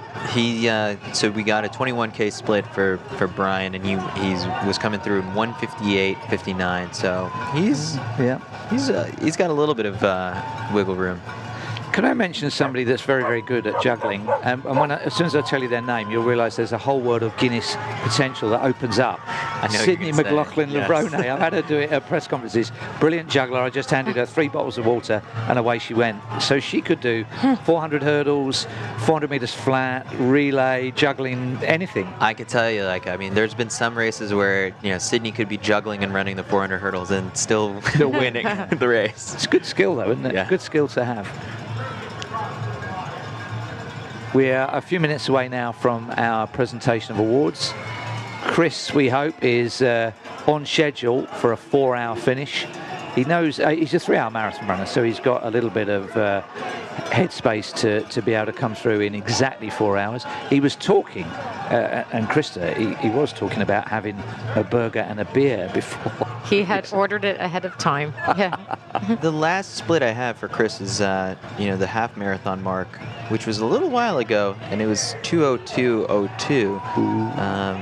So that's pre-burger as well, isn't it? So it's the gimbal that does it. I think he's trained with that gimbal, but it's not like normal running. It's more like a baby stroller, isn't it? this is a time that we can thank the volunteers and everyone involved on the ground, the race directors. I know before we could see Kirsten Fleming, she comes from Calgary and works with Charlotte Brooks and the crew for a safe event. And so at one point she was directing the athletes toward the finish line for the tape that would be, winning their category. But then there was some of them that looked like they needed a bit of medical attention. So, multiple jobs and communication with their headsets to make sure that this is a safe and professional, well-organized event.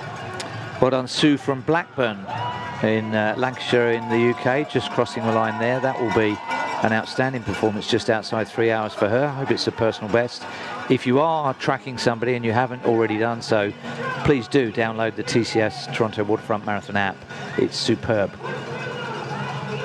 So Kenna was also, McKenna Fitzgerald was also a podium placer in the Canadian Women's Championship, and Kate spoke to her. McKenna, second Canadian woman. What a performance. Was this the goal coming in? Yeah, I think, there's a lot of strong women out. It's a pretty good field, so I just wanted to come in and be a competitor and kind of give it what I had. So yeah, I'm happy with the performance today. So I know you're calling the outskirts of Calgary home right now. What was it like to be on the streets of Toronto amidst, a weekend of over 30,000 people? It was pretty cool, yeah. I had kind of heard like 30 to 40K was a bit of a quieter course, but honestly, it was pretty good. Like everyone was super cheering really loud, and my pacer was really great too. Like he was just cheering me on. So if it was a little bit dead, but yeah, overall, like it was super fun. Type 2 fun, I guess. But yeah, it was a good crowd. Type 2 fun and second overall. Congratulations, McKenna. Well done.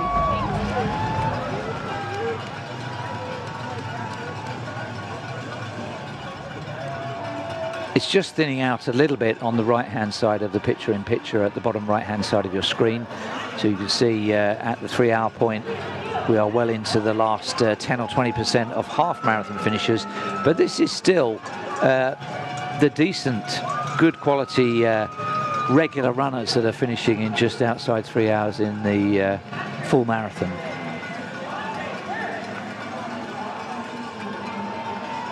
Do you coach people around 3 hour point? Right, yep, mostly a little bit slower than that, but 3:30 is probably a common marathon with athletes that I have.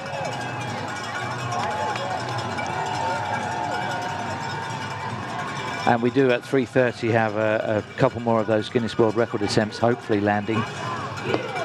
Fastest hockey kit. And we're also looking out somewhere around 3:20. I'm not sure we'll spot her, but it's Sue Grise, who was the winner of the first ever Toronto Waterfront Marathon in year 2000. She's come back for the 25-year further on celebration, and we wish her the best. She's aiming for about 3:20. I'm not sure we will spot her, but if she's watching back on the stream, then good luck to you and congratulations, and well done on being the first ever winner, because you always will be. Rebecca Park is running today. Around 4 hours is her goal, and she's a breast cancer survivor. This is the first completing her first marathon. So, great to see people who've had difficulties with their life, their physical, mental health, to have a goal of a marathon to complete. So I'm sure that helped her through some really dark and difficult days during her treatment. And then we have Tara Schifrin, who's aiming for about 4:30. And the goal, or the notes here that we have, is that overcoming multiple sclerosis to complete the marathon, was in the Toronto Waterfront Marathon Women's Training Program, which is something available to people to follow that program to prepare for today. And we have a young man, a trainee firefighter called Christopher de Koning, who is aiming to become a Guinness World Record for the fastest second half of the marathon with a full burger and beer in under 4 hours. Let's catch up with our final podium placer, our final medalist in the Canadian Championships. Brittany Moran is with Kate. All right, Britt, I think I had the privilege of just being the one to tell you that you made the podium on the Athletics Canada Canadian Championships, third woman overall. You seem surprised. Tell us about it. Yeah, very surprised. Was not expecting much. Just wanted to have a solid day to reinforce to keep going with this. So yeah, this is totally unexpected, and I am thrilled. Never been on a national podium, so yeah. Well, I know that you've been struggling through a lot of adversity recently with some injury issues and, coming back from pregnancy, and there's been a lot. So how did you work through that adversity? What kept you going? How did you find that motivation? Toronto kept me going. The community, I could have cried on the start line and had goosebumps at so many of the cheer stations. Toronto's amazing. The run community is amazing. And I'm so happy to have had my first postpartum marathon here, and I felt just so supported. It was amazing. Congratulations, soak it up. Really happy for you, Britt. Thanks so much, Kate.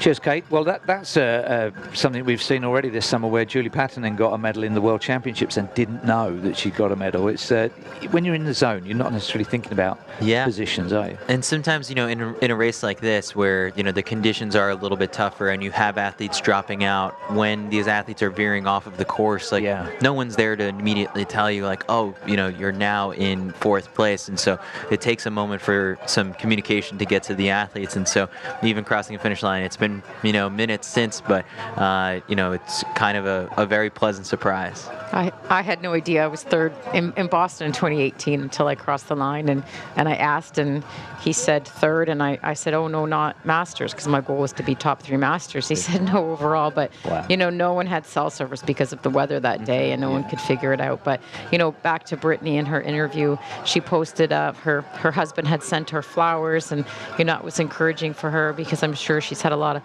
sleepless nights, and she's traveled elsewhere for marathons, but it made sense for her to just stay in Toronto, so she didn't have to take a toddler with her and stay in a hotel. But she did stay in a hotel last night, but she got a room that I think she shared with Liza Howard, so that was nice that she could just have an uninterrupted sleep. When you got 3rd in Boston in those biblically bad weather conditions, it was like an absolute storm force gale and rain. Did you run in a jacket? No, I had a long-sleeved shirt that I took off at the end because I felt okay. Most people, they kept their jackets on. We all know Des Linden, crossed the line with the jacket on. You never see a woman and person winning a marathon with a jacket on. But because I had my Saucony race kit underneath, and it was nice and new and shiny, and so I'm like, oh, I can run a little bit without this long T-shirt that was purple. So there's lots of stories in this race, and one of them is Chris Smith in the Masters 55 category, who's just broken a 30k record and had an outstanding run for all gentlemen of the 6th decade. Let's hear from him.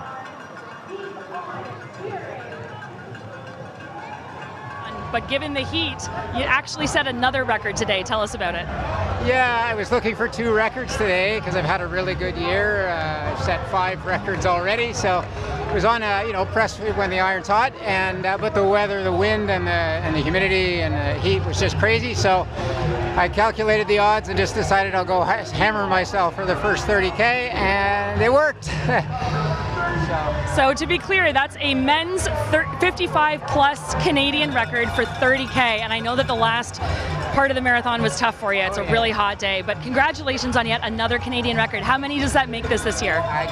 If it's ratified, I guess that would be 6. So congratulations, Kevin. Well done. Thank you so much. I know you'd wish to know that in the commentator's sweepstake, all 3 of us got 2 out of 4. So, it's like a curate's egg, isn't it? Very good in some areas, very poor in others.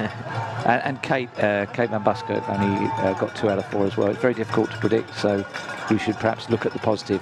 We're on 3 1/4 hours. We have maybe Sue Pribas, the inaugural winner of the women's race back in 2000, back hoping for a time like that.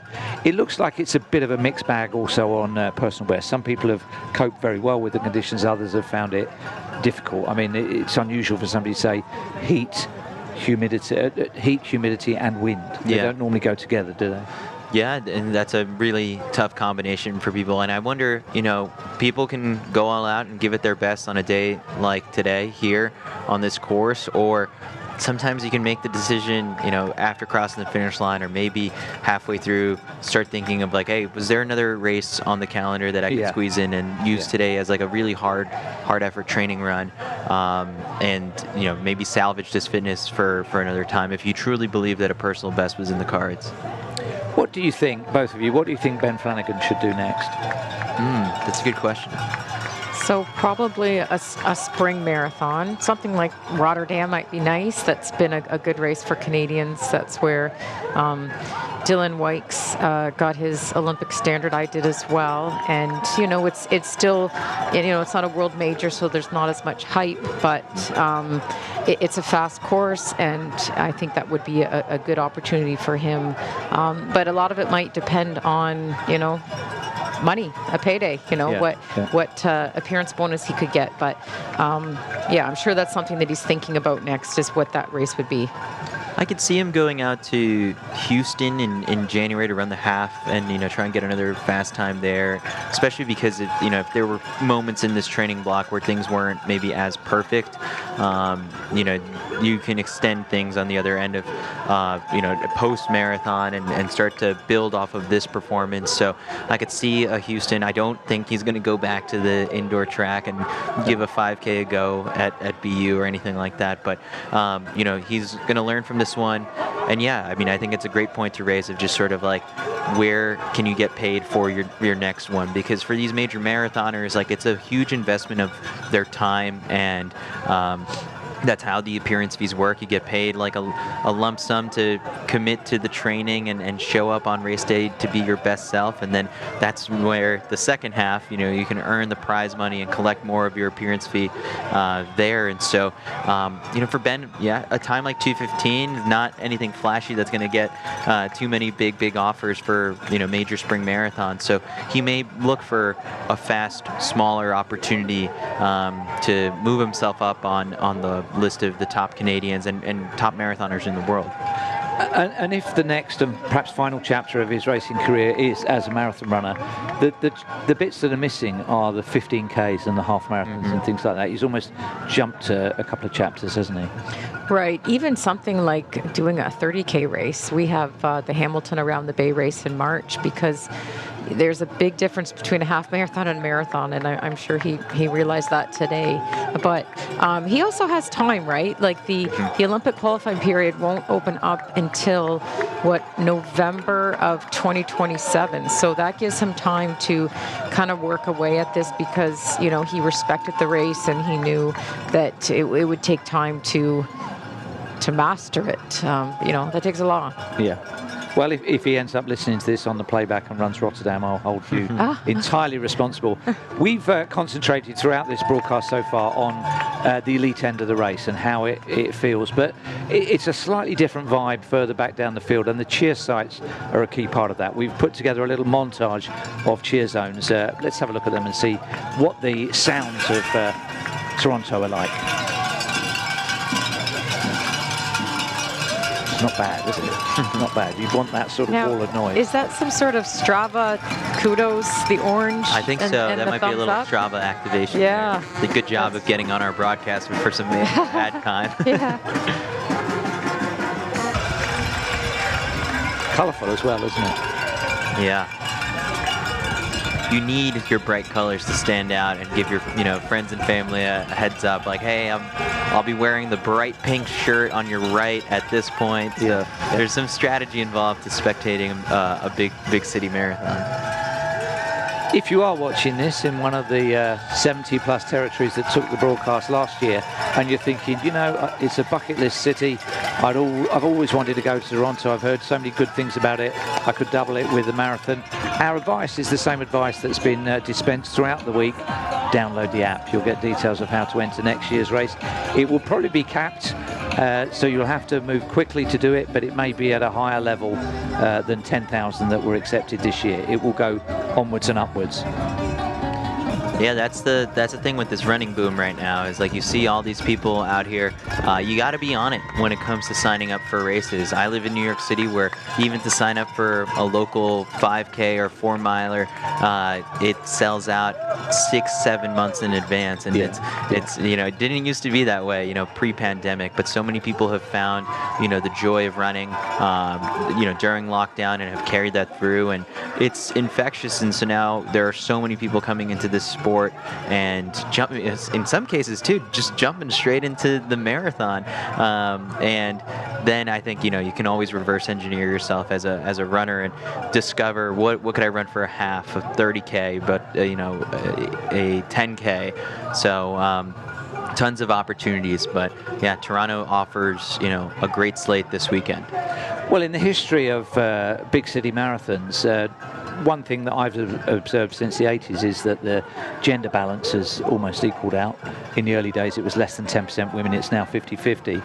The other thing that's happening, and I never thought it would budge, is that when I used to give seminars and things, the average age of a road runner was 38 years old male, 35 years old female. He was an accountant, she was a teacher, and that demographic was just getting older and older, either side of 40 years. Now suddenly, and I don't know if it's Harry Styles effect, it's really cool, and that's come completely in reverse. So this morning's Rome half marathon had I forget what it was, more than half the field were under 34. Wow. You know, so it's suddenly cool for the kids, isn't it, a little bit? Yeah, you know, you see Harry Styles doing it, and I think like you'll get a couple of people. Quick note on Harry Styles: my PB 1 second faster. When the result came in and I saw it, I was like, oh wow, I dodged a bullet there from Harry Styles. So now, you know, I've completed, you know, the World Marathon Majors. Krista has as well, and you know, you go through this moment of, you know, after you hit some big goals, and for me, like sub 3 was a big goal. What do I do next? Like, where do I go run? And I think I've decided that if Harry gives it another go and runs faster, then I just got to stay 1 second ahead. So that's my moving target. But he runs under a pseudonym. What would you call yourself to match him? Oh, I don't know. But it was interesting because, you know, as we talk about these mobile apps for these races, I did see a bunch of screenshots already being shared on social media of people searching within the New York City Marathon app, also powered by TCS, to search for Harry Styles' pseudonym, and there are no results that show up as of right now. And so, yeah, I don't think he can run with that pseudonym twice. No. Well, we've got one final visit to Laura, roadside, where she's been catching the atmosphere and the vox pops and the people and the sounds that are making this event what it is. Let's hear from Laura. All right, we're at the final push here for the half marathon. The runners are really digging deep. I'm here with Nigel from Cultura Athletics. Tell us a little bit about what you guys stand for. Honestly, I know everybody says this in running, but like, community is at the center of what we do. We are runners, we are athletes. We're here for runners, we're here for athletes, and whether, you know, it's your first marathon, it's your first steps out the door, or your last marathon ever, being here is so important, it makes such a difference. How could we not be? Any words of motivation for these guys running today? Today is your day. Today is the day you get the job done.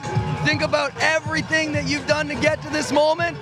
Savor it. Don't waste it. Make yourself proud. We're all proud of you already. And you have the best tool I've seen today for celebrating. Let's hear it. All right, here, join me in this. Let's make some noise!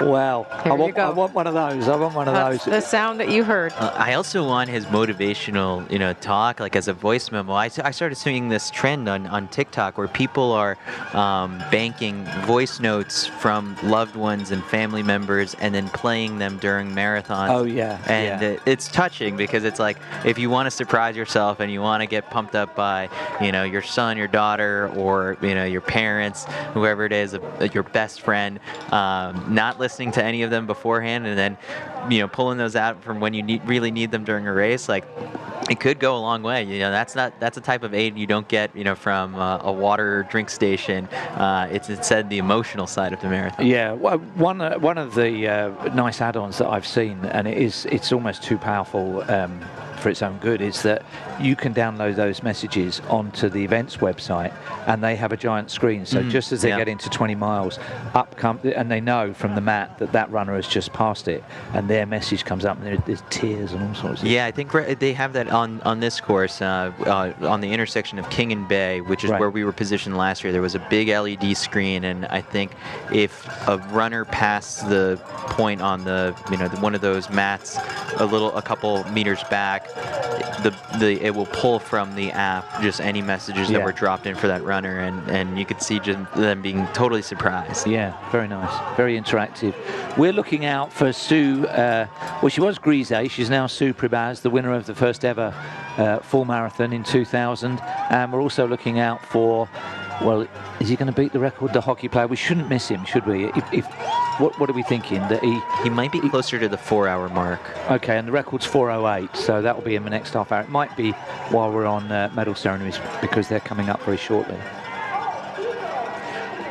One thing I was going to mention is there were athletes that we dwelled on for ages and ages, like Dana, and we don't know the full story, but there were a lot of people that fell by the wayside, weren't there, that we thought were challenging for, especially national honours. Right. Dana and Salome both did not finish today. Yeah. What was your impression there? Overcommitted early on, or? I have not heard. I don't know. I mean, it could be injury or illness, or just this wasn't their day. I don't know Salome as well as I know Dana, but I'm sure that they're both disappointed, because there's so much work that goes into 42 kilometers in one day. So to not finish is frustrating, but hopefully there's a reason that they can look into. One thing you could say is that, given that we're in the heart of the fall marathon racing season, that those three Ethiopian women that went to the half marathon will find another one, whether it's in Europe or North America or China, between now and the end of the year, because essentially they've just run a half marathon. Yeah, and definitely didn't take as big of a toll on their legs, and if they were saving anything for the second half, those reserves were never tapped. And then there's plenty of other races coming up, fast opportunities up on the calendar before the year ends. Let's hear from our sponsors.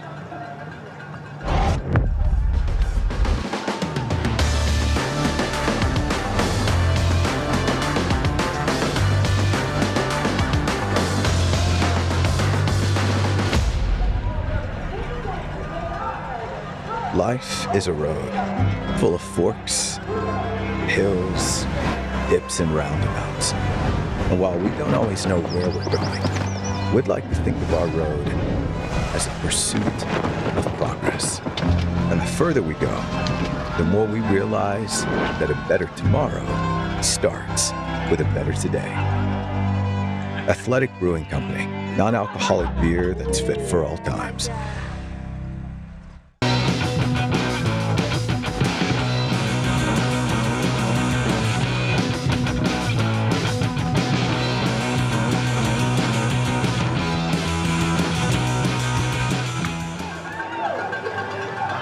On the top left, you can see the view over the, well, what do we call that? The dispersal area. That's Nathan Phillips Square, yeah, just across the street from our hotel. And that will have the presentation stage that will be in action very shortly, so it will have a good audience of runners that are coming through. Bottom right, we're coming up to 3.5 hours for both the half marathon, which is down to the final probably few hundred finishers, but still good running. It works imperially to say 8 minutes per mile. That's people can relate to that as a speed. What is it in kilometers? 5 minutes per K. So it's a good barrier for metric and imperial, and a good challenge for those relatively new. How often do you have them running if you're getting somebody to try and run a 3.5, 4 times a week? 4 to 5. Yeah. And it obviously depends on every athlete. Some who do cross training or cycle or have another way to kind of maintain that aerobic base can add to the program. Others who can't handle a lot of high mileage, maybe they're only running 4 days a week, and you have to just be, pretty deliberate about how you plan their training, because their body can't handle anymore. We should say thank you to Dave Reed and his team on the bikes, because their work is done. They helped us immeasurably with the splits and the gaps and the tracking. And I noticed also they may yet have a role to play on athletes making sure they stay left and right, going for, because I think that got lost in translation somewhere with those Ethiopian women, didn't it? It was so emphasised at the technical meeting, but maybe it almost needs not just a loud hailer, not just a sign, but a physical over that way you go from the cycling team. Because they're all in the same group, weren't they? Yeah, so there was 3 athletes, and one of them jumped back into the race and went back the finish line shoot, but never was able to regain contact with the... That's a tricky one, because, you know, the athlete is responsible for knowing the course. Yeah. Even if you are following someone on a bike and the bike makes a mistake, it's still on you. And I have a friend who ran a race a couple of times and was directed to go the wrong way and added, 2 kilometers to the race. And it's unfortunate. I think maybe pylons are moved and something like that. But and it's difficult, obviously, to travel to another country where you don't speak the language. But you can do a lot of things. But I mean, it's ultimately the athlete. But yes. I was saying, not that the bikes led them astray, but the bikes could be the chaperones that keep them right. If they're as a group, but if they're spread out. Yeah. I mean, it just happened in a bad way because they were together, and Salome had moved ahead, and they didn't see her going the other way. But it could have been 4 or 5 at different points. Yeah. They just were a group of 3. So there's 3.5 hours down. A lot of these finishers will still get sub 3:30 on chip time, because that's how it works. If you're kept waiting at the start line, it's okay, because your net time is from start to finish. There's people obviously celebrating. They're celebrating personal best. But then on top of that, Boston Marathon qualifiers are a big thing. Especially at this point, I think it's the women's age group. The good for age. The youngest age group, I think, within this window would be vying for some of those BQs. So you have people looking to lock those up. Let's just show you on camera 2 where we'll be going to shortly. It's the stage area where the presentations will be happening. You can see that various personnel, including some of the VIPs that are going to be presenting the awards.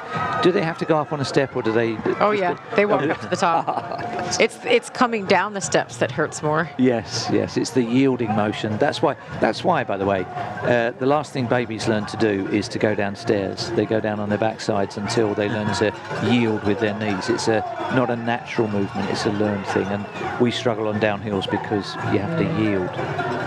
Okay, let's go back to the finish line. We're almost final dozens of finishers in the half marathon, but they will be going strong in the full marathon right the way through. We're nowhere near even the halfway point. We might be halfway in terms of time. Last finisher might be 7-8 hours or thereabouts, but these are serious runners still crossing the line, and we salute all of them. 70 different countries represented in the field for the TCS Toronto Waterfront Marathon this year.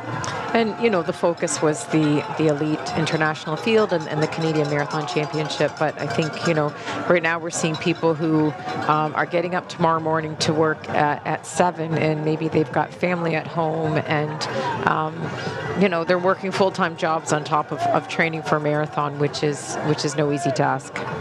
Let's go back to the stage and the awards. Let's listen in. DJ Jericho will keep the tunes rolling while we're waiting. Oh, we're waiting. And we're just looking for Helen Manning. Helen Manning from Athletics Canada, the chair of the board of directors, if Helen Manning is kicking around. And thanks again for your patience. We will be right back with you. Helen Manning is a big friend of the event. She's always assigned to this event from Athletics Canada. It was also, the 5K was the Ontario Athletics Championship, so the sort of harmonising between governing bodies, the entrepreneurs that put on these races, means that it benefits everybody to get a status. And Helen Manning, well, will it be her call if it's the Olympic trials in 2027, or is that somebody else again? Well, that's kind of a joint decision. I believe that Alan Brooks might be involved with that, because we know when Dana got it in 2019, it was done here, and it was, you know, unlike the trials in the U.S. where it's just one day, make it or break or not. We've got the time standard as well as that one guaranteed spot. So it will be interesting to see if that happens again. I thought it was great. Then those other 2 spots can be, you know, taken in other races. That's one thing I like over the American way, is that, you know, if you do have a bad race day, you've got other opportunities to try to run that Olympic qualifying time to make the team. Yeah. And that's why when we see the replay of Trevor Hoffbauer at the time, when he crossed the line, it wasn't obvious that he was definitely going to. Well, it was like Dana. He got the qualifying time, and he was top Canadian. Okay. So they were both guaranteed spots. Okay. Yeah, and I think one thing that is also just kind of hanging in the balance, which has not been announced yet by World Athletics or the IOC, is what is going to be the Olympic marathon qualifying time for the 2028 Olympics. We won't know that for a little bit, but, you know, as of right now, all the times across the board in every event have only gotten faster to qualify for these global championships because of these advances in super shoes, spikes, everything. It has kind of led to World Athletics aiming for qualifiers at these major events to be half determined by people hitting the standard and then half hopefully by their world ranking. And so people run races like their national championships because they know that they are, you know, very highly ranked events that will get them big points towards their rankings. So if an athlete is unable to run, say, 2:08 for the men, you still have an opportunity to qualify for the Olympics if your ranking gets you within a certain quota. But the thing is also, a lot of the quota spots will get taken up by people hitting the time standard because everyone is fast nowadays. Yeah. We just saw one of the pacing groups cross the line with a 5 minutes per kilometre sticker up, which proves the point that some of those will have taken 5 minutes to cross the line because he will have been exactly on 3:30. I met Joan Benoit Samuelson in the summer at that sub-4 minute mile thing, and I was asking her about the Los Angeles Olympic Marathon because she, of course, won there in '84, one of the iconic Olympic marathon moments. I'm not sure they can recreate that. I think there's all sorts of freeways and development and things that have changed since '84, so they'll be able to recapture bits of it, but they haven't published the course yet, have they? No, the U.S. hasn't announced who will host the U.S. Olympic trials, and they haven't, I think, published the marathon course yet for LA. I think a lot of things still have to be sorted out, including the fact that I don't even know if the 2028 U.S. Olympic track trials will take place in the Coliseum because it may not be ready in time for that period of time as they make the final preparations. But so it is interesting that although we are already on the road to LA, there are still things that we don't know just quite yet, but there is still a lot of time to sort things through. One thing, you know, you bring up Joan Benoit Samuelson. I do think that she should be the one to light the Olympic cauldron at the opening ceremonies of the LA Olympics, because, you know, you can get the chance to recreate that run back into the stadium and have that big moment. She's got to wear that white hat that's a little bit crooked and just short hair.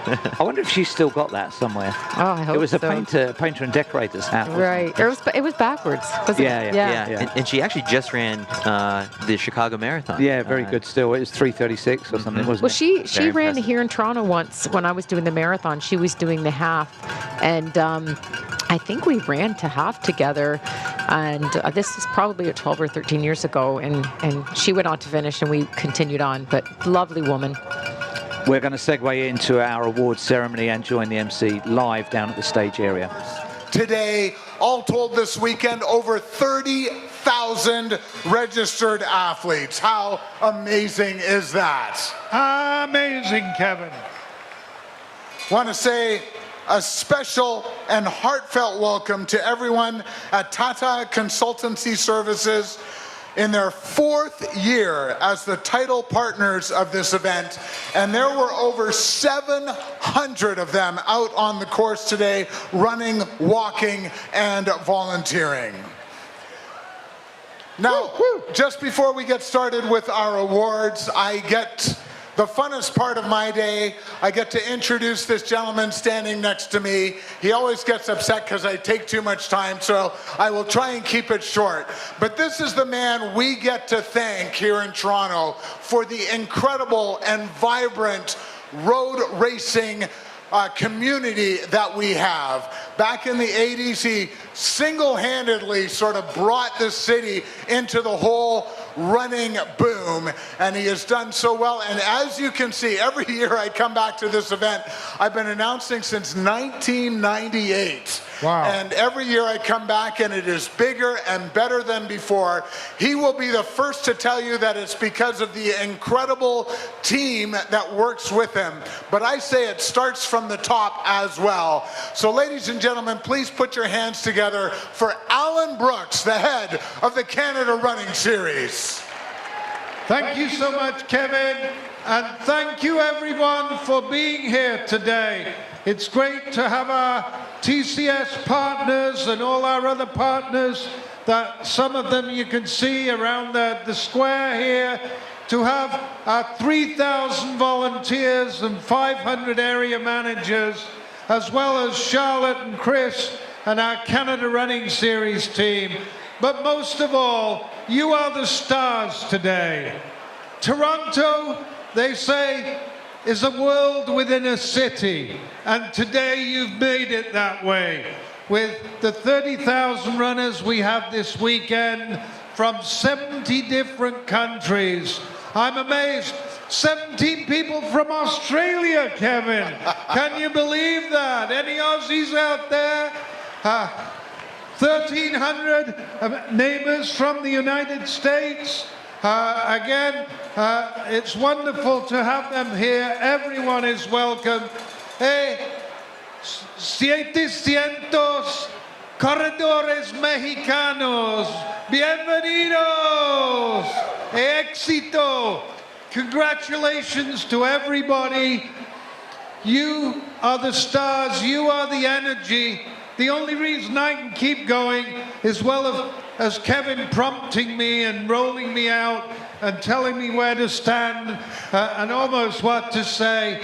It's the energy that I get from all of you. So from the bottom of my heart, on behalf of all of our Canada Running Series team, thank you, thank you, thank you. Muchísimas gracias. Thank you so much, Alan. And just to follow up, I believe 70 different countries, all of the provinces and territories, and 40 of the United States represented here today. And here's my favorite stat. Over $2 million raised, and we can keep doing that until November 18th, I believe. Unreal. So through our TCS Charity Challenge, you folks have raised over $2 million through your participation here today. So thank you so much for being part of this incredible event. Now, he's not going to say a few words, but we certainly do appreciate him being up here. Showman Roy, the Executive Director and Country Head, Canada, Tata Consultancy Services. Are you going to say a few words? I love it. First of all, heartfelt thank you, Mayor Olivia Chow, the city, the administration, all the city staffs who have made this possible. And absolutely heartfelt thank to Canada Running Series for bringing the world into Toronto, as he says.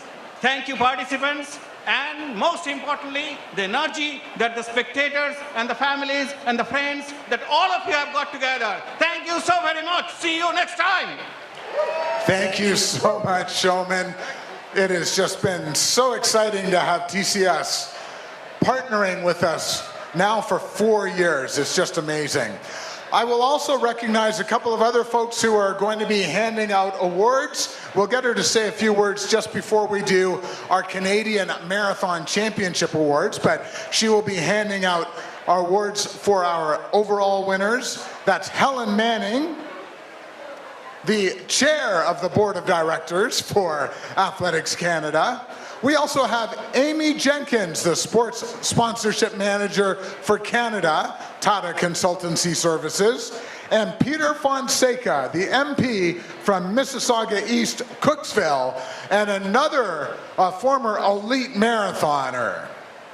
So those folks will all be helping us hand out our awards. So we're going to start off with our overall champions. We'll begin with the women. And in third place, she went 2:26:40. She is from Ethiopia, Almaz Kabebe. Woo! Almaz.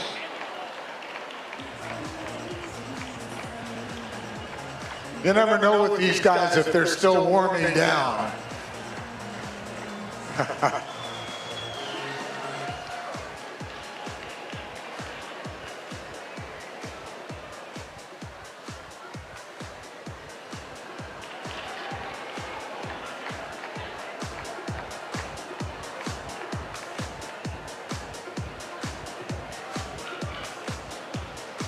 In second place, she went 2:23:45 from Kenya, Betty Chepkorir.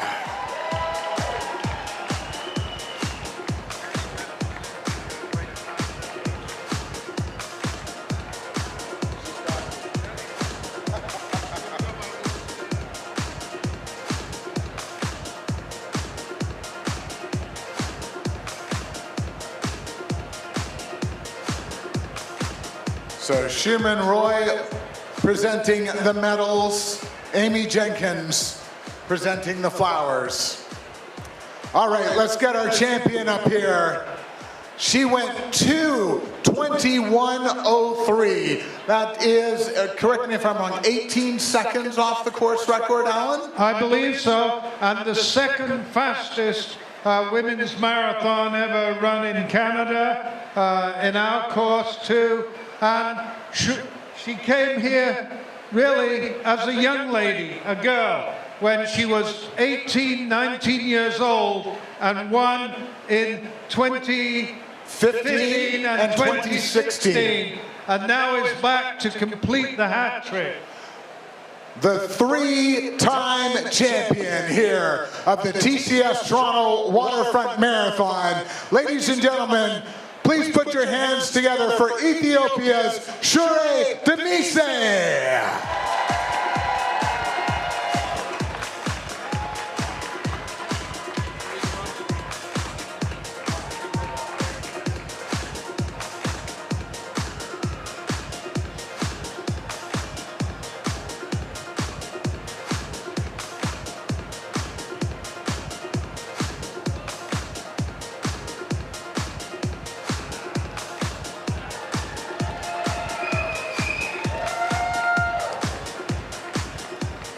Put your hands together one more time. Your top three here at the TCS Toronto Waterfront Marathon. Shure Demise, Betty Chepkorir, and Almaz Kabebe.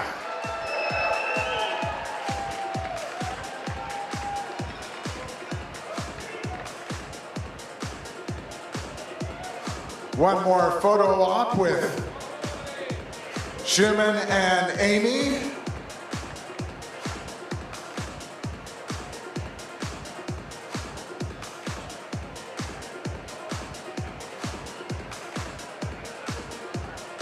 All right, let's get our men's winners up here. In third place, he went 2:08:44. He is from Kenya, Sila Kiptu.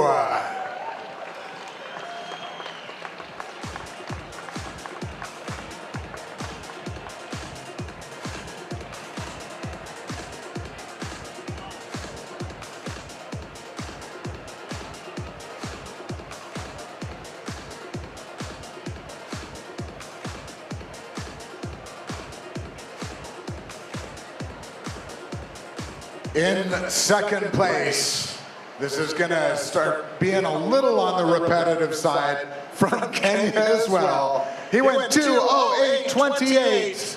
Noah Kipkemboy.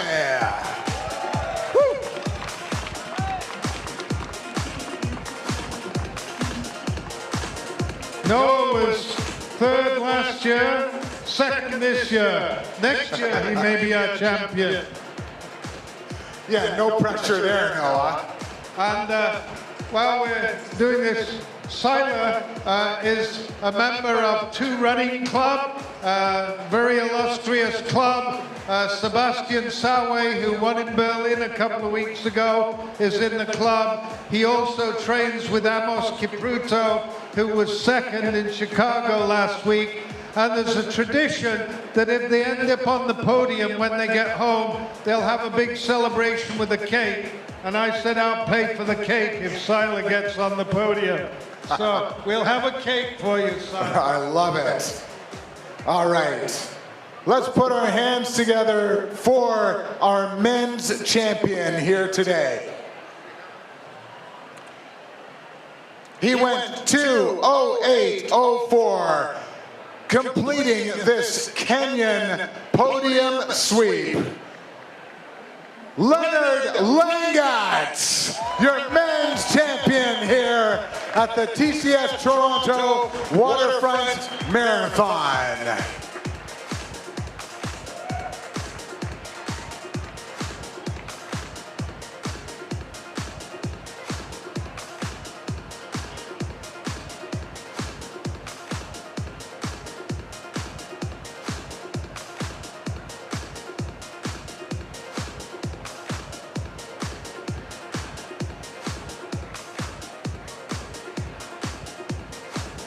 All right, let's hear it for our champions here. Leonard Langat, Noah Kipkemboy, and Sila Kiptu.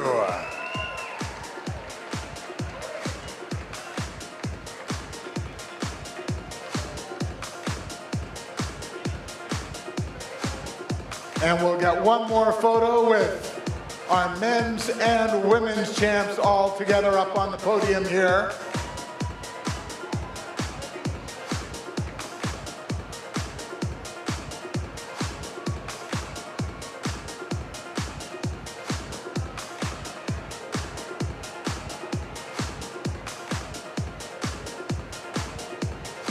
Your elite champions here today, Shura Demise, Betty Jep Courier, Almaz Kababy, Leonard Langat, Noah Kipkemboy, and Sila Kiptu. Along with Showman Roy and Amy Jenkins from Tata Consultancy Services.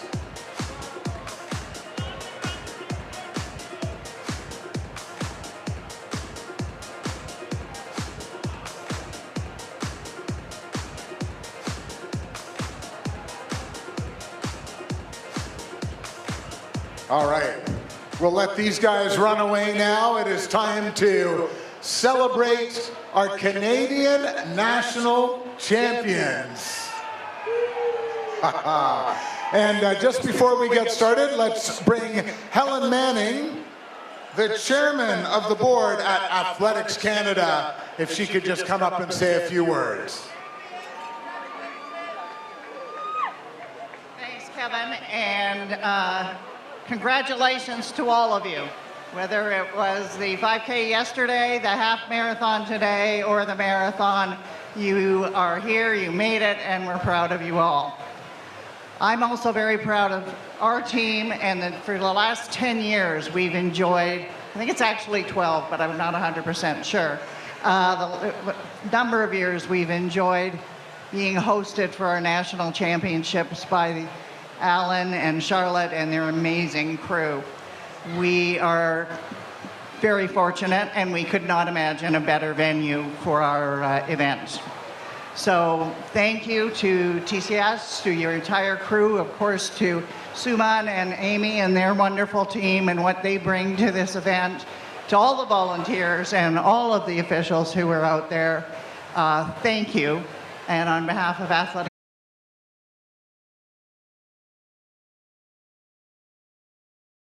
Eric, and the last word should go to a man down on the course. He's timed his finish to perfection. Let us sign off with Krista Koenig. Mr. Hawaii, he's there. Hello. Oh. Are you there? Okay. I'm there. So yeah, I'm just about 400 meters away. We've made it through. It's getting louder. I don't know if I can hear you, if you can hear me, but it's getting insane.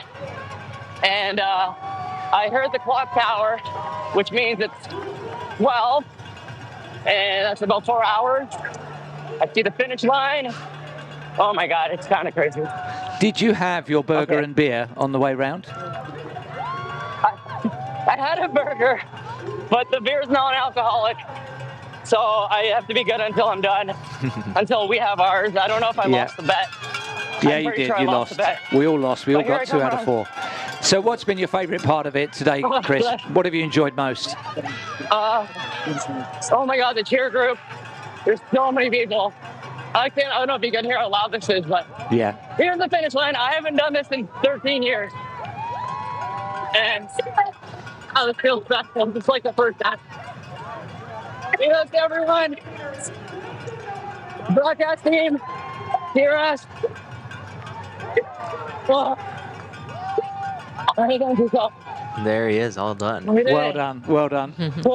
We'll get you a beer. Thank you so much. That's it. There is no I'll get a more. beer. I'll meet Thanks you for at- joining at us our in favorite Toronto. spot. And we'll see you next year. Thank you, everyone. That was a great time. I want to do that again.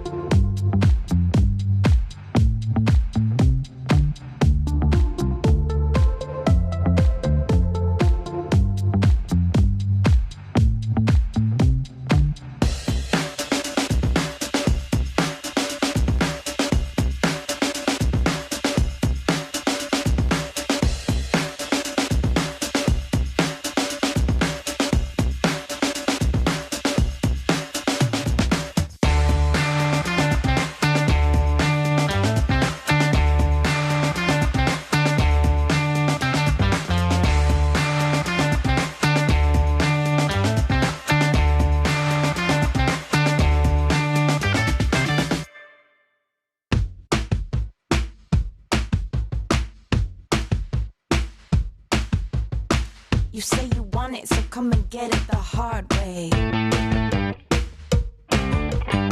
Could be platonic, you gotta know how to move me.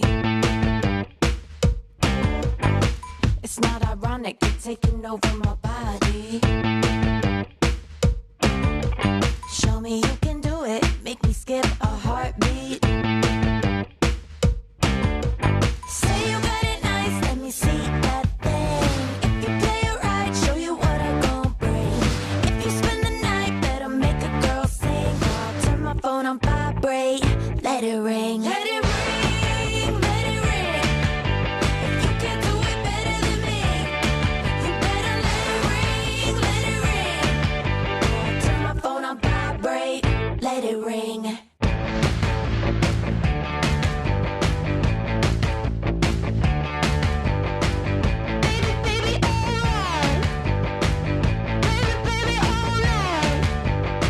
Turn up the heat or I'll be doing it solo. Got my phone on me, baby, maybe we could take some photos. Give you a treat, I'll teach you what you don't know. Don't be lazy, drive me crazy, be my virtuoso.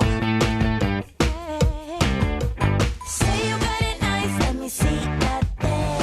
If you play it right, show you what I gon' bring. If you spend the night, better make a girl sing. I'll turn my phone on vibrate, let it ring. Let it ring, let it ring. If you can't do it better than me, you better let it ring, let it ring. I'll turn my phone on vibrate, let it ring.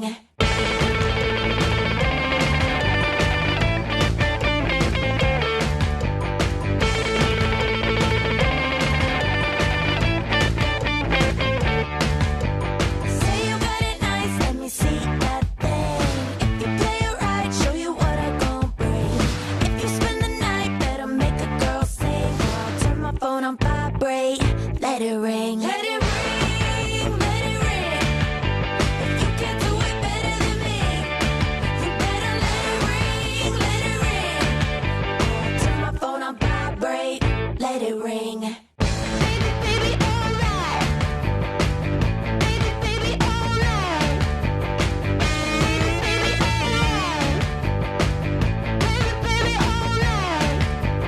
Turn my phone on vibrate, let it ring.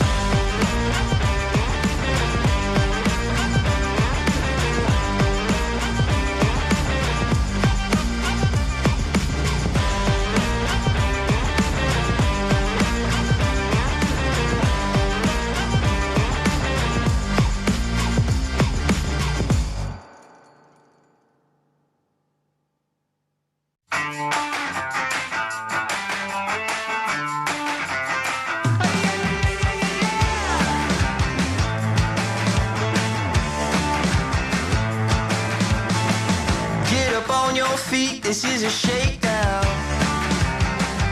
Order up that beat just like it's takeout. Show me you got soul inside those new shoes, and you can rock and roll with an attitude. So good, so fresh, just the way you like it. Just the way you like it. So good, so fresh. You're the new MC, you got the remix. Keep it on repeat, just let the beat kick. Everywhere you go, you bring the roof down. Everybody knows you got your own sound. So good, so fresh, just the way you like it. Just the way you like it. So good, so fresh. Yeah, you like it, the way you like it. Oh, yeah, you like it, the way you like it now. Yeah, you like it, the way you like it. Oh, so good, so fresh. Get up on your feet.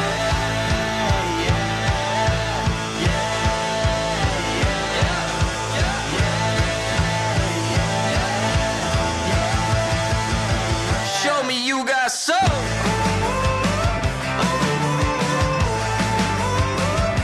Just the way you like it. So good, so fresh.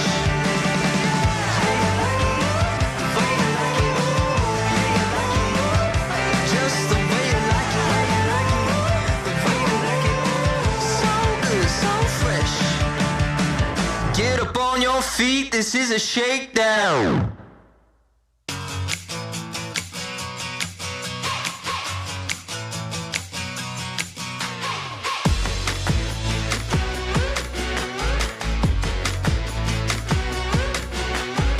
I see you talking over there, trying not to stare, but you like what you see.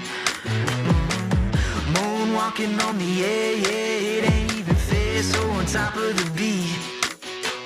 Better listen up, we about to make it happen. So hot, we burn it up. We just can't get enough.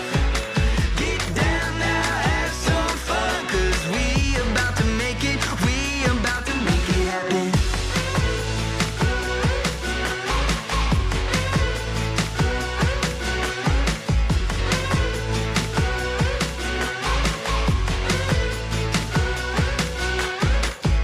Ain't nothing else to do, keep that attitude, red carpet and gold. Hey, hey, boombox bumping old school, playing by your own rules, ready to roll. Better listen up, we about to make it happen. So hot, we burn it up. We just can't get enough. Get down now, have some fun, 'cause we about to make it, we about to make it happen.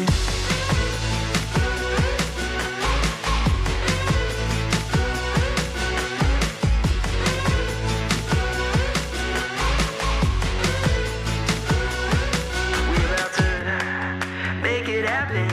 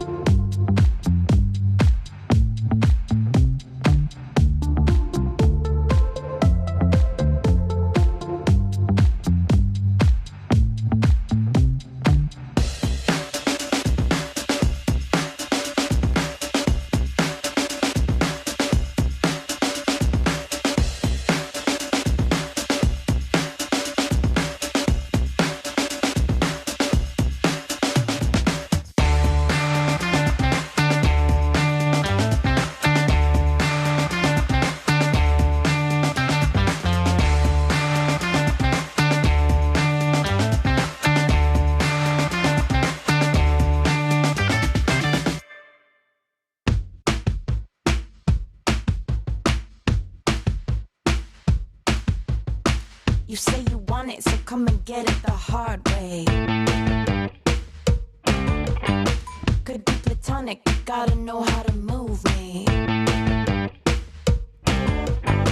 It's not ironic, you're taking over my body. Show me you can do it, make me skip a heartbeat. Say you got it nice, let me see that thing. If you play it right, show you what I gon' bring. If you spend the night, better make a girl sing. I'll turn my phone on vibrate, let it ring. Let it ring, let it ring. If you can do it better than me, you better let it ring, let it ring. I'll turn my phone on vibrate, let it ring.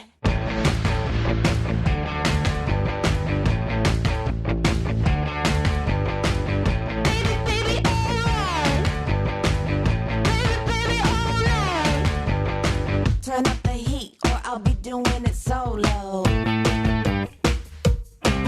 Got my phone on me, baby, maybe we could take some photos. Give you a treat, I'll teach you what you don't know. Don't be lazy, drive me crazy, be my virtuoso. Say you got it nice, let me see that thing. If you play it right, show you what I gon' bring. If you spend the night, better make a girl sing. I'll turn my phone on vibrate, let it ring. Let it ring, let it ring. If you can do it better than me, you better let it ring, let it ring.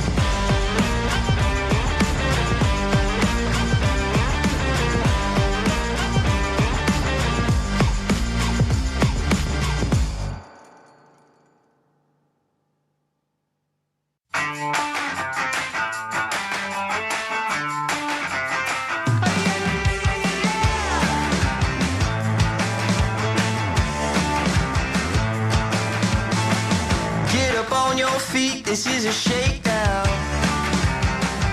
Order up that beat just like a takeout. Show me you got soul inside those new shoes, and you can rock and roll with an attitude. So good, so fresh, just the way you like it. Just the way you like it. So good, so fresh.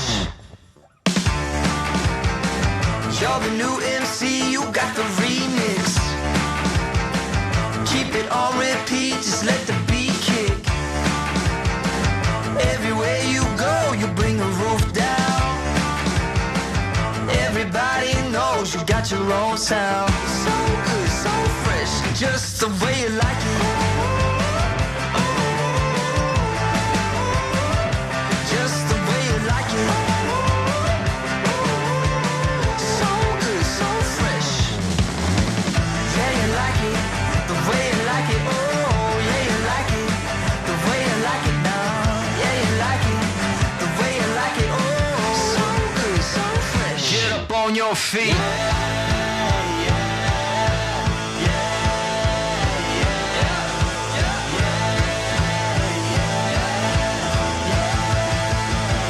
Show me you got soul.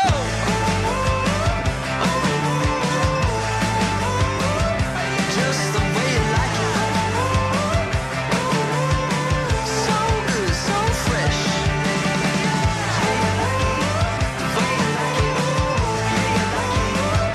Just the way you like it. So good, so fresh. Get up on your feet, this is a shakedown.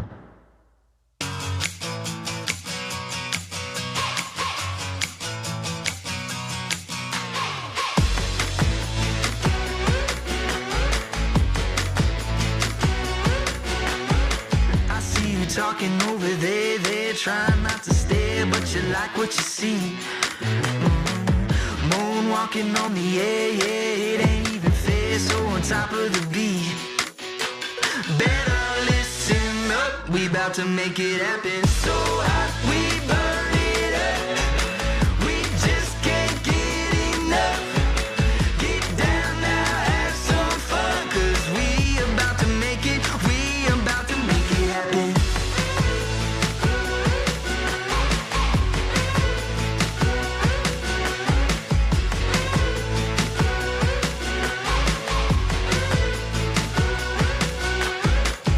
Ain't nothing else to do, keep that attitude, red carpet and gold. Hey, hey, boombox bumping old school, playing by your own rules, ready to roll. Better listen up, we about to make it happen. So hot, we burn it up. We just can't get enough. Get down now, have some fun, 'cause we about to make it, we about to make it happen.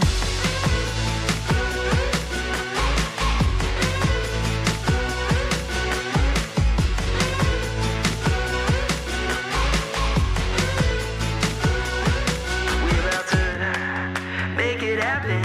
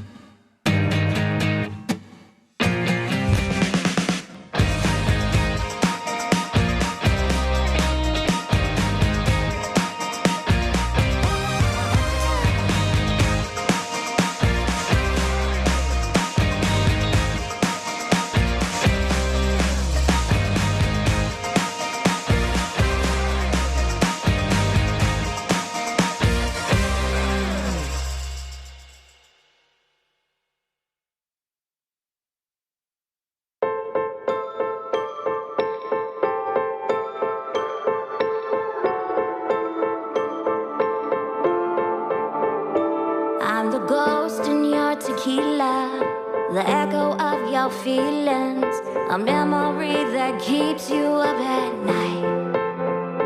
I'm the first face that you think of when you picture falling in love, and anytime you ever say goodbye. Regrets, a funny thing, try to hide what's underneath. You can run, you can hide, you can turn out the lights, try to bury me deep, but on the air you breathe when you said forever that you didn't mean this. I didn't want to, but you made me harm you. When you're awake or when you're dreaming, I know it's me you're seeing. The bed you made will always smell like me. You taste my favorite liquor anytime you go to kiss her. You can look but you won't find another me.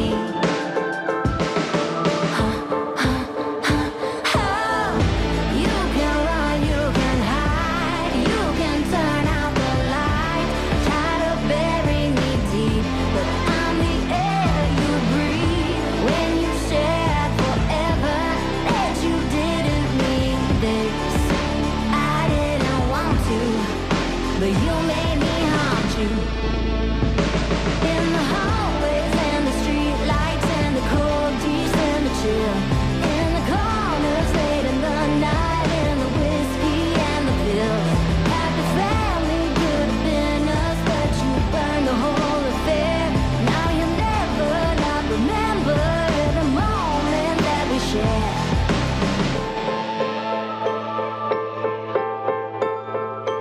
Every moment haunts you. I know.